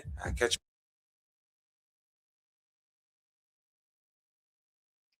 So if I'm reading these chapters right, she got kidnapped because they wanted her boyfriend who was in jail his money from the lick on the armor truck. Get in the comments, y'all. I that's what I'm getting at. Shit, I don't watch everything y'all don't watch too, but I just couldn't understand the belongings. They wanted her belongings. So they want to do money who hit the armor truck for that meal ticket. Basically. Who from DC in the building? Bone Yak in the building, man. Bone Yak, Bone Yak. Let me know something, my brother.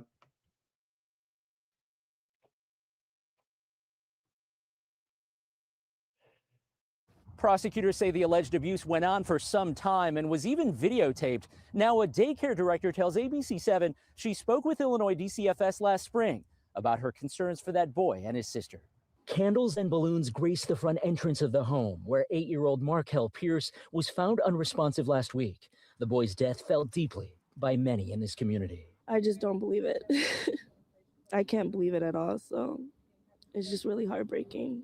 Markel's mother, Dominique Servant, and her boyfriend, Joey Ruffin, now charged with first-degree murder.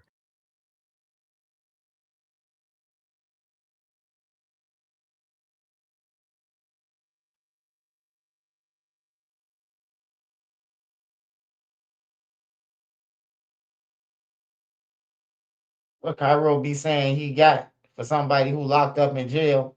I forgot what they called, but we ain't gonna say this over live and shit. But I got it. I got the whole Zuzu and Wham Wham pack. Whoever catch any one of them on everything, bro. Dude a coward, bro. He a straight coward. And then look at her fat ass, Dr. Robotic. Let somebody beat your kid. Man, bro, it's some evil motherfuckers in this world, man.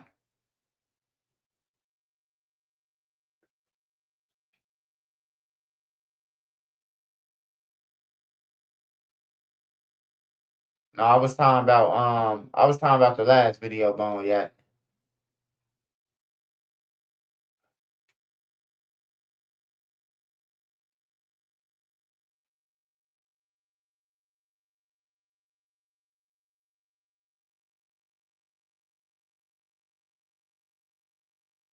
That shit crazy, man. Tortured the little boy, made him carry bricks. Yeah, they did it, man. They did that shit. Shit crazy, man. You don't want the little boy, give him to somebody else. Fuck you beating on him for? Yeah, these sickos, man. Starved and beat the kids, man. Now I just want to know. A kid has to be in school. A kid has to be in or somebody got to be following up on this shit, you know? So that means everybody failed this kid. DCFS, everybody failed. For a kid to be getting beaten and starved, like, it's one thing to get your ass whooped, but we got fed good. We got some ass whooped with some extension cord belt to ass, but, you know, we still ate good, though. We had a good meal. We wasn't getting beat and starved. God damn, man. Yeah, it looked like two goddamn goofies, man. Shit crazy, bro. With first-degree murder, after prosecutors say for more than a year and a half, they regularly abused and starved Markel. There should be one more 8-year-old alive in this world today. This horrific death was preventable. Prosecutors say the couple admitted to hitting Markel and his 10-year-old sister with belts and forcing them to carry 8-pound weights as punishment. In a statement, Illinois child welfare officials said this family was not receiving services from DCFS, and the department is actively working with Round Lake law enforcement to investigate the circumstances around this child's death. I tried to give the information that I could. Carrie Pinsky is the director of a daycare that Markel and his sister attended last year. She says DCFS called her last April after someone made an initial report, and she told the agency the children were always hungry and wanting extra snacks. There was extras left over, so he had like a bag of Ritz crackers, and he was walking out with them, and his mom snatched them out of his hand and threw them on the table and said, "Stop acting like you're not fed." Pinsky says days after she spoke with DCFS, Markel's mother pulled him and his sister out of that daycare. Prosecutors say that older sibling is currently being treated at a hospital.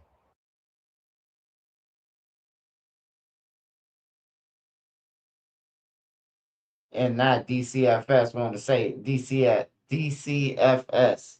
Now they saying that they want to investigate some shit. Now that the two niggas in jail, man, get the fuck out of here, man. Like, this shit crazy, man. Man, if you don't want your kids, bro, hey, look, call the people, a hotline or something, bro. I wish I had billions, bro. I'm going to make the biggest group home ever. Watch. I'm telling you, wait till I get the right money, bro. I'm going to make the biggest group home where it's going to be like a fucking college campus. They're going to be able to go to school. They're going to be able to get all the shit, the lifestyle that they get, gym, basketball, all that shit, bro. Like, for real, man. Because some people want to live, bro. It probably is just your environment that you in that's not making you thrive, you know? But if you don't want your kid, you can send them to us, man. Motherfuckers had kids just because your life fucked up, so you want to beat your kids. Get the fuck out of here, man. Because you ain't shit in life. That's why I say, man, the first mistake is laying down and you broke. That's the first motherfucking mistake you can ever make in your life. Laying down and you broke. When I say when I mean when you broke, somebody else gotta drive you to the hospital when you and your girl pregnant because you ain't got no motherfucking car. That's broke. And after that, when the doctor say the baby can be released, you ain't got no car seat, you ain't got no Pampers, you ain't got shit. That's a bomb. You hear me? That's the first mistake that people make in life. I made the mistake. You know what I'm talking about? I ain't saying that I don't love my kids, none of that, but that was the biggest mistake. You know what I'm talking about? When you can't provide how you want to for a motherfucker, you know? And then that's when the arguments and all that shit, you ain't doing nothing. Hey, look, I'm out here risking it for a motherfucking biscuit, bitch. You gonna take whatever the fuck I give you, you know? Like, for real. Or you get your ass out here and rob some motherfuckers with me. Shit, other than that, you gonna take what the fuck I give you.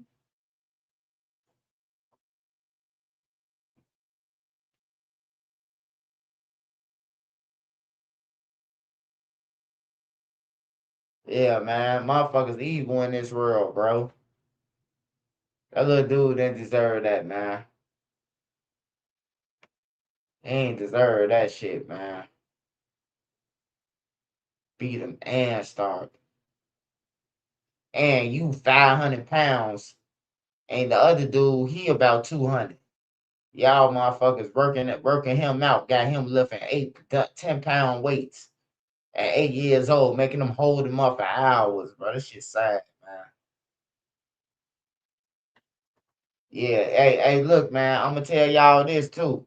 I don't give a fuck what nobody say, man. If you got a neighbor, because you hear shit through the walls. I know you hear shit in apartment buildings and all that shit through the walls. So you know when a motherfucker getting beat every day. Be the one that dropped the motherfucking the dime, man. Be the one that dropped the dime. They say you remain anonymous. Shit. I know family members. I done been in the house when family members that called DCFS on the family and they ain't know who did it. And when they come over there, man, you shouldn't get into it with them because they call you the motherfucker just called DCFS. They go, the fuck you talking about? Hey, tell a family, goddamn it, hey, stop arguing with them before they call DCFS. Now you just called DCFS. And now you gonna sit here and tell this girl, stop arguing with the other people. You know, that's some bullshit, man. But yeah, if it's something like that, either you could check the situation. Hey, look, I ain't finna be hearing no kids getting beat all night. Y'all gonna have to do something about that, or you know what I'm talking about. If you ain't gonna confront it, call the right people who can help, man. At least you tried, man. If they don't take the kids, at least you could say, man, I tried to help them kids. Like that white lady, she finna be scarred forever, bro. She tried to give them crackers, and then she told DCFS to take them. They always hungry. But DCFS, you know, they come in there, they don't take the kids out and take them to McDonald's and ask them questions without the parents. They want to ask you questions right in front of the parents, with the parents right behind you, and you better not say nothing. You know what I'm talking about? We know we got family. Y'all, I know everybody got an evil family member. I know everybody got an evil family member where they do shit like that. Like everybody got an evil auntie, an evil uncle, an evil grand. Everybody got somebody evil in their family, bro.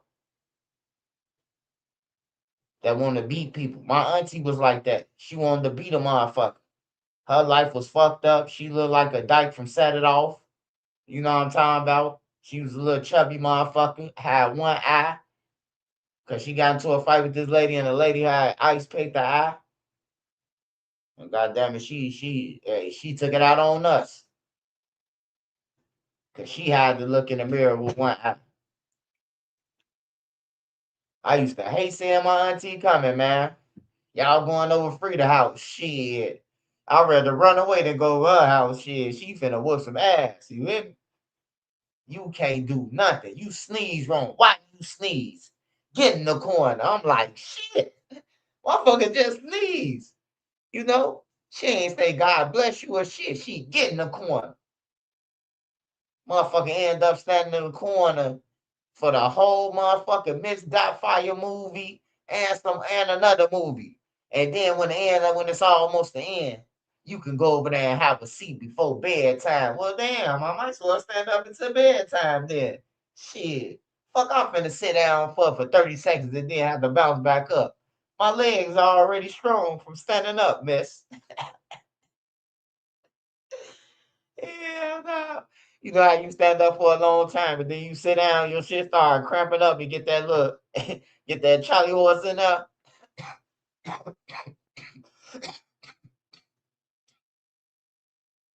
Shit be crazy. My auntie was evil, man. She was evil than a motherfucker. I still remember that day I ran out with DCFS with no shoes on. I was in the Wells. I'm like, I ain't going back up in that motherfucker. Oh, everything. I went with DCFS that day. I wasn't going back in that house. She tied motherfuckers up and everything, bro. Experimenting on the nigga, on everything. I think she killed that cat one day on purpose. We sitting at the table. We sitting at the table eating a toast where the cat was. I think my cousin killed her, but I really think my auntie killed the cat now. Cause she the one alerted us that y'all know y'all eating cat toast. And everybody like, what the fuck? We spit the shit out like cat toast. Yeah, the cat in the bottom of the stove. Now, who put him there? You know, she blamed my cousin Wolf. We always thought my cousin Wolf was on get back, so he was gonna kill her cat. So, you know, we always just said him. But now that I think about it, I think she killed her own cat to whoop our ass some more, man. That's what type of grimy she was on. I'm just being real, man. It's some evil people out here, bro. But I ain't gonna lie though. I'm glad my auntie did whoop my ass somewhat. You know, because it taught me some things not to do. You know, it taught me like, yeah, you know, you respect your elders, you do this, you do that. But she was whooping ass too much. It was like every time she get mad, stood up, anything, goddamn it, she blaming us. Yeah, my auntie crazy in the motherfucker. Rest in peace to her though. When she got older though, like as she got in her 60s, she got cool than a motherfucker. She started lowering that cast like she older. I wasn't never trying to be mean to you. I was trying to raise you forward tough and get you ready for the streets. I ain't trying to hear that shit. Where that $500 at? No. But yeah, she got cool at the end. Yeah, she was just doing shit just to get beat a motherfucker, bro. She was cutting her own phone cord and say we did it. Who cut my phone cord? We all confused. We kids. We ready to go back and play the Atari. She talking about who the fuck cut her cords. We confused like a motherfucker. Like, what cords, auntie? Like, we ain't do that. Everybody line up. You know what I'm talking about? Then smacking us in the back of our head as if she finna get some information that she know already. Man, I got the fuck up out of that, man. I got the fuck up out of there. I knew it was some bullshit. I say, man, look, once a motherfucker getting their ass whooped, fuck once every week. You know what I'm talking about? You getting your ass whooped 3 to 4 times a week for not doing nothing. Like, nah, bro, you got to get up out of there. I got up out of there. DCFS came to check on us, asked us what we good. She was in the hallway. She already told us, y'all better not say nothing on everything. Soon when the caseworker left, my auntie went in the washroom. She said, now go back and do what I told you to do. She went in the washroom. I ain't put on no shoes, bro. I mean, I'm talking about this, the project, 559 East Brownie, the Oddity Wells, the extensions, to be Pacific. Hey, look, I had motherfucker ran out and down the lane and chased down the DCFS caseworker on everything and didn't go back to her crib no more. For real. Didn't go back to her crib no more. Got up out of there. She talking about go do what I told you to do. Well, before the caseworker came, you told us to look for something so you could bust us upside our head with. I said, I can't. You told us to go back to doing what you told us to do. You told us to go and look for a weapon that we finna get our ass kicked with. You hear me? So shit, I had to run out. I had to get up out of there though. But long live my auntie though. On everything, man. She did prepare me a little bit for the real though, on the toughness side, you know. She did prepare me a little bit, man. So I couldn't say that, you know, but just getting your ass kicked for nothing, man, that ain't no good feeling, bro. That ain't no good feeling at all. I can see if you did something. Like if I did something, bro, like I deserve my ass whooped. But if you cutting cords and you just doing shit, like you cut the phone cord came up cut. She said one of us did it out of everybody. Out of everybody, she just said we cutting the cords. Like who the fuck cutting the phone cord? You know, everybody got the phones in the house. The house phones. The cord just came up missing as we all in a room playing a game. So I figured like she just came up with, I'm finna cut this cord, give it 10 minutes, and then blame them for it. And then whoop their ass too. Like that's mind fucking, bro.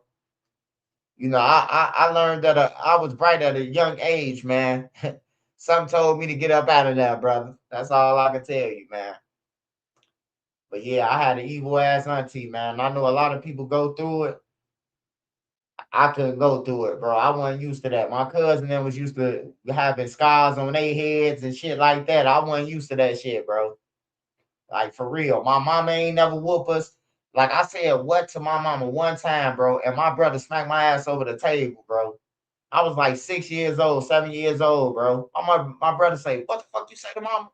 And whop out, I matrixed over the table. I ain't never disrespect my mama. My mama never had to raise no belt or none of that after that. You hear me? Like I ain't never said what to my mama after that. For real. So, you know, my daddy never whooped me, but my auntie always whooped our ass. That's what I'm saying. You see what I'm saying? My mama never whooped me. My daddy never whooped me, but my auntie whooped our ass. She came over and did the ass whooping. Like she came over our house as my mama's sister and whooped our ass over my mama's house. On everything, bro. Like, hell no. Like, for real. I was abused the first 10 years of my life. And my mom hid it from social services. And yeah, man, they do be doing that shit though, bro. Like motherfuckers be telling the kids, hey, look, don't say nothing. DCFS here. No, say something. That's your time to say something, bro. Like that shit ain't cool, man. You whooping the kid because your life fucked up. You know? And then they forget that they got to get old, you know. So it's good to treat people how you want to be treated, because you got to get old one day. Like, I could have did my auntie dirty, bro, when she was older, bro. But I looked at her like, man, bro, when I was running around in the streets and shit, when I started running in the streets and shit, warm with the hobos and all that shit. Hey, look, I can slide in my auntie crib. I can slide in my crib. Nephew, you want something to eat? You know, she was older then. So she was nice then, you know.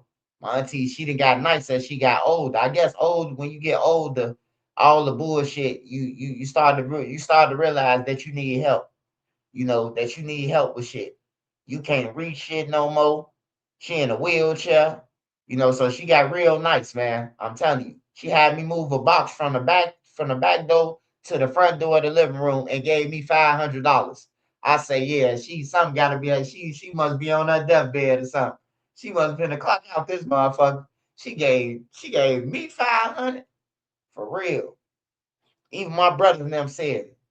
It's like auntie gave you 500, bro. You, man, she must be on her deathbed. She died too, like 2 months later after that, bro. She died, man. But yeah, that was the quickest 500 I ever got, man. She said, nephew, I need you to come here real quick and help me move this box. I got something for you. Gave me $500, all blues. I said, shit. Still don't make me forget the ass whoopings, though. I don't give a fuck how much money she gave me, you know. You know, I remember them ass whooping standing in the corner. See, and then they had different tactics back then than they got now. See, motherfuckers is popping their kids, is doing all type of shit. But back then, they'll make you hold books. You will have 2 books in one hand, and you will be standing there holding up them books. And you got probably about 20 minutes. But if you drop the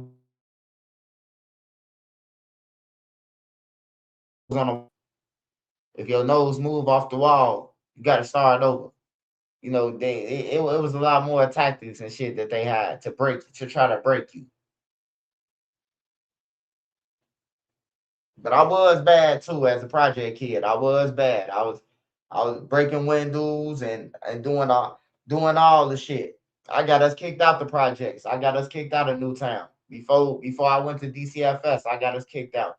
We had a 30-day notice. I got us kicked out on everything. The shit I was doing. Flattening all the police tires, the whole police force. It was a police station in between the Ottaway Wells and Newtown, which was on Cottage Grove, on 38th and Cottage Grove. It was a police station. And I flattened all the tires. Me, my homie, and a hype. The hype told on us. The hype got dope sick 3 days later and told on our ass. So they told him that they'll give him a bag of dope if he tell who flattened the tires, and he told on our ass. He the one who took us. We was juveniles though. We got kicked out after that. That was the last straw. CHA wrote my mama a motherfucking 30-day notice. Got put out.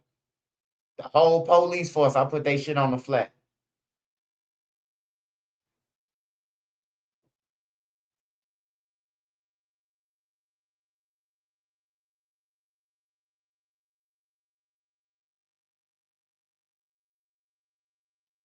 Hey, Nene, Prime trying to get me again. Now they trying to get motherfucking yeah, Prime, bro. Like they how many bills I gotta pay in a month? $14.99, $19.99, $16.99, $1.99 3 times. Like how much do you gotta pay for a fucking app, man? They just robbing motherfuckers, man.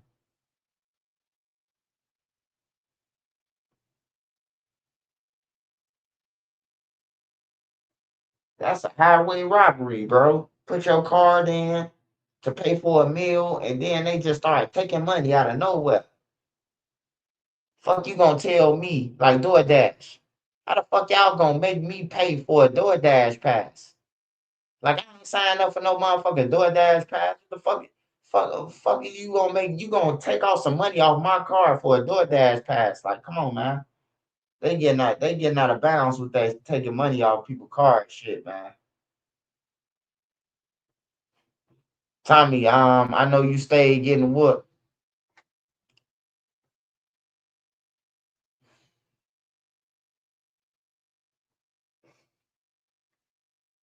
All right, but them ass whoopers ain't no joke, man. When I was coming up, man, ass whoopers was hey, I'm talking about extension cords, switches, bro. It was real weapons then, bro. Like the kids, they soft.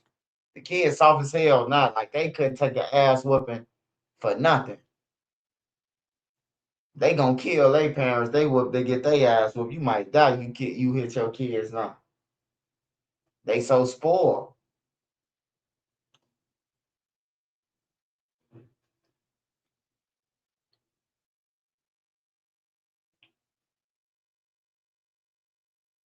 They so motherfucking entitled. They'll kill their parents, man. You made me. Like, bitch, you better go and get a job, nigga. I don't play that shit, bro. Like, I ain't playing that. Like, in order for these kids to thrive, you gonna have to keep it real with them. Go and get a fucking job, dude. I'm not paying your bill. I'm not paying nothing. How's they gonna never be growing to adults if you still doing all the shit for them? That's why the fuck they running around killing people. Killing people, then they get to go back to the crib, lay in a nice bed. You got them a game and everything, and they out there killing motherfuckers. Staying with your they gonna hate. They gonna hate when they start charging the parents of the juveniles with the murder.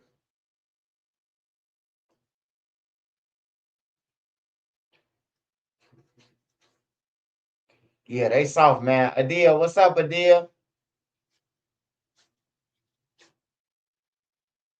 How you feeling, Adil?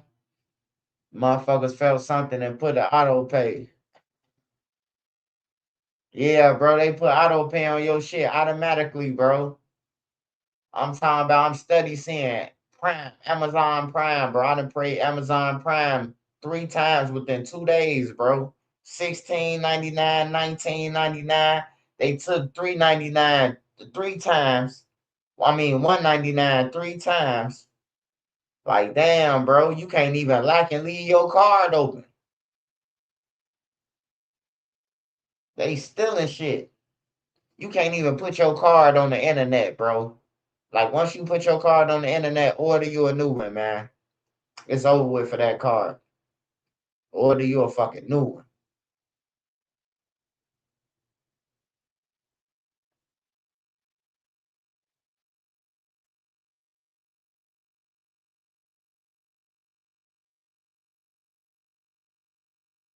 You say better jailbreak a fire stick? Oh, we got fire sticks too. I got fire sticks. I be telling Nene on fire stick. Nene don't know how to work it. She don't know how to work the thing, but I be telling Nene that it got every channel on that. Everything that you ever want to watch. When I got out of jail, that's what my big brother, rest in peace. He was selling them motherfuckers he was jailbreaking them for people for $125 in Minnesota. He was doing the shit for people. On everything, bro. Like he was jailbreaking they shit for them. Charging them $125 in Minnesota. He was making a bag off that shit. This one, everybody was trying to hide that shit.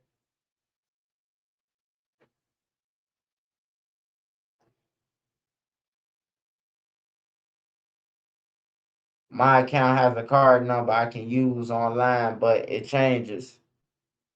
Yeah. That's what I'm gonna have to do, bro. Cause for real, man, like I don't mind paying, bro, but you ain't finna rip me off, bro. Like I don't care how much money I got in my bank account or on this card. Like I'ma notice if you $19.99, $16.99, $20.99, like 3 times for the same fucking thing, bro. Like, nah, I ain't signing up for that, man. I ain't signing up to get robbed, bro. And I only watched Force, the whole Force. I watched that in one day. So I paid $14.99 to watch Force. So why is they still taking money? I ain't watching Force no more, bro. Force been over with for a month now. Like they robbed me. That's a fucking robbery, man. So if something has a 7-day free trial, I use that online card, and 7 days later I get it changed.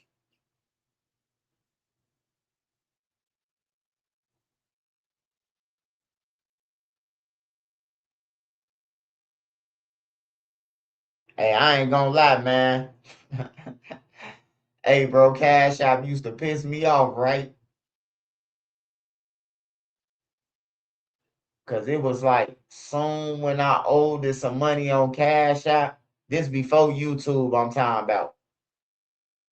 Cash App taking their money, man. They getting their money. Them apps, they getting their money. Soon you open that card up, it's over with. They bust you right upside your head. So I remember my mother had sent me $40 for some weed. $40, man. And I forgot that we had ordered, I want to say YouTube TV. YouTube TV. And I forgot that we had ordered YouTube TV. And YouTube TV cost like 70 some dollars back then, right? So we paid for it. So one day my mama sent me $40. Man, they took my $40. I was mad than a motherfucker, bro. I called Cash. Man, I called, text. I'm threatening motherfuckers and everything, bro. I'm telling you, bro. I'm sending threats. God damn it. I was pissed off, man. I ain't understand the game then, bro. I'm like, damn, they just took the 40 ball. My mama sent me. I looked up, that bitch was gone, bro. I said, damn, that was fast. That was fast than a motherfucker. Hey, they waiting. Cash out waiting around, lurking. You can't owe no bills on that motherfucker. Yeah, that is true. That is true. But it's like me saying that is, if you done with an app, cancel that motherfucker or delete it. Because if you don't delete it, man, I'm talking about they gonna take your money, man, and they might take it at a time when you really need that motherfucking money. I remember I was in the store. I was in the store one day, and I'm literally telling the cashier, hey, can you hurry up? I need you to ring up my shit first and then swipe my card so I can unlock it. Bro, I had like $13 on my card, bro. No bullshit. No bullshit, y'all. $13 on my card. I got noodles, honey buns, and everything. The motherfucking card said decline, man. The card said decline, man. And goddamn it, it's saying that it's saying the Netflix took the motherfucking money, man. Hey, on my mama, I swear to God, y'all, I ain't never stole nothing in my life out no store. But I argued with dudes so long that dudes say, hey, just get out my store. Hurry up. Just get out my store. Like he just wanted me out his store. He let me keep the shit. I had Crunch Curls, 2 50-cent juices, a Wildwood Pop. What else I had? I had 2 bags of Hot Crunch Curl, big bags. I had the icy white honey buns, 2 icy white honey buns. Hey, bro, I argued with his ass. I say, man, I told you they was gonna take my shit. You playing around, making jokes and shit. I went off on his ass. Hey, I needed that, bro. I couldn't go.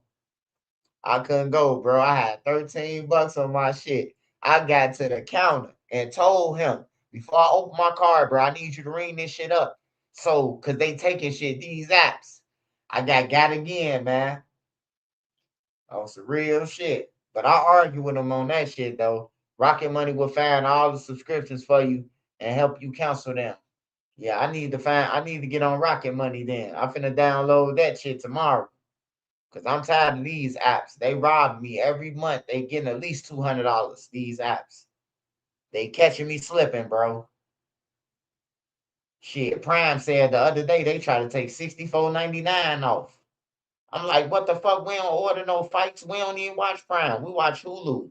We watch like Survivor now. Me and my wife like all the little like Mr. Beast, the win the money shit on Mr. Beast. And then we watch Fear Factor, the new Fear Factor. That shit raw. It's disgusting, but it's raw. And we watch other shit. Yeah, Survivor. The challenge. Shit like that. But yeah. No detention, no deletion. The app don't stop that swipe. You have to cancel the subscription. Hey, yeah, they robbing motherfuckers them cars, bro. Niggas need, I need to find out, is that a lawsuit, bro? Like, I'm putting my information in here for this one time and one time only. So if I order something from Amazon, I'm ordering something from Amazon this one time. I'm not ordering shit from Amazon 10 times. You know, you feel me? Like, that's crazy. You order a bike. Hey, look, just imagine you order a motherfucking $800 motorbike from Amazon. And then next month, another one come in the mail. You like, damn, I came up. And then you look at your bank statement, and now they done charge you $800 more for a motherfucking bike that you ain't had. That was rent money. You hear me? Like, that's some bullshit.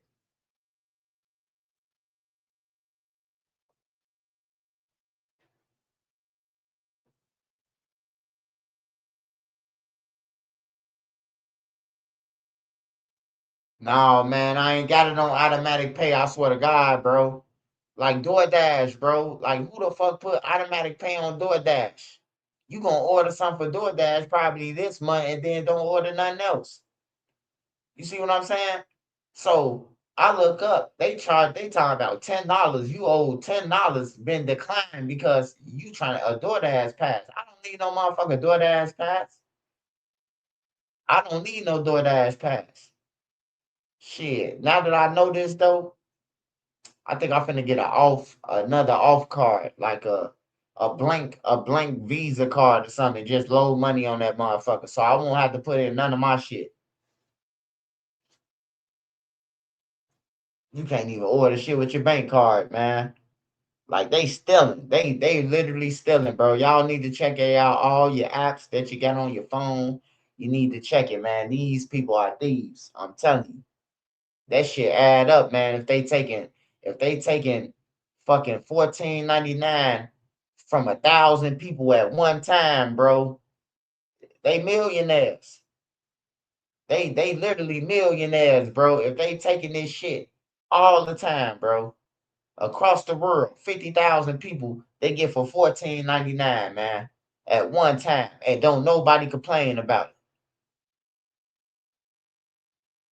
Like, for real, bro. That's you got to think about that, bro. That's some deep shit, bro. They stand rich by stealing. Swipe, are you prepared for World War III? Hey, I'll be prepared in 1 minute. Just give me 1 minute. I'll have me a bunker. After I get my bunker, I'll be ready, my boy. Because I ain't going to do shit but chill in the bunker until it's over. Me and Nene them playing Grand Theft Auto 6, whatever the fuck. 6, I think, coming up. Because I'm flipping now. I'm playing that shit. I don't like it for the thrill what these kids like it for. I like it for the missions, like all the missions.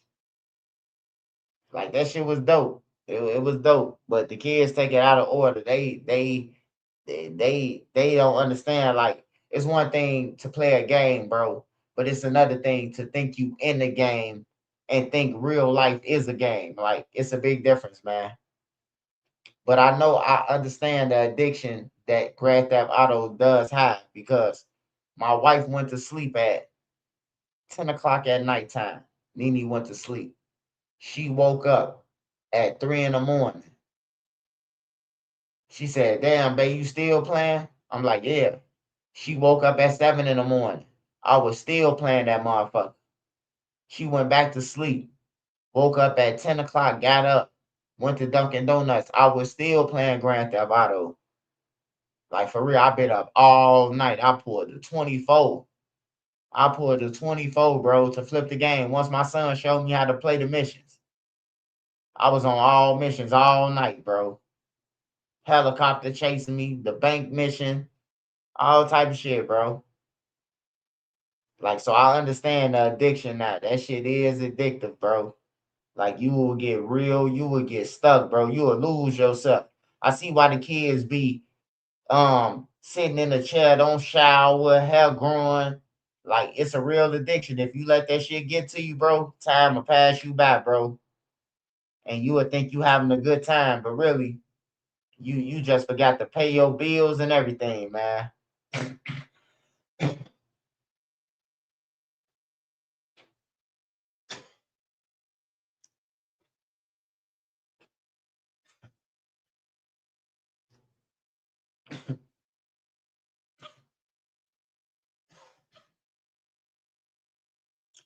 Yeah, I can't wait either, man. I ain't gonna lie. That's what I told my wife. I can't wait till Grand Theft Auto 6 come out. I'm playing that shit all night. I'm playing it all night. I might play it on YouTube, shit, just so I could, shit, talk to y'all and play the shit. Cause it's raw to me, man. I don't look at it like they look at it though. They look at it as like I got to do this shit that we doing on here in real life. Nah, man, it's a game. Once I'm done with this game, it's back to reality, man. Bills and shit to stand on, bro. Like I don't plan on going on no high speeds or none of that shit. I don't live like that. I ain't gotta live like that. And if I think I gotta live like that, I'm just gonna move further and further away so I won't have to live like that. Cause I ain't going back to living in no poverty or none of that shit.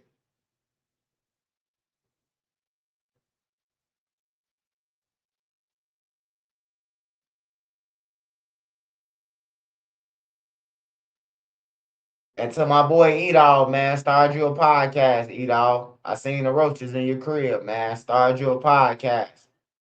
First check you get, bring the Orchid Man in that motherfucker, man. Or move out. I don't know if that roach came from behind your chair or out your shirt. But that motherfucker was in it. It was on first and gold, man. That's all I'm saying, Edall. Motherfucker sent me the video, man. I seen a roach come from behind your neck, man. And he popped out like he came out your shit. Damn, man. It's 2026, man. And nigga rather still hang around roaches, bro. Like I'm a gangster. Like I'm a gangster, bro. That's some gangster shit, huh? Cause you hang with the roaches and shit.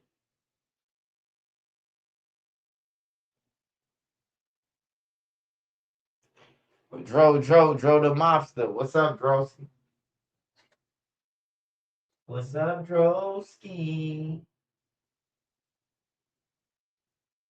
That's my boy, Drosky. Drosky just got to get off that bullshit. He be on.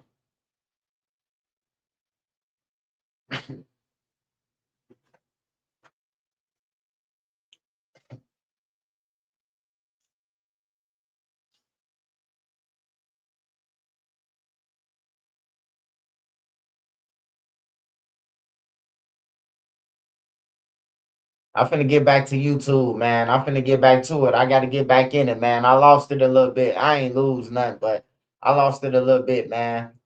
By trying to stand on business, man. But still, I got to still stand on my YouTube business. But, you know, like I said, I got to stand on the other business too, you know. So Y'all just keep rocking with me, man. I'm gonna come with some shit, and I'm gonna come with it. I want to do a podcast with Brother Hassan, man, but Brother Hassan might backdoor me, man. I don't want to die young. Brother Hassan, now, it's in his blood, man. It's in their blood to backdoor people, man. So, and then I ain't Muslim, they'll definitely backdoor me. Cause I be fucking up them bacon sandwiches. I be fucking them up.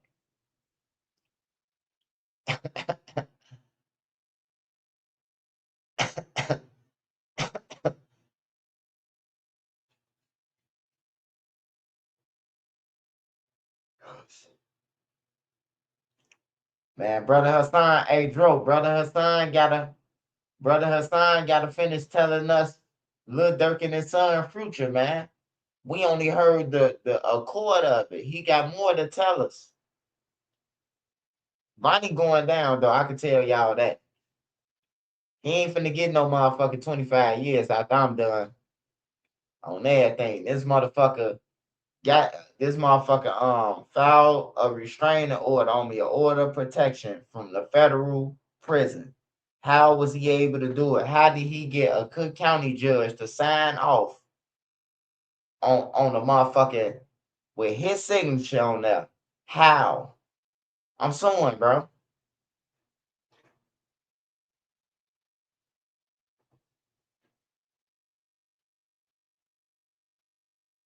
That nigga locked up for a murder for hire, and he was able to file charges on me, basically. With a murder for hire. I'm suing. Bacon versus Allah, man. Nah, not Bacon versus Allah. It's just that what I'm trying to tell the Muslims, man, don't judge me, brother. Just sit down and have a bacon sandwich with me, brother, and you'll change your mind, brother. I don't eat bean pies. I eat bacon and egg sandwiches, man. Big Dog Jesky, what's up, my boy? I don't eat bean pies. I eat bacon and egg sandwiches, my brother.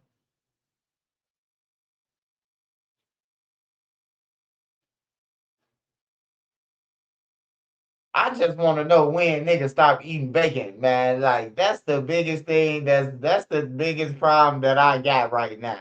When did niggas stop eating bacon? Man, everybody I know in the city, from the low end to the hundreds, fucking up bacon, man.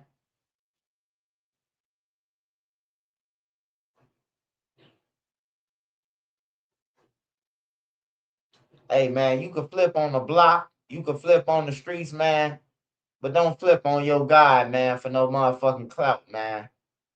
On everything, bro. Like, please don't flip on your God for no motherfucking clout, man. That's all I'm saying, man.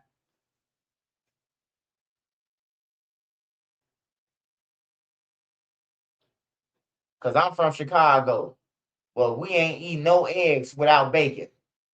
Now everybody ain't eating eggs. Now everybody ain't eating bacon.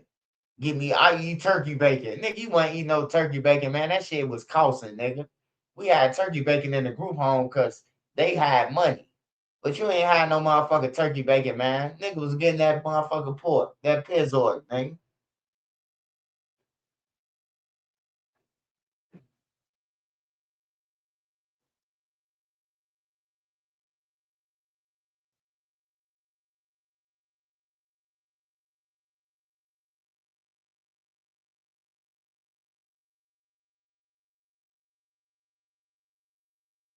And religion judging, nah. They just need to sit down and eat some bacon with me. Ain't no judging. Hey, look, we not judging nobody religion, man. You hear me? Whatever you is, you cool on Trenches News channel.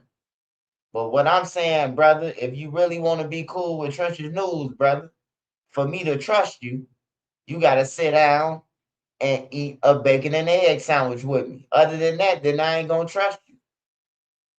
If you want me to trust you as Trenches News, You gotta sit down and you Muslim. In order for me to trust you, you gotta eat that bacon and egg sandwich with me, brother. Now I ain't saying you gotta eat it on camera. I ain't saying you gotta eat it on camera in front of the whole YouTube, but you know, long as I know that you had bacon on your breath, I believe you. That's all I'm saying to any Muslim. I just can't trust y'all. Y'all killing each other, man. Y'all knocking all the Muslims, Zoo, Money Duke, all them was Muslims, man. They was planning on killing each other, man. I can't trust y'all, man. Lil Tim, Vonnie, a bag, Lil Durk didn't pay the blood money. That's why they in jail now. According to the dead, he Muslim, Dirk Muslim, Vonnie Muslim. You see what I'm saying? All backdoor, man. All backdoor action, man. All backdoor action. How can I trust them? All the Muslims killing each other. I'm just being real, bro. They killing each other. Yeah, motherfucker running around Chicago talking about they Muslim. They killing one another. You ain't seen not one Christian kill another Christian. Now they might have stole some money. Even a Christian might have said, lock them doors. Ain't nobody leaving until I get $40,000. The Christians might do that, but they ain't killing each other. The Muslims is, man. They killing each other. And I mean that shit, man. They killing each other. They killing each other, man. Definitely in Chicago and Philly. Everybody Muslim, but they killing each other, man. So just sit down and have a bacon and egg sandwich with me and see it from Trench's News angle. I cook a mean bacon and egg sandwich, man. I fry my bacon in grease. You know how you fry chicken? I fry my bacon like that. And then, you know, I got the butter bread to make the butter bread. You know, the bread, a little buttery, toasty, you know. So when you bite down, you can get that bacon grease. You can get them eggs and you can get that butter, you know, that country crop. All in one bite, man. Say something like White Palace, man. Yeah, that's what it is, Jasky. That's what it is, man. Cause everybody I know who joined, man. I was just seeing them in another church, bro. In a church, you know. Yeah, don't join none because there's no trend, man. Like I fuck with the Muslims, bro, but I ain't gonna join it because you fuck with them or because you a trend. Like, nah. I love bacon on everything. And I'm not going, hey, look, I'm sorry to say this. And I'm sorry to say this, and I might be a weak motherfucker for saying this, but I smoke weed every day. Every day I smoke weed. I've been smoking since I was 10 years old. I started smoking with my father, you know, smoking weed. He was smoking joints though. But you know, we graduated to blunts and shit like that later on. So, long story short, what I'm trying to say is I smoke weed, which means I get the munchies. Which means ain't no way in the hell Trench's News gonna be able to fast. Cause I get the munchies. So unless you let me eat on while we praying, I can eat. I can eat like I'm not waiting to no motherfucking sun go down or go up, whatever, however it is. I can't wait. So I just want to know as I'm still accepted if I bust open a bag of Pringles doing prayer, you know. If not, I'll stick to the church. You know, I don't even go to the church though, the Christian church, but you know, I just stick to my house, my closet, you know, praying to God in my house. You know, I can't fast, man. I ain't gonna lie to you, bro. I be having the munchies too much. I be having the munchies. I be ready to fuck something up, man. Eggo waffles, they call my name. The strawberry part tarts call my name. You know, and it be weird times, man. It be weird times. It damn sure when I wake up, I'm finna eat something. So it ain't made for me. Halal. Well, what the fuck is halal? Man, hey, look, man.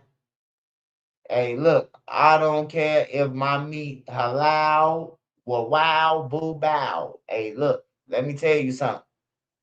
Once that bacon hit that grease, whatever germs it got on it, whatever extra blood it got on it, that shit gonna be fried, brother.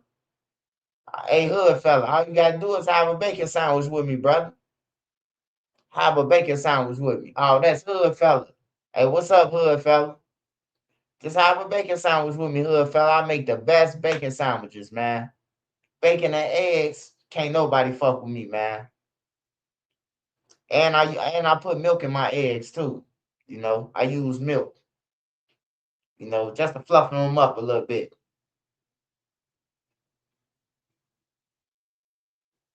Oh, you eat pork? Oh yeah, have a bacon sandwich with me one day, brother.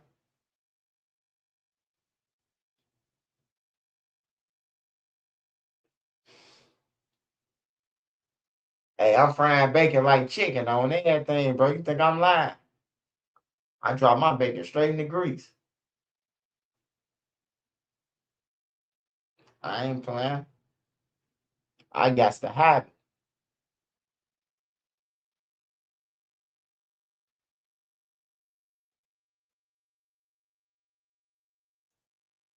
Jessica said he going back to Houston next month. Oh, Jessica, I might run into you, brother. I might be running into you then.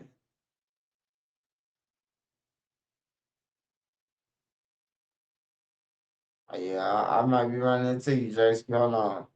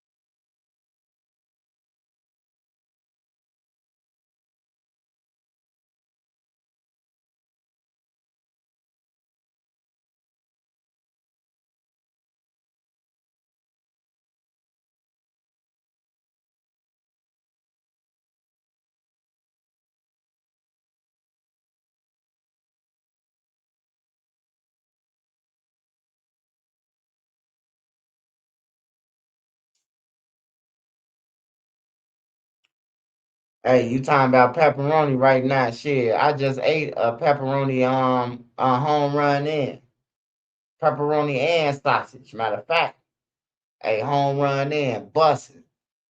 Put your oven on 410 degrees. 410 degrees, man, for 13 minutes, man. Let it get a little dark. That motherfucker gonna be a bomb.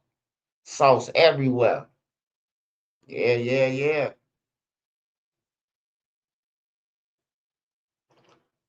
Oh yeah. Now I'm only a vegetarian in jail because I'm not eating none of that mystery meat. So I'm not even trying to figure out what's pork, what's pepperoni, what's bacon. You know, I'm a vegetarian when I go to jail. I ain't going to jail no more, but when I do go to jail, yeah, I'm a vegetarian.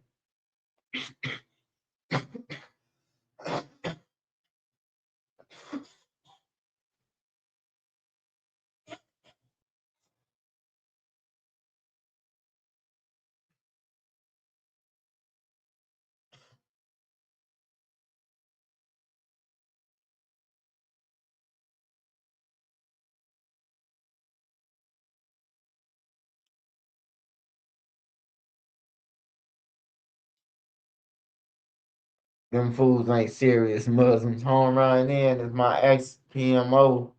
That shit good afternoon. Hey, yeah, for sure, man. Hell yeah. You gotta eat, man. You gotta eat something, man.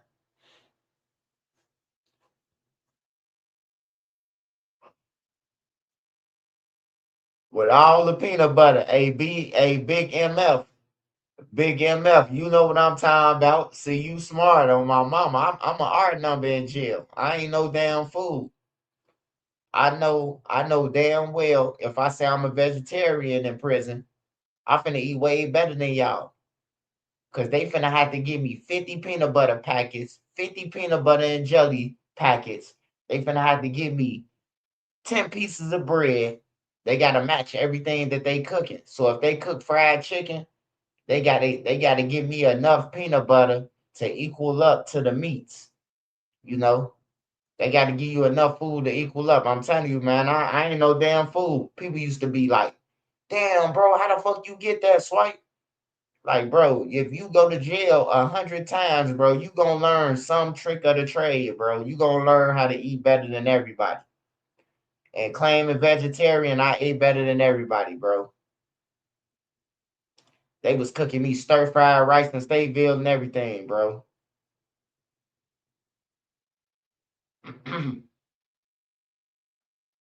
Hell yeah, I was holding my peanut butter and shit for late night. I got 5, 6 sandwiches, goddammit. Hell yeah, I know the lick. I know that lick. Every time I go to jail, bro, it's already down that I'm a vegetarian. I'll go to Stateville right now and it's gonna pop up that I'm a vegetarian. Swipe, tell them about Stateville. Oh yeah, Stateville will break you, man. Stateville will definitely break you, bro. I sat in Stateville for 5 months trying to see the board. I had court writs and everything, bro. So I stayed in there for 5 months. I was on A wing. That shit'll break you though. I seen Wee Wee from EBT when I was in there. I seen Wee Wee. I seen C-Day when he was in Stateville. Who else I seen? Y'all don't know who Demond them is from the Greens. I seen Demond when I was in there.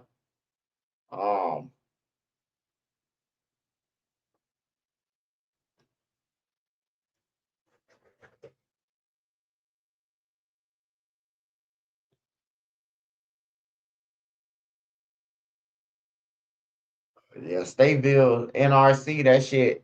You in your cell all day.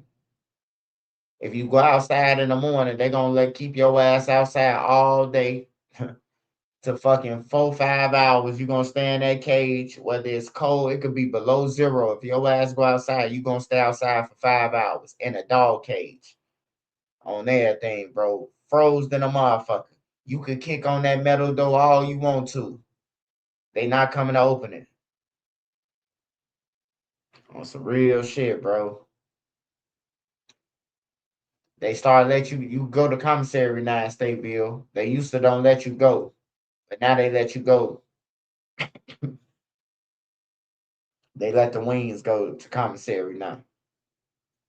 Cause motherfuckers in that starving. When I first went to Stateville, my first time ever, they gave a nigga a Lunchable.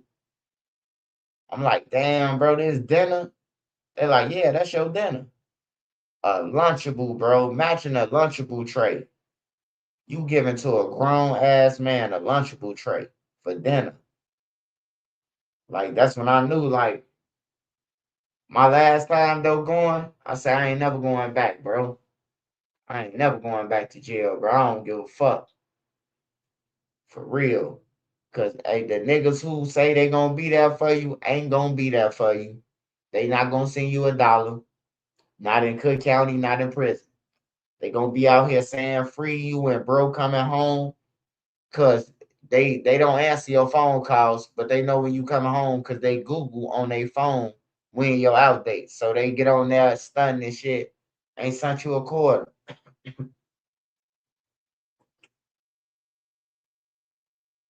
Jeff Hicks, what's up, my boy? Bentley 518.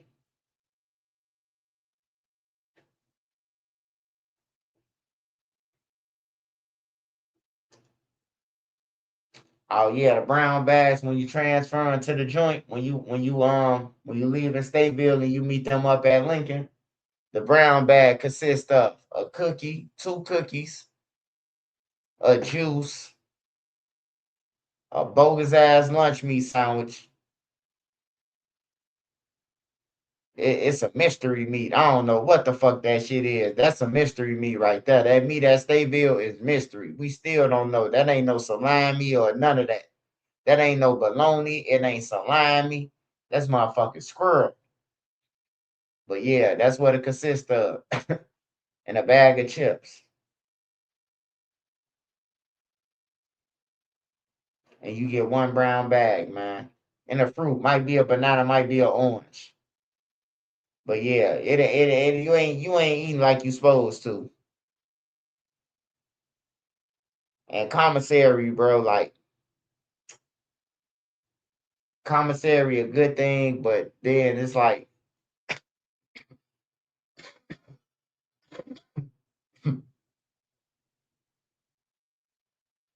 oh, you talking about the bag, K119. Oh yeah, motherfucker at nighttime, the bag come with your letter on there. It come with a number, it come with an alphabet and a number on that motherfucker. And there's somebody on the deck that know every number. Be like, hey bro, what's this number? No, you going to Menard, shorty. You ain't going to Graham, shorty. You going to Menard, shorty. That's Menard. Motherfucker, what joint I'm going to? I already know what joint I was going to because I always go to the same joint first. I always go to Shawnee first. Every time. I've been to Shawnee 4 times, bro. I've been to Shawnee 4 times. I've been to Mount Sterling. I've been to Graham. I've been to Centralia. I've been to East Moline. I've been to Vandalia. I've been to Galesburg. I've been to Danville. I'm talking about these on parole violations or in a joint, like going to court on or going to court and shit like that. I mean, this me serving time or on parole violation, going back to jail for gang contacts. I'd have been all them joints, bro. I got a hard number.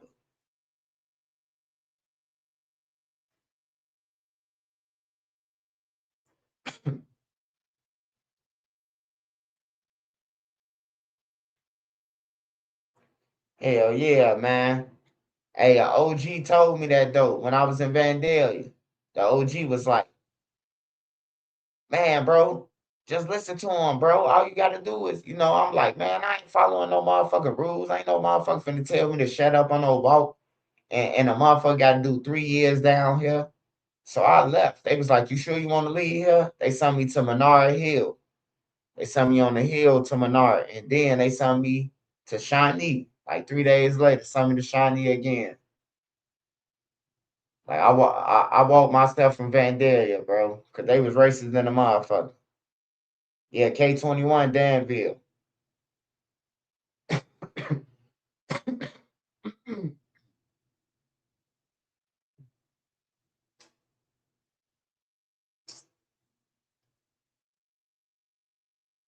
Matthew Liggins said he had to hit the gym real quick. Shit. Ain't nothing wrong with a little gym, man. Niggas need to bust them sweats and shit.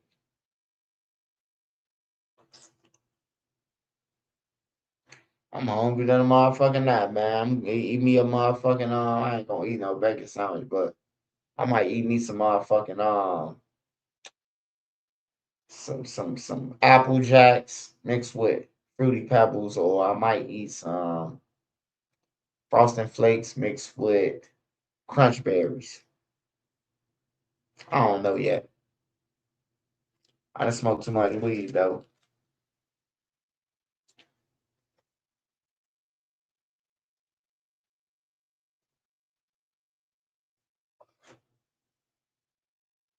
Shout out Sparks Visual, man. Make sure y'all go and follow Sparks. Shout out Street Code. Shout out Tommy Sherman. Dustin Turner. Trap God. Let me see this shit, man.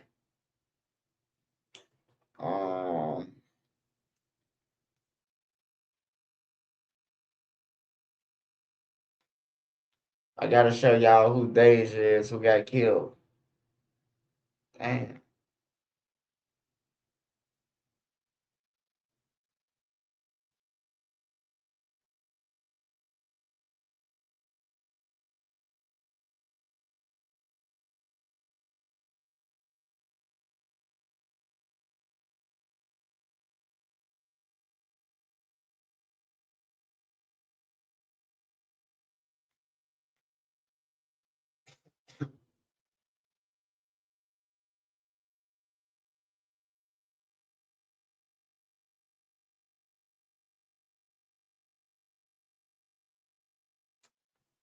Damn. See record.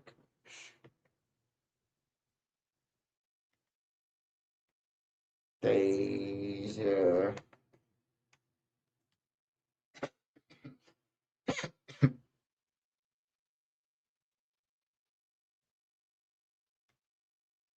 Now to breaking news on Chicago's North Side, where police are investigating a deadly shooting in the West Ridge neighborhood. A woman was found unresponsive inside of an apartment building off of Bell Avenue. That is where we find our Marissa Perlman. She's learned that the victim is a City of Chicago employee. Marissa. Marie, a source who knows this investigation tells us that this woman worked for the city's Office of Emergency Management. Now, when she didn't show up for work, it was her own director who called police asking for a welfare check. Our deputy director here is doing this check the well-being. When police arrived at the apartment building here, they found a 36-year-old woman unresponsive with at least one gunshot wound to her abdomen. She was later pronounced dead at the scene. Investigators say it's not clear what led up to the shooting. They were seen on a second-floor apartment building for hours, bringing evidence in and out of the building. Bell Avenue closed off to traffic for much of the afternoon. A neighbor who is on the board that manages this building didn't want to speak on camera, but tells us she has heard fighting coming from the second-floor apartment where this woman was found. Listen to what's heard on police scanner as officers show up to the second-floor apartment. The young lady behind the front door, blocking the door. She's blood on the floor. Now, the victim's identity has not yet been confirmed, and we do know that police are investigating this as a homicide. We're live in West Ridge. I'm Marissa Perlman, CBS News, Chicago. Marie, back to you. Marissa, thank you for that update.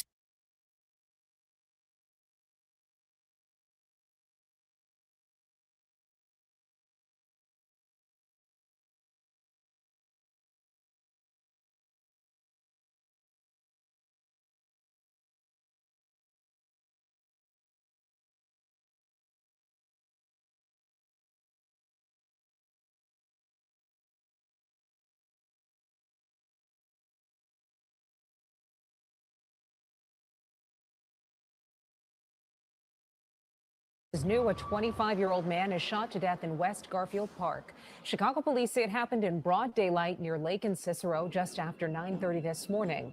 Investigators say two men got out of an SUV, opened fire, and drove away. The man died at the hospital. Nobody is in custody.